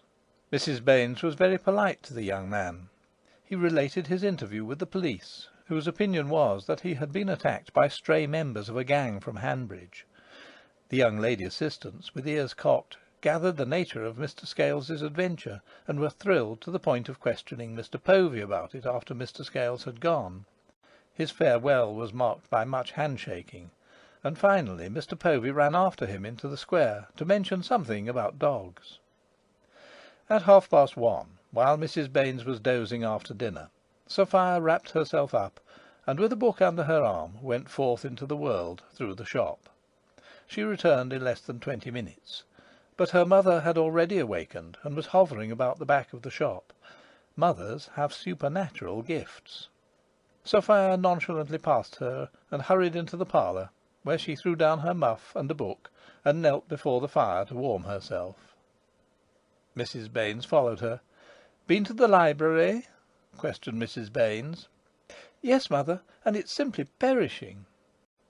"So I do, but I'd finished my book." "What is this?" Mrs. Baines picked up the volume, which was covered with black oilcloth. She picked it up with a hostile air, for her attitude towards the Free Library was obscurely inimical. She never read anything herself except The Sunday at Home, and Constance never read anything except The Sunday at Home. There were scriptural commentaries, Dugdale's Gazetteer, Culpeper's Herbal, and works by Bunyan and Flavius Josephus in the drawing-room bookcase, also Uncle Tom's Cabin, and Mrs. Baines, in considering the welfare of her daughters, looked askance at the whole remainder of printed literature. If the Free Library had not formed part of the famous Wedgwood institution, which had been opened with immense éclat by the semi-divine Gladstone, if the first book had not been ceremoniously taken out of the Free Library by the chief bailiff in person, a grandfather of stainless renown, Mrs. Baines would probably have risked her authority in forbidding the Free Library. "You needn't be afraid," said Sophia, laughing. "It's Miss Sewell's Experience of Life." "A novel, I see," observed Mrs. Baines, dropping the book. Gold and jewels would probably not tempt a Sophia of these days to read Experience of Life, but to Sophia Baines the bland story had the piquancy of the disapproved. The next day Mrs. Baines summoned Sophia into her bedroom. "Sophia," said she, trembling, "I shall be glad if you will not walk about the streets with young men until you have my permission." The girl blushed violently. You were seen in Wedgwood Street," said Mrs. Baines. "Who's been gossiping? Mr. Critchlow, I suppose?" Sophia exclaimed scornfully. "No one has been gossiping," said Mrs. Baines. "Well, if I meet someone by accident in the street, I can't help it, can I?" Sophia's voice shook. "You know what I mean, my child," said Mrs. Baines, with careful calm. Sophia dashed angrily from the room. "I like the idea of him having a heavy day," Mrs. Baines reflected ironically, recalling a phrase which had lodged in her mind. And very vaguely, with an uneasiness scarcely perceptible, she remembered that he, and no other, had been in the shop on the day her husband died. Chapter 6. ESCAPADE. 1. The uneasiness of Mrs. Baines flowed and ebbed during the next 3 months, influenced by Sophia's moods. There were days when Sophia was the old Sophia, the forbidding, difficult, waspish, and even hedgehog Sophia. But there were other days on which Sophia seemed to be drawing joy and gaiety and goodwill from some secret source, from some fount whose nature and origin none could divine. It was on these days that the uneasiness of Mrs. Baines waxed. She had the wildest suspicions. She was almost capable of accusing Sophia of carrying on a clandestine correspondence. She saw Sophia and Gerald Scales deeply and wickedly in love. She saw them with their arms round each other's necks. And then she called herself a middle-aged fool to base such a structure of suspicion on a brief encounter in the street, and on an idea, a fancy, a curious and irrational notion. Sophia had a certain streak of pure nobility in that exceedingly heterogeneous thing, her character. Moreover, Mrs. Baines watched the posts, and she also watched Sophia. She was not the woman to trust to a streak of pure nobility. And she came to be sure that Sophia's sinfulness, if any, was not such as could be weighed in a balance, or collected together by stealth, and then suddenly placed before the girl on a charger. Still, she would have given much to see inside Sophia's lovely head. Ah, could she have done so, what sleep-destroying wonders she would have witnessed! By what bright lamps, burning in what mysterious grottos and caverns of the brain, would her mature eyes have been dazzled! Sophia was living for months on the exhaustless ardent vitality, absorbed during a magical 2 minutes in Wedgwood Street. She was living chiefly on the flaming fire struck in her soul by the shock of seeing Gerald Scales in the porch of the Wedgwood Institution, as she came out of the Free Library, with experience of life tucked into her large astrakhan muff. He had stayed to meet her then. She knew it. After all, her heart said, I must be very beautiful, for I have attracted the pearl of men. And she remembered her face in the glass. The value and power of beauty were tremendously proved to her. He, the great man of the world, the handsome and elegant man, with 1,000 strange friends, and 1,000 interests far remote from her, had remained in Bursley on the mere chance of meeting her. She was proud, but her pride was drowned in bliss. I was just looking at this inscription about Mr. Gladstone. So you've decided to come out as usual. And may I ask what book you've chosen? These were the phrases she heard, and to which she responded with similar phrases. And meanwhile a miracle of ecstasy had opened like a flower.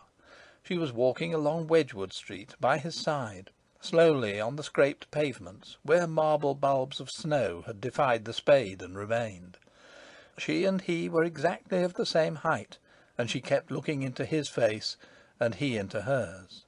This was all the miracle, except that she was not walking on the pavement, she was walking on the intangible sward of paradise, except that the houses had receded and faded, and passers-by were subtilized into unnoticeable ghosts, except that her mother and Constance had become phantasmal beings, existing at an immense distance. What had happened? Nothing. The most commonplace occurrence. The eternal cause had picked up a commercial traveller. It might have been a clerk or curate, but in fact it was a commercial traveller, and endowed him with all the glorious, unique, incredible attributes of a god, and planted him down before Sophia in order to produce the eternal effect. A miracle performed specially for Sophia's benefit. No one else in Wedgwood Street saw the god walking along by her side. No one else saw anything but a simple commercial traveller. Yes, the most commonplace occurrence. Of course, at the corner of the street he had to go.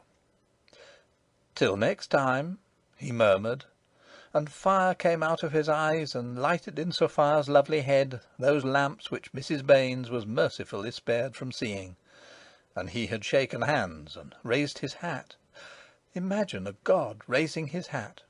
And he went off on 2 legs, precisely like a dashing little commercial traveller. And, escorted by the equivocal angel of eclipses, she had turned into King Street, and arranged her face, and courageously met her mother. Her mother had not at first perceived the unusual, For mothers, despite their reputation to the contrary, really are the blindest creatures. Sophia, the naive ninny, had actually supposed that her walking along 100 yards of pavement with a god by her side was not going to excite remark. What a delusion! It is true, certainly, that no one saw the god by direct vision, but Sophia's cheeks, Sophia's eyes, the curve of Sophia's neck as her soul yearned towards the soul of the god, these phenomena were immeasurably more notable than Sophia guessed. An account of them, in a modified form to respect Mrs. Baines's notorious dignity, had healed the mother of her blindness, and led to that characteristic protest from her, "I shall be glad if you will not walk about the streets with young men," etc.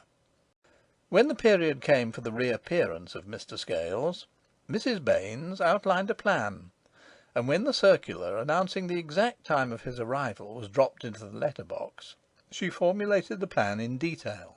In the first place, she was determined to be indisposed and invisible herself, so that Mr. Scales might be foiled in any possible design to renew social relations in the parlour.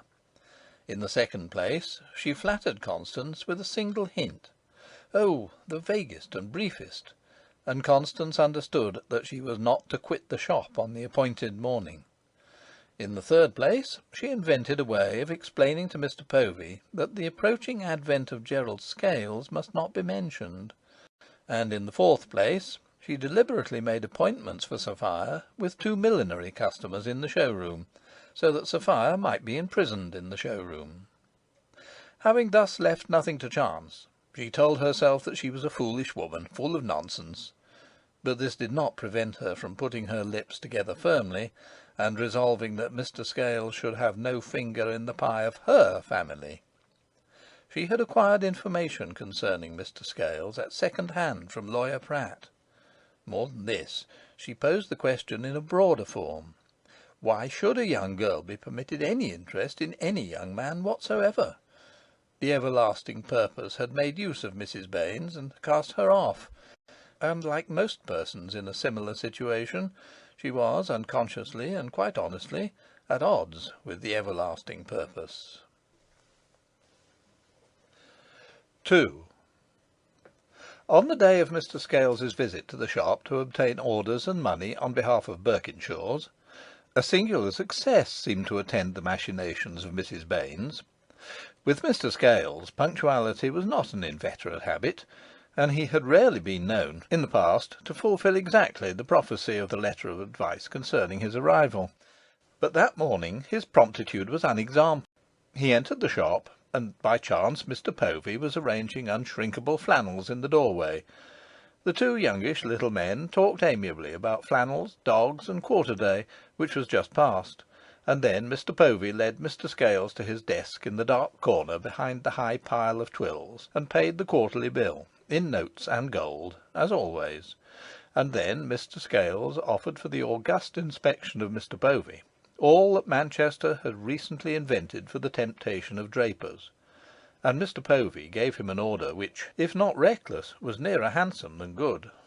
During the process, Mr. Scales had to go out of the shop 2 or 3 times in order to bring in from his barrow at the curbstone certain small black boxes edged with brass. On none of these excursions did Mr. Scales glance wantonly about him in satisfaction of the lust of the eye.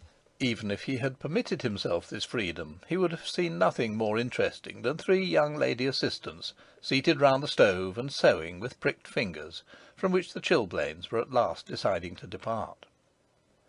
When Mr. Scales had finished writing down the details of the order with his ivory-handled stylo, and repacked his boxes, he drew the interview to a conclusion after the manner of a capable commercial traveller. That is to say, he implanted in Mr. Povey his opinion that Mr. Povey was a wise, a shrewd, and an upright man, and that the world would be all the better for a few more like him. He inquired for Mrs. Baines, and was deeply pained to hear of her indisposition, while finding consolation in the assurance that the Misses Baines were well. Mr. Povey was on the point of accompanying the pattern of commercial travellers to the door, when 2 customers simultaneously came in, ladies. One made straight for Mr. Povey, whereupon Mr. Scales parted from him at once. it being a universal maxim in shops that even the most distinguished commercial shall not hinder the business of even the least distinguished customer. The other customer had the effect of causing Constance to pop up from her cloistral corner. Constance had been there all the time, but of course, though she heard the remembered voice, her maidenliness had not permitted that she should show herself to Mr. Scales. Now, as he was leaving, Mr. Scales saw her, with her agreeable snub nose and her kind, simple eyes. She was requesting the second customer to mount to the show-room, where was Miss Sophia. Mr. Scales hesitated a moment, and in that moment Constance, catching his eye, smiled upon him and nodded. What else could she do? Vaguely aware though she was that her mother was not set up with Mr. Scales, and even feared the possible influence of the young man on Sophia, she could not exclude him from her general benevolence towards the universe.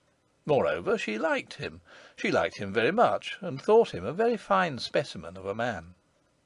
He left the door and went across to her. They shook hands and opened a conversation instantly, for Constance, while retaining all her modesty, had lost all her shyness in the shop, and could chatter with anybody. She sidled towards her corner, precisely as Sophia had done on another occasion, and Mr. Scales put his chin over the screening boxes and eagerly prosecuted the conversation. There was absolutely nothing in the fact of the interview itself to cause alarm to a mother, nothing to render futile the precautions of Mrs. Baines on behalf of the flower of Sophia's innocence, and yet it held danger for Mrs. Baines, all unconscious, in her parlour. Mrs. Baines could rely utterly on Constance not to be led away by the dandiacal charms of Mr. Scales. She knew in what quarter sat the wind for Constance. In her plan she had forgotten nothing except Mr. Povey, and it must be said that she could not possibly have foreseen the effect on the situation of Mr. Povey's character.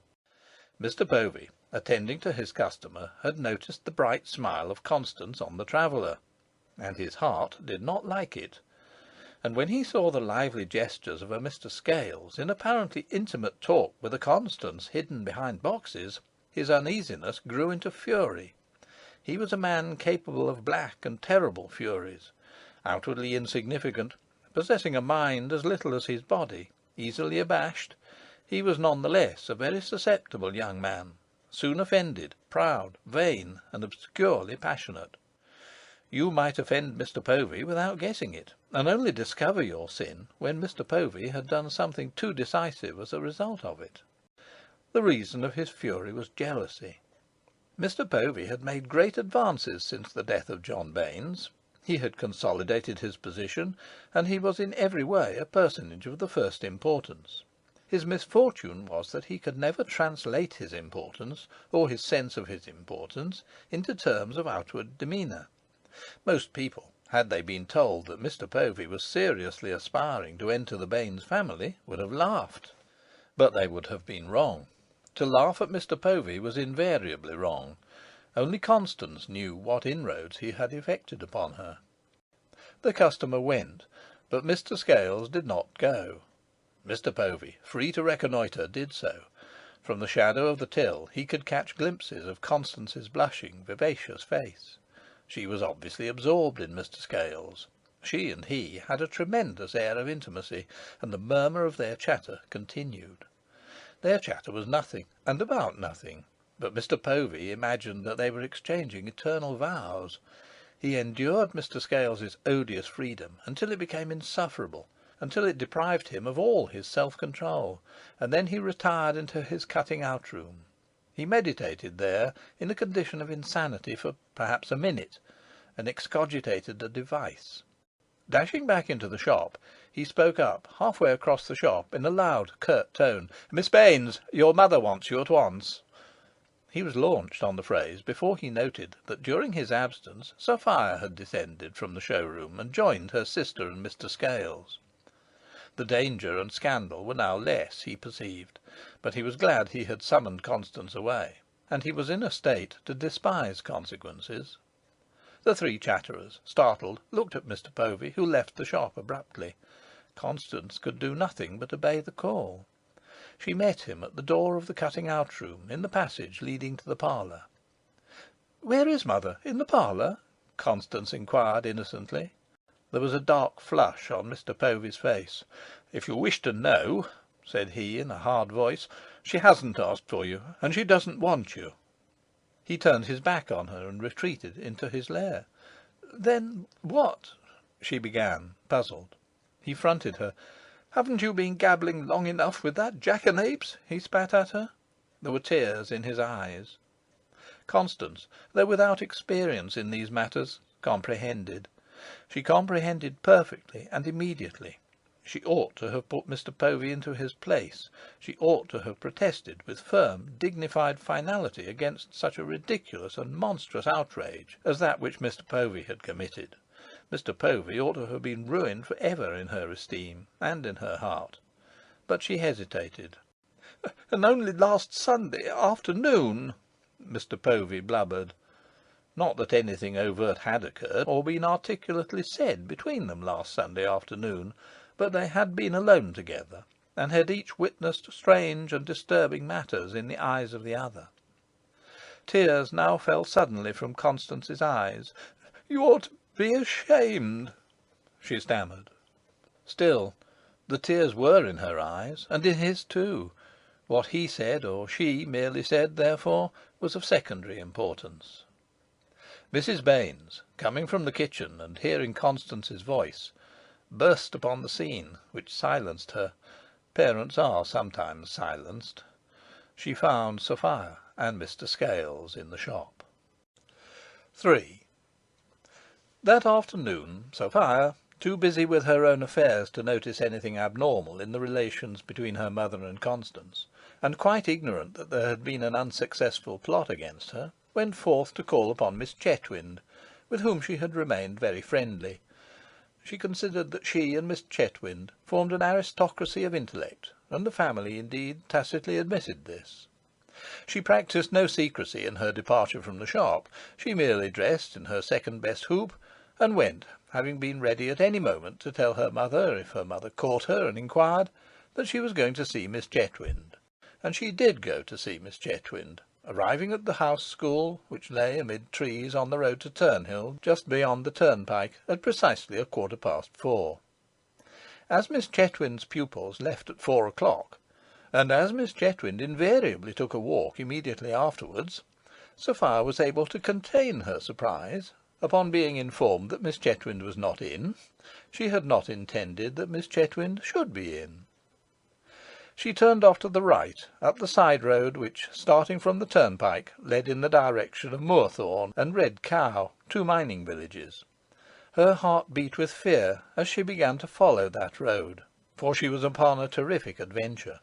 What most frightened her, perhaps, was her own astounding audacity.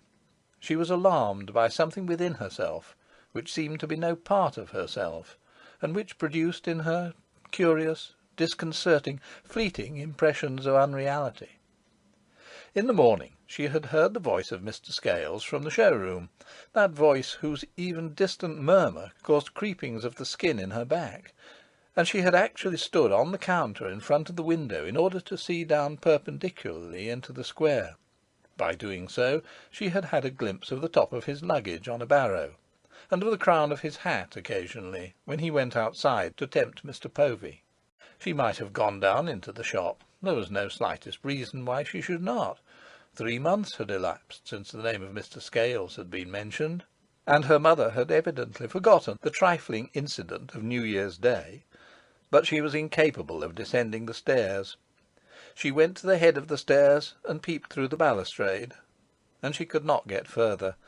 For nearly 100 days those extraordinary lamps had been brightly burning in her head, and now the light-giver had come again, and her feet would not move to the meeting. Now the moment had arrived for which alone she had lived, and she could not seize it as it passed. "Why don't I go downstairs?" she asked herself. "Am I afraid to meet him?" The customer sent up by Constance had occupied the surface of her life for 10 minutes, trying on hats, and during this time she was praying wildly that Mr. Scales might not go, and asserting that it was impossible that he should go without at least asking for her. Had she not counted the days to this day? When the customer left, Sophia followed her downstairs, and saw Mr. Scales chatting with Constance. All her self-possession instantly returned to her, and she joined them with a rather mocking smile. After Mr. Povy's strange summons had withdrawn Constance from the corner, Mr. Scales's tone had changed.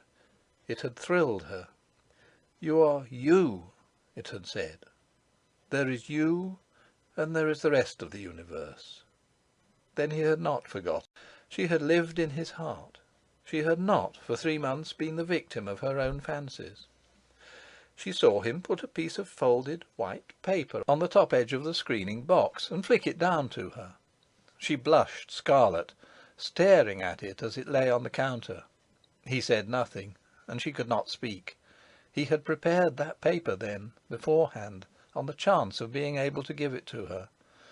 This thought was exquisite, but full of terror.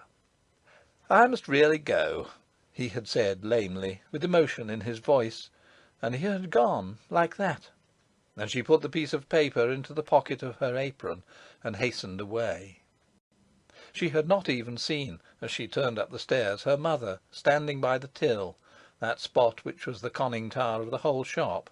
She ran breathless to the bedroom. "I am a wicked girl," she said quite frankly on the road to the rendezvous. "It is a dream that I am going to meet him. It cannot be true. There's time to go back. If I go back I am safe. I have simply called at Miss Chetwynd's, and she wasn't in, and no one can say a word. But if I go on, if I'm seen, what a fool I am to go on!" And she went on, impelled by, amongst other things, an immense naive curiosity, and the vanity which the bare fact of his note had excited. The loop railway was being constructed at that period, and hundreds of navvies were at work on it between Bursley and Turnhill. When she came to the new bridge over the cutting, he was there, as he had written that he would be. They were very nervous. They greeted each other stiffly, as though they had met then for the first time that day. Nothing was said about his note, nor about her response to it. Her presence was treated by both of them as a basic fact of the situation, which it would be well not to disturb by comment. Sophia could not hide her shame, but her shame only aggravated the stinging charm of her beauty. She was wearing a hard Amazonian hat with a lifted veil, the final word of fashion that spring in the Five Towns. Her face, beaten by the fresh breeze, shone rosily. Her eyes glittered under the dark hat, and the violent colours of her Victorian frock, green and crimson, could not spoil those cheeks. If she looked earthward, frowning, she was the more adorable so. He had come down the clayey incline from the unfinished red bridge to welcome her, and when the salutations were over they stood still, he gazing apparently at the horizon, and she at the yellow marl round the edges of his boots. The encounter was as far away from Sophia's ideal conception as Manchester from Venice. "So this is the new railway," said she. "Yes," said he, "this is your new railway. You can see it better from the bridge." "But it's very sludgy up there," she objected with a pout. "Further on it's quite dry," he reassured her. From the bridge they had a sudden view of a raw gash in the earth, and hundreds of men were crawling about in it, busy with minute operations, like flies in a great wound. There was a continuous rattle of picks, resembling a muffled shower of hail, and in the distance a tiny locomotive was leading a procession of tiny wagons. "And those are the navvies," she murmured. The unspeakable doings of the navvies in the Five Towns had reached even her. How they drank and swore all day on Sundays. How their huts and houses were dens of the most appalling infamy. How they were the curse of a God-fearing and respectable district. She and Gerald Scales glanced down at these dangerous beasts of prey in their yellow corduroys and their open shirts revealing hairy chests. No doubt they both thought how inconvenient it was that railways could not be brought into existence without the aid of such revolting and swinish animals. They glanced down from the height of their nice decorum, and felt the powerful attraction of similar superior manners. The manners of the navvies were such that Sophia could not even regard them. nor Gerald Scales permit her to regard them without blushing. In a united blush they turned away up the gradual slope. Sophia knew no longer what she was doing. For some minutes she was as helpless as though she had been in a balloon with him. "I got my work done early," he said, and added complacently, "As a matter of fact, I've had a pretty good day." She was reassured to learn that he was not neglecting his duties. To be philandering with a commercial traveller who has finished a good day's work seemed less shocking than dalliance with a neglecter of business. It seemed, indeed, by comparison, respectable. "It must be very interesting," she said primly. "What, my trade?" "Yes, always seeing new places and so on." "In a way it is," he admitted judicially. "But I can tell you it was much more agreeable being in Paris." "Oh, have you been to Paris?" "Lived there for nearly 2 years," he said carelessly. Then, looking at her, "Didn't you notice that I never came for a long time?" "I didn't know you were in Paris." She evaded him. "I went to start a sort of agency for Birkinshaws," he said. "I suppose you talk French like anything." "Of course one has to talk French," said he. "I learnt French when I was a child from a governess. My uncle made me. But I forgot most of it at school, and at the 'Varsity you never learn anything. Precious little, anyhow. Certainly not French." She was deeply impressed. He was a much greater personage than she had guessed. It had never occurred to her that commercial travellers had to go to a university to finish their complex education. And then Paris. Paris meant absolutely nothing to her but pure, impossible, unattainable romance. And he had been there. Clouds of glory were around him. He was a hero, dazzling. He had come to her out of another world. He was her miracle. He was almost too miraculous to be true. She, living her humdrum life at the shop, and he, elegant, brilliant, coming from far cities.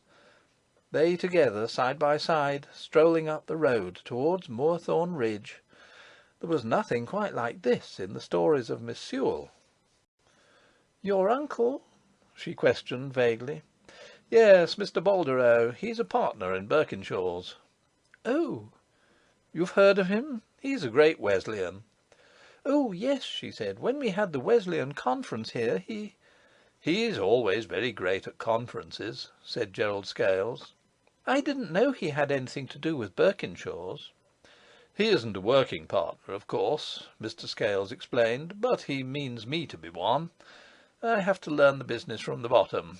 So now you understand why I'm a traveller." "I see," she said, still more deeply impressed. "I'm an orphan," said Gerald, "and Uncle Balderow took me in hand when I was 3. "I see," she repeated. It seemed strange to her that Mr. Scales should be a Wesleyan, just like herself. She would have been sure he was Church. Her notions of Wesleyanism, and her notions of various other things, were sharply modified. "Now tell me about you," Mr. Scales suggested. "Oh, I'm nothing," she burst out. The exclamation was perfectly sincere.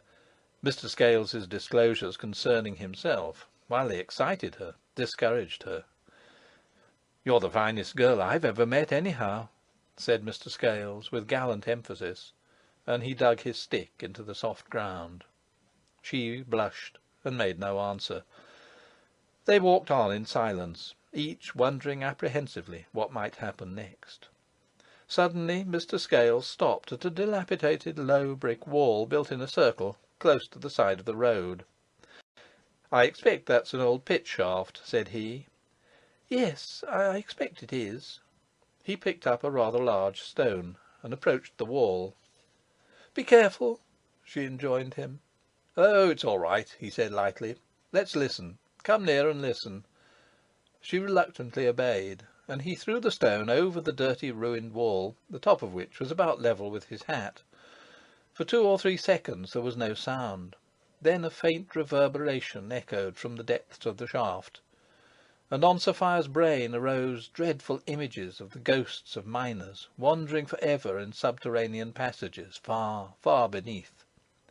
The noise of the falling stone had awakened for her the secret terrors of the earth. She could scarcely even look at the wall without a spasm of fear. "How strange," said Mr. Scales, a little awe in his voice too, "that should be left there, like that. I suppose it's very deep." "Some of them are." She trembled.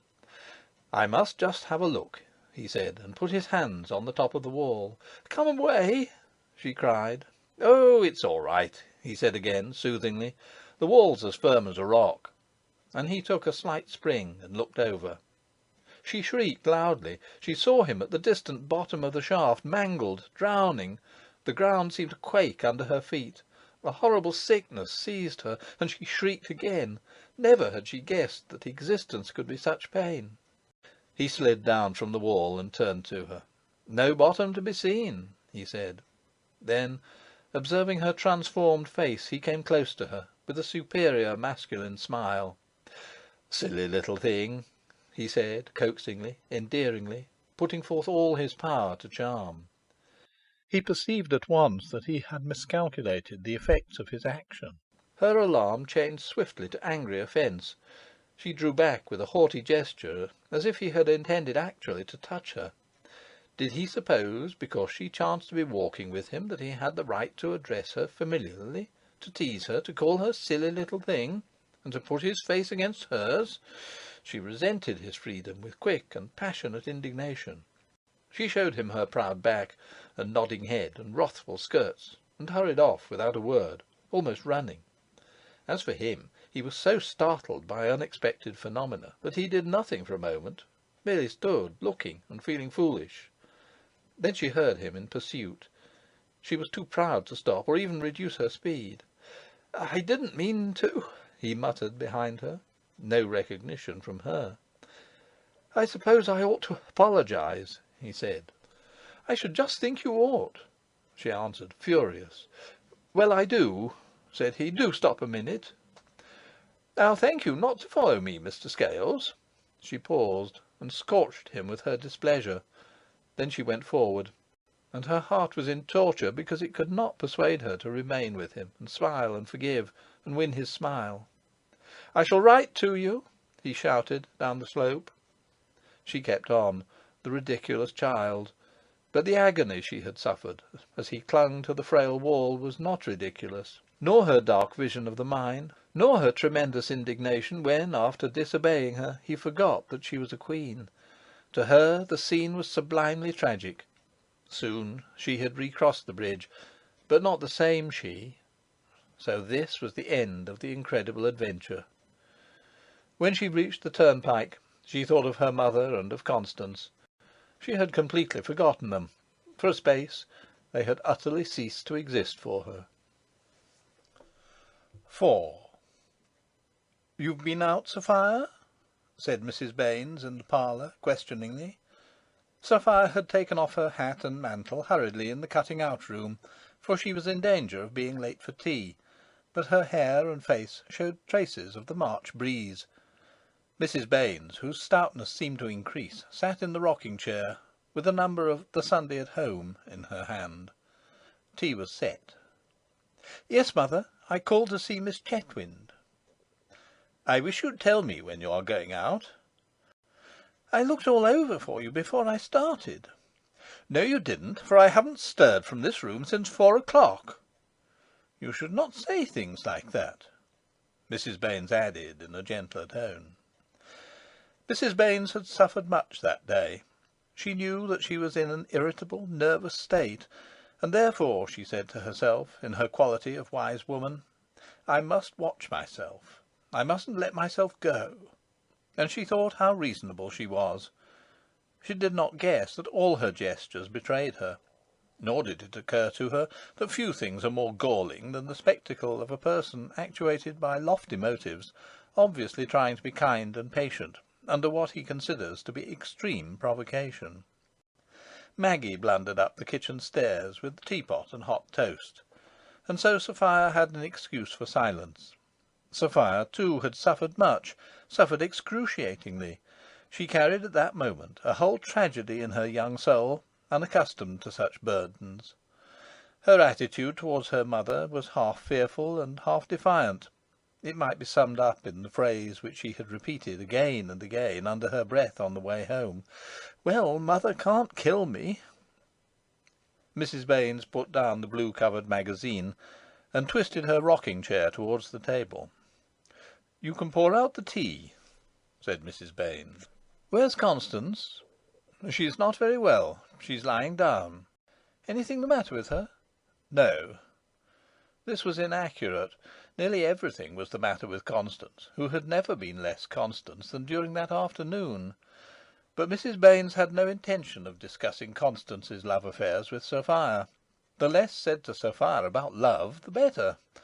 Sophia was excitable enough already. They sat opposite to each other, on either side of the fire, the monumental matron, whose black bodice heavily overhung the table, whose large rounded face was creased and wrinkled by what seemed countless years of joy and disillusion, and the young slim girl, so fresh, so virginal, so ignorant, with all the pathos of an unsuspecting victim, about to be sacrificed to the Minotaur of time. They both ate hot toast, with careless haste, in silence, preoccupied, worried, and outwardly nonchalant. "And what has Miss Chetwynd got to say?" Mrs. Baines inquired. "She wasn't in." Here was a blow for Mrs. Baines, whose suspicions about Sophia, driven off by her certainties regarding Constance, suddenly sprang forward in her mind, and prowled to and fro like a band of tigers. Still, Mrs. Baines was determined to be calm and careful. "Oh, what time did you call?" "I don't know, about 4:30. Sophia finished her tea quickly and rose. Shall I tell Mr. Povey he can come?" Mr. Povey had his tea after the ladies of the house. "Yes, if you will stay in the shop till I come. Light me the gas before you go." Sophia took a wax taper from a vase on the mantelpiece, stuck it in the fire, and lit the gas, which exploded in its crystal cloister with a mild report. "What's all that clay on your boots, child?" asked Mrs. Baines. "Clay?" repeated Sophia, staring foolishly at her boots. "Yes," said Mrs. Baines. "It looks like marl. Where on earth have you been?" She interrogated her daughter with an upward gaze, frigid and unconsciously hostile through her gold-rimmed glasses. "I must have picked it up on the roads," said Sophia, and hastened to the door. "Sophia!" "Yes, mother." "Shut the door." Sophia unwillingly shut the door, which she had half opened. "Come here." Sophia obeyed, with falling lip. "You are deceiving me, Sophia," said Mrs. Baines, with fierce solemnity. "Where have you been this afternoon?" Sophia's foot was restless on the carpet behind the table. "I haven't been anywhere," she murmured glumly. "Have you seen young Scales?" "Yes," said Sophia, with grimness, glancing audaciously for an instant at her mother. "She can't kill me, she can't kill me," her heart muttered, and she had youth and beauty in her favour, while her mother was only a fat, middle-aged woman. "She can't kill me," said her heart, with the trembling, cruel insolence of a mirror-flattered child. "How came you to meet him?" No answer. "Sophia, you heard what I said?" Still no answer.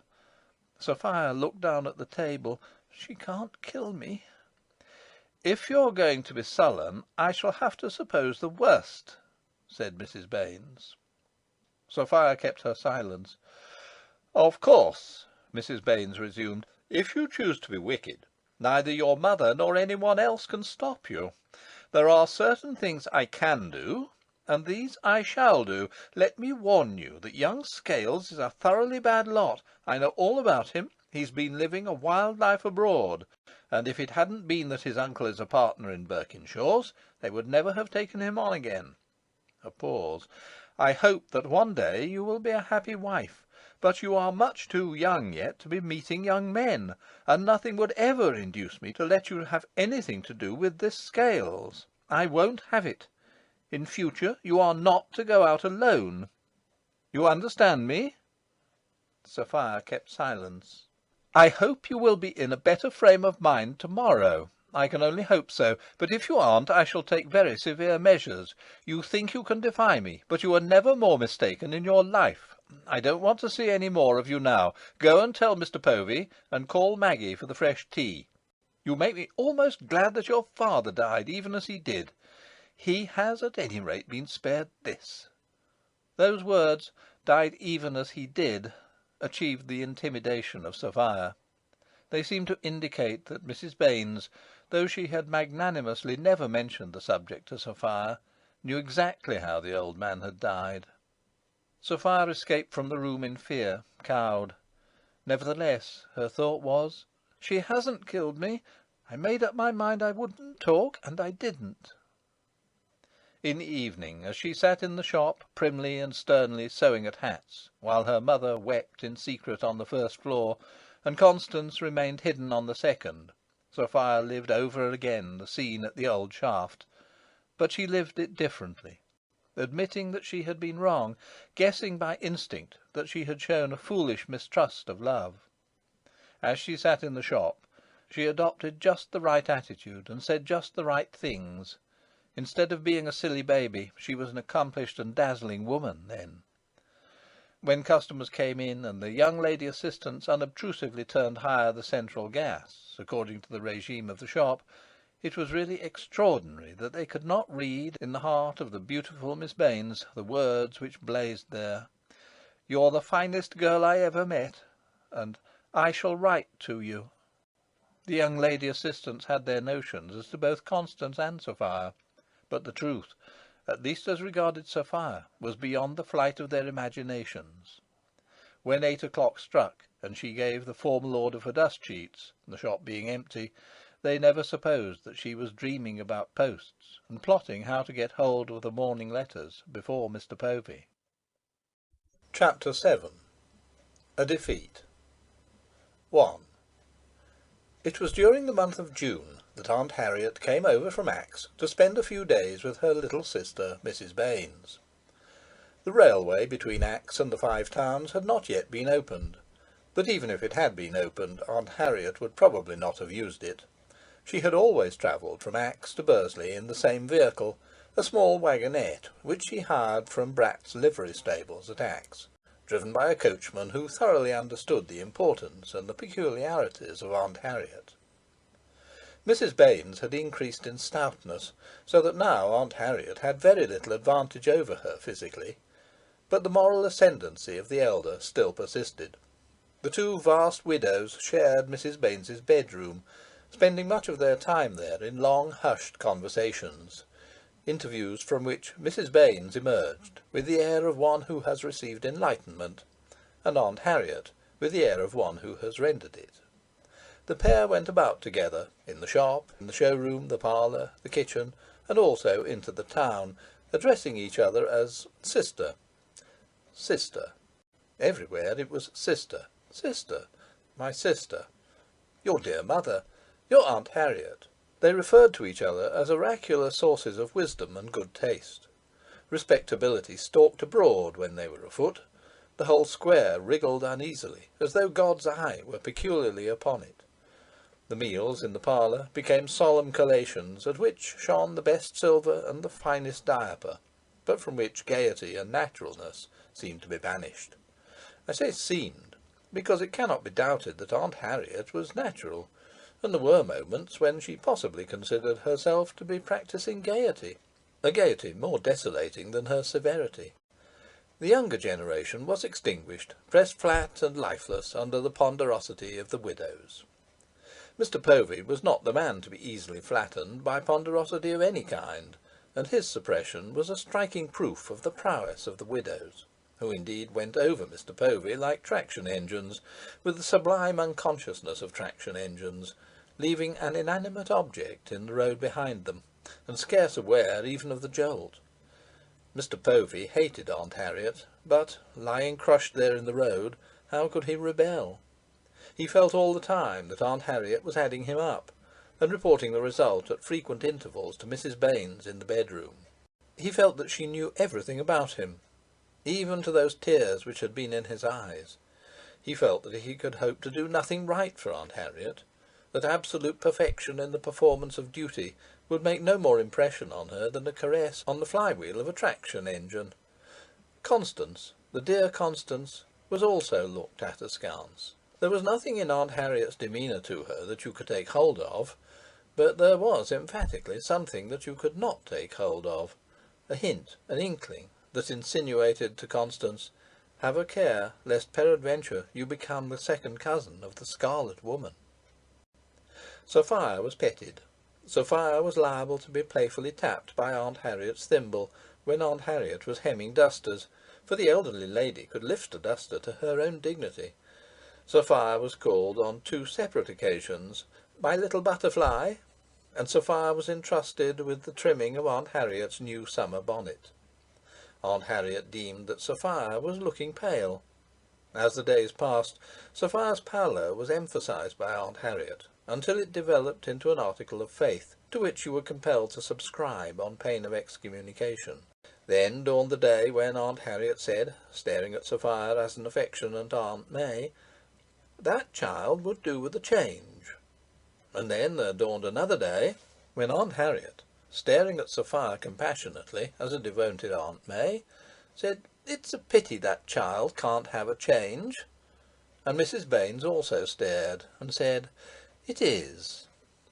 And on another day Aunt Harriet said, "I've been wondering whether my little Sophia would care to come and keep her old aunt company for a while." There were few things for which Sophia would have cared less. The girl swore to herself angrily that she would not go, that no allurement would induce her to go. But she was in a net. She was in the meshes of family correctness. Do what she would, she could not invent a reason for not going. Certainly she could not tell her aunt that she merely did not want to go. She was capable of enormities, but not of that. And then began Aunt Harriet's intricate preparations for going. Aunt Harriet never did anything simply, and she could not be hurried. 72 hours before leaving she had to commence upon her trunk, but first the trunk had to be wiped by Maggie with a damp cloth, under the eye and direction of Aunt Harriet. And the liveryman at Axe had to be written to, and the servants at Axe written to, and the weather prospects weighed and considered. And somehow, by the time these matters were accomplished, it was tacitly understood that Sophia should accompany her kind aunt into the bracing moorland air of Axe. No smoke at Axe, no stuffiness at Axe, the spacious existence of a wealthy widow in a residential town with a low death rate and famous scenery. "Have you packed your box, Sophia?" No, she had not. "Well, I will come and help you." Impossible to bear up against the momentum of a massive body like Aunt Harriet's. It was irresistible. The day of departure came, throwing the entire household into a commotion. Dinner was put a quarter of an hour earlier than usual, so that Aunt Harriet might achieve Axe at her accustomed hour of tea. After dinner, Maggie was the recipient of 3 amazing muslin aprons, given with a regal gesture, and the trunk and box were brought down, and there was a slight odour of black kid gloves in the parlour. The waggonette was due, and the waggonette appeared. "I can always rely upon Blaydon," said Aunt Harriet. And the door was opened, and Blaydon, stiff on his legs, descended from the box, and touched his hat to Aunt Harriet as she filled up the doorway. "Have you baited, Blaydon?" asked she. "Yes'm," said he, assuringly. Blaydon and Mr. Povey carried out the trunk and the box, and Constance charged herself with parcels, which she bestowed in the corners of the vehicle, according to her aunt's prescription. It was like stowing the cargo of a vessel. "Now, Sophia, my chuck," Mrs. Baines called up the stairs, and Sophia came slowly downstairs. Mrs. Baines offered her mouth. Sophia glanced at her. "You needn't think I don't see why you're sending me away," exclaimed Sophia in a hard, furious voice with glistening eyes. "I'm not so blind as all that." She kissed her mother, nothing but a contemptuous peck. Then, as she turned away, she added, "But you let Constance do just as she likes." This was her sole bitter comment on the episode, but into it she put all the profound bitterness accumulated during many mutinous nights. Mrs. Baines concealed a sigh. The explosion certainly disturbed her. She had hoped that the smooth surface of things would not be ruffled. Sophia bounced out, and the assembly, including several urchins, watched with held breath, while Aunt Harriet, after having bid majestic good-byes, got on to the step and introduced herself through the doorway of the wagonette into the interior of the vehicle. It was an operation like threading a needle with cotton too thick. Once within, her hoops distended in sudden release, filling the wagonette. Sophia followed agilely. As, with due formalities, the equipage drove off, Mrs. Baines gave another sigh, one of relief. The sisters had won. She would now await the imminent next advent of Mr. Gerald Scales with tranquillity. 2. Those singular words of Sophia's, "But you let Constance do just as she likes," had disturbed Mrs. Baines more than was at first apparent. They worried her, like a late fly in autumn, for she had said nothing to any one about Constance's case, Mrs. Maddock, of course, excepted. She had instinctively felt that she could not show the slightest leniency towards the romantic impulses of her elder daughter without seeming unjust to the younger, and she had acted accordingly. On the memorable morn of Mr. Povey's acute jealousy, she had, temporarily at any rate, slaked the fire, banked it down, and hidden it, and since then no word had passed as to the state of Constance's heart. In the great peril to be feared from Mr. Scales, Constance's heart had been put aside as a thing that could wait, so one puts aside the mending of linen when earthquake shocks are about. Mrs. Baines was sure that Constance had not chattered to Sophia concerning Mr. Povey. Constance, who understood her mother, had too much common sense and too nice a sense of propriety to do that. Yet here was Sophia exclaiming, "But you let Constance do just as she likes." Were the relations between Constance and Mr. Povey then common property? Did the young lady assistants discuss them? As a fact, the young lady assistants did discuss them, not in the shop, for either one of the principal parties or Mrs. Baines herself was always in the shop, but elsewhere. They discussed little else when they were free, how she had looked at him to-day, and how he had blushed, and so forth interminably. Yet Mrs. Baines really thought that she alone knew. Such is the power of the ineradicable delusion that one's own affairs, and especially one's own children, are mysteriously different from those of others. After Sophia's departure, Mrs. Baines surveyed her daughter and her manager at supper-time with a curious and diffident eye. They worked, talked, and ate, just as though Mrs. Baines had never caught them weeping together in the cutting-out room.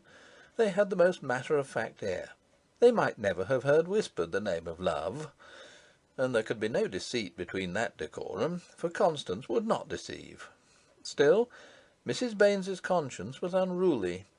Order reigned, but nevertheless she knew that she ought to do something, find out something, decide something. She ought, if she did her duty, to take Constance aside and say, "Now, Constance, my mind is freer now. Tell me frankly what has been going on between you and Mr. Povey. I have never understood the meaning of that scene in the cutting-out room. Tell me." She ought to have talked in this strain, but she could not. That energetic woman had not sufficient energy left. She wanted rest. Rest, even though it were a coward's rest, an ostrich's tranquillity, after the turmoil of apprehensions caused by Sophia. Her soul cried out for peace. She was not, however, to have peace. On the very first Sunday after Sophia's departure, Mr. Povey did not go to chapel in the morning, and he offered no reason for his unusual conduct. He ate his breakfast with appetite, but there was something peculiar in his glance that made Mrs. Baines a little uneasy. This something she could not seize upon and define. When she and Constance returned from chapel, Mr. Povey was playing Rock of Ages on the harmonium, again unusual. The serious part of the dinner comprised roast beef and Yorkshire pudding, the pudding being served as a sweet course before the meat. Mrs. Baines ate freely of these things, for she loved them, and she was always hungry after a sermon. She also did well with the Cheshire cheese. Her intention was to sleep in the drawing-room after the repast. On Sunday afternoons she invariably tried to sleep in the drawing-room, and she did not often fail. As a rule, the girls accompanied her thither from the table, and either settled down likewise, or crept out of the room, when they perceived the gradual sinking of the majestic form into the deep hollows of the easy chair. Mrs. Baines was anticipating with pleasure her somnolent Sunday afternoon. Constance said grace after meat, and the formula on this particular occasion ran thus: "Thank God for our good dinner. Amen. Mother, I must just run upstairs to my room." My room, Sophia being far away. And off she ran, strangely girlish. "Well, child, you needn't be in such a hurry," said Mrs. Baines, ringing the bell and rising. She hoped that Constance would remember the conditions precedent to sleep. "I should like to have a word with you, if it's all the same to you, Mrs. Baines," said Mr. Povey, suddenly, with obvious nervousness. And his tone struck a rude, unexpected blow at Mrs. Baines's peace of mind. It was a portentous tone. "What about?" asked she, with an inflection subtly to remind Mr. Povey what day it was. "About Constance," said the astonishing man. "Constance!" exclaimed Mrs. Baines, with a histrionic air of bewilderment. Maggie entered the room, solely in response to the bell, yet a thought jumped up in Mrs. Baines's brain. How prying servants are, to be sure! For quite 5 seconds she had a grievance against Maggie. She was compelled to sit down again and wait while Maggie cleared the table. Mr. Povey put both his hands in his pockets, got up, went to the window, whistled, and generally behaved in a manner which foretold the worst. At last Maggie vanished, shutting the door. "What is it, Mr. Povey?" "Oh," said Mr. Povey, facing her with absurd nervous brusqueness, as though pretending, "Ah, yes, we have something to say. I was forgetting." Then he began, "It's about Constance and me." Yes, they had evidently plotted this interview. Constance had evidently taken herself off on purpose to leave Mr. Povey unhampered. They were in league. The inevitable had come. No sleep, no repose, nothing but worry once more. "I'm not at all satisfied with the present situation," said Mr. Povey, in a tone that corresponded to his words. "I don't know what you mean, Mr. Povey," said Mrs. Baines, stiffly. This was a simple lie. "Well, really, Mrs. Baines," Mr. Povey protested, "I suppose you won't deny that you know that there is something between me and Constance. I suppose you won't deny that." "What is there between you and Constance? I can assure you That depends on you," Mr. Povey interrupted her. When he was nervous his manners deteriorated into a behaviour that resembled rudeness. "That depends on you," he repeated grimly. "But—" "Are we to be engaged or are we not?" pursued Mr. Povey, as though Mrs. Baines had been guilty of some grave lapse, and he was determined not to spare her. "That's what I think ought to be settled, one way or the other. I wish to be perfectly open and above board, in the future as I have been in the past." "But you have said nothing to me at all," Mrs. Baines remonstrated, lifting her eyebrows. The way in which this man had sprung this matter upon her was truly too audacious. Mr. Povey approached her as she sat at the table, shaking her ringlets and looking at her hands. "You know there's something between us," he insisted. "How should I know there's something between you? Constance has never said a word to me. And have you?" "Well," said he, "we've hidden nothing." "What is there between you and Constance, if I may ask?" "That depends on you," said he again. "Have you asked her to be your wife?" "No, I haven't exactly asked her to be my wife." He hesitated. "You see—" Mrs. Baines collected her forces. "Have you kissed her?" This in a cold voice. Mr. Povey now blushed. "I haven't exactly kissed her," he stammered, apparently shocked by the inquisition. "No, I should not say that I had kissed her." It might have been that before committing himself he felt a desire for Mrs. Baines' definition of a kiss. "You are very extraordinary," she said loftily. It was no less than the truth. "All I want to know is, have you got anything against me?" he demanded roughly. "Because if so—" "Anything against you, Mr. Povey? Why should I have anything against you?" "Then why can't we be engaged?" She considered that he was bullying her. "That's another question," said she. "Why can't we be engaged? Ain't I good enough?" The fact was that he was not regarded as good enough. Mrs. Maddock had certainly deemed that he was not good enough. He was a solid mass of excellent qualities, but he lacked brilliance, importance, dignity. He could not impose himself. Such had been the verdict. And now, while Mrs. Baines was secretly reproaching Mr. Povey for his inability to impose himself, he was most patently imposing himself on her, and the phenomenon escaped her. She felt that he was bullying her, but somehow she could not perceive his power. Yet the man who could bully Mrs. Baines was surely no common soul. "You know my very high opinion of you," she said. Mr. Povey pursued in a mollified tone. "Assuming that Constance is willing to be engaged, do I understand you consent?" "But Constance is too young." "Constance is 20. She is more than 20. In any case, you won't expect me to give you an answer now." "Why not? You know my position." She did. From a practical point of view, the match would be ideal. No fault could be found with it on that side. But Mrs. Baines could not extinguish the idea that it would be a come-down for her daughter. Who, after all, was Mr. Povey? Mr. Povey was nobody. "I must think things over," she said firmly, putting her lips together. "I can't reply like this. It's a serious matter." "When can I have your answer? Tomorrow?" "No, really." "In a week, then." "I cannot bind myself to a date," said Mrs. Baines haughtily. She felt that she was gaining ground. "Because I can't stay on here indefinitely as things are," Mr. Povey burst out, and there was a touch of hysteria in his tone. "Now, Mr. Povey, please do be reasonable." "That's all very well," he went on. "That's all very well, but what I say is that employers have no right to have male assistants in their houses unless they're prepared to let their daughters marry. That's what I say. No right." Mrs. Baines did not know what to answer. The aspirant wound up. "I must leave, if that's the case." If what's the case, she asked herself. What has come over him? And aloud, "You know you would place me in a very awkward position by leaving, and I hope you don't want to mix up two quite different things. I hope you aren't trying to threaten me."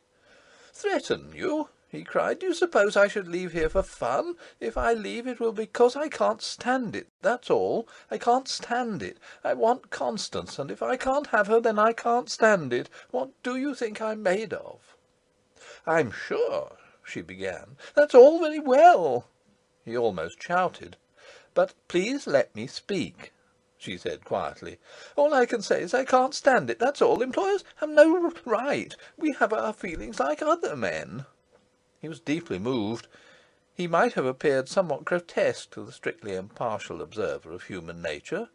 Nevertheless, he was deeply and genuinely moved, and possibly human nature could have shown nothing more human than Mr. Povey at the moment when, unable any longer to restrain the paroxysm which had so surprisingly overtaken him, he fled from the parlour passionately to the retreat of his bedroom. "That's the worst of these quiet, calm ones," said Mrs. Baines to herself. "You never know if they won't give way, and when they do, it's awful, awful. What did I do, what did I say to bring it on? Nothing, nothing." And where was her afternoon sleep? What was going to happen to her daughter? What could she say to Constance? How next could she meet Mr. Povey? Ah, it needed a brave, indomitable woman not to cry out brokenly, "I've suffered too much. Do anything you like, only let me die in peace." And so saying, to let everything indifferently slide. 3. Neither Mr. Povey nor Constance introduced the delicate subject to her again, and she was determined not to be the first to speak of it. She considered that Mr. Povey had taken advantage of his position, and that he had also been infantile and impolite, and somehow she privately blamed Constance for his behaviour. So the matter hung, as it were, suspended in the ether between the opposing forces of pride and passion. Shortly afterwards, events occurred, compared to which the vicissitudes of Mr. Povy's heart were of no more account than a shower of rain in April, and fate gave no warning of them. It rather indicated a complete absence of events. When the customary advice circular arrived from Birkinshaw's, the name of "Our Mr. Gerald Scales" was replaced on it by another and an unfamiliar name. Mrs. Baines, seeing the circular by accident, experienced a sense of relief, mingled with the professional disappointment of a diplomatist who has elaborately provided for contingencies which have failed to happen.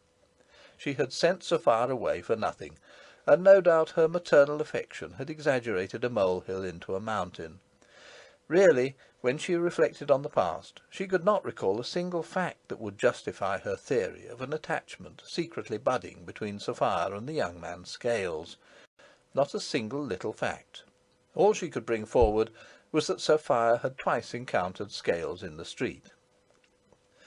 She felt a curious interest in the fate of Scales, for whom, in her own mind, she had long prophesied evil, and when Birkinshaw's representative came, she took care to be in the shop. Her intention was to converse with him, and ascertain as much as was ascertainable after Mr. Povey had transacted business. For this purpose, at a suitable moment, she traversed the shop to Mr. Povey's side, and in so doing she had a fleeting view of King Street, and in King Street of a familiar vehicle. She stopped, and seemed to catch the distant sound of knocking. Abandoning the traveller, she hurried towards the parlour. In the passage she assuredly did hear knocking, angry and impatient knocking, the knocking of someone who thinks he has knocked too long. "Of course Maggie is at the top of the house," she muttered sarcastically. She unchained, unbolted, and unlocked the side door. "At last!" It was Aunt Harriet's voice, exacerbated. "What, you, sister? You're soon up? What a blessing!" The two majestic and imposing creatures met on the mat, craning forward so that their lips might meet above their terrific bosoms. "What's the matter?" Mrs. Baines asked fearfully. "Well, I do declare," said Mrs. Maddock, "and I've driven specially over to ask you." "Where's Sophia?" demanded Mrs. Baines. "You don't mean she's not come, sister?" Mrs. Maddock sat down on the sofa. "Come?" Mrs. Baines repeated. "Of course she's not come. What do you mean, sister?" "The very moment she got Constance's letter yesterday, saying you were ill in bed and she'd better come over to help in the shop, she started. I got Brat's dog-cart for her." Mrs. Baines, in her turn, also sank down onto the sofa. "I've not been ill," she said, "and Constance hasn't written for a week. Only yesterday I was telling her... Sister, it can't be. Sophia had letters from Constance every morning. At least she said they were from Constance. I told her to be sure and write me how you were last night, and she promised faithfully she would. And it was because I got nothing by this morning's post that I decided to come over myself, to see if it was anything serious." "Serious it is," murmured Mrs. Baines. "What?" "Sophia's run off. That's the plain English of it," said Mrs. Baines, with frigid calm. "Nay, that I'll never believe. I've looked after Sophia night and day, as if she was my own, and... If she hasn't run off, where is she?" Mrs. Maddock opened the door with a tragic gesture. "Blaydon!" she called in a loud voice to the driver of the wagonette, who was standing on the pavement. "Yes'm." "It was Pember drove Miss Sophia yesterday, wasn't it?" "Yes'm." She hesitated. A clumsy question might enlighten a member of the class which ought never to be enlightened about one's private affairs. "He didn't come all the way here?" "No, mum. He happened to say last night when he got back as Miss Sophia had told him to set her down at Knype Station." "I thought so," said Mrs. Maddock courageously. "Yes'm." "Sister," she moaned, after carefully shutting the door. They clung to each other. The horror of what had occurred did not instantly take full possession of them, because the power of credence, of imaginatively realising a supreme event, whether of great grief or of great happiness, is ridiculously finite. But every minute the horror grew more clear, more intense, more tragically dominant over them. There were many things they could not say to each other, from pride, from shame, from the inadequacy of words. Neither could utter the name of Gerald Scales. And Aunt Harriet could not stoop to defend herself from a possible charge of neglect, nor could Mrs. Baines stoop to assure her sister that she was incapable of preferring such a charge. And the sheer, immense, criminal folly of Sophia could not even be referred to. It was unspeakable. So the interview proceeded, lamely, clumsily, inconsequently, leading to naught. Sophia was gone. She was gone with Gerald Scales. That beautiful child, that incalculable, untamable, impossible creature, had committed the final folly, without pretext or excuse, and with what elaborate deceit! Yes, without excuse. She had not been treated harshly. She had had a degree of liberty which would have astounded and shocked her grandmothers. She had been petted, humoured, spoilt, and her answer was to disgrace the family by an act as irrevocable as it was utterly vicious. If among her desires was a desire to humiliate those majesties, her mother and Aunt Harriet, she would have been content had she seen them on the sofa there, humbled, shamed, mortally wounded. Ah, the monstrous Chinese cruelty of youth! What was to be done? Tell dear Constance? No, this was not, at the moment, an affair for the younger generation. It was too new and raw for the younger generation. Moreover, capable, proud, and experienced as they were, they felt the need of a man's voice, and a man's hard, callous ideas. It was a case for Mr. Critchlow. Maggie was sent to fetch him, with a particular request that he should come to the side door. He came, expectant, with the pleasurable anticipation of disaster, and he was not disappointed. He passed with the sisters the happiest hour that had fallen to him for years. Quickly he arranged the alternatives for them. Would they tell the police, or would they take the risks of waiting? They shied away, but with fierce brutality he brought them again and again to the immediate point of decision. Well, they could not tell the police. They simply could not.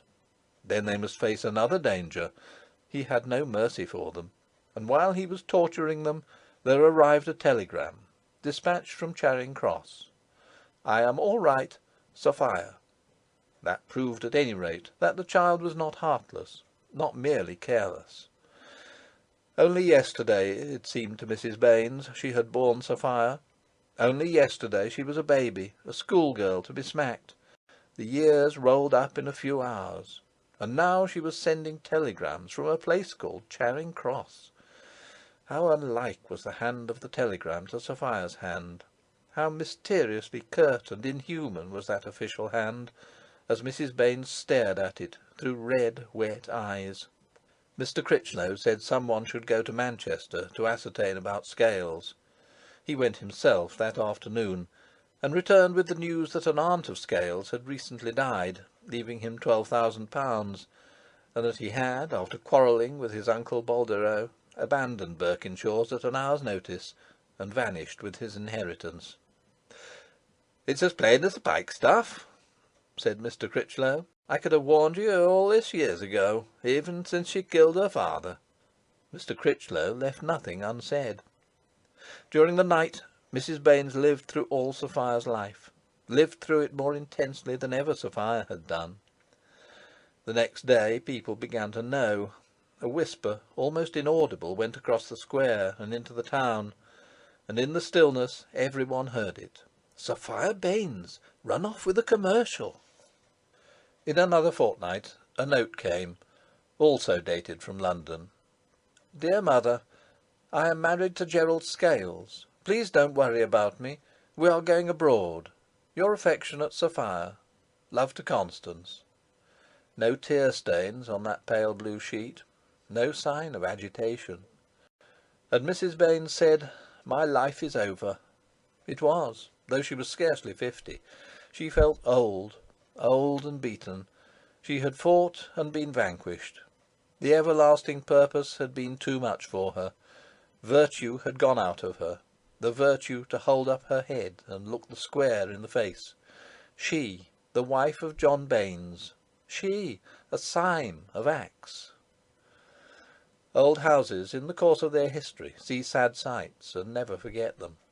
and ever since, in the solemn physiognomy of the triple house of John Baines at the corner of St. Luke's Square and King Street, have remained the traces of the sight it saw on the morning of the afternoon when Mr. and Mrs. Povey returned from their honeymoon, the sight of Mrs. Baines getting into the waggonette for Axe, Mrs. Baines, encumbered with trunks and parcels, leaving the scene of her struggles and her defeat, whither she had once come as slim as a wand, to return stout and heavy-hearted, to her childhood, content to live with her grandiose sister until such time as she should be ready for burial. The grimy and impassive old house perhaps heard her heart saying, "Only yesterday they were little girls, ever so tiny, and now—" The driving off of a waggonette can be a dreadful thing.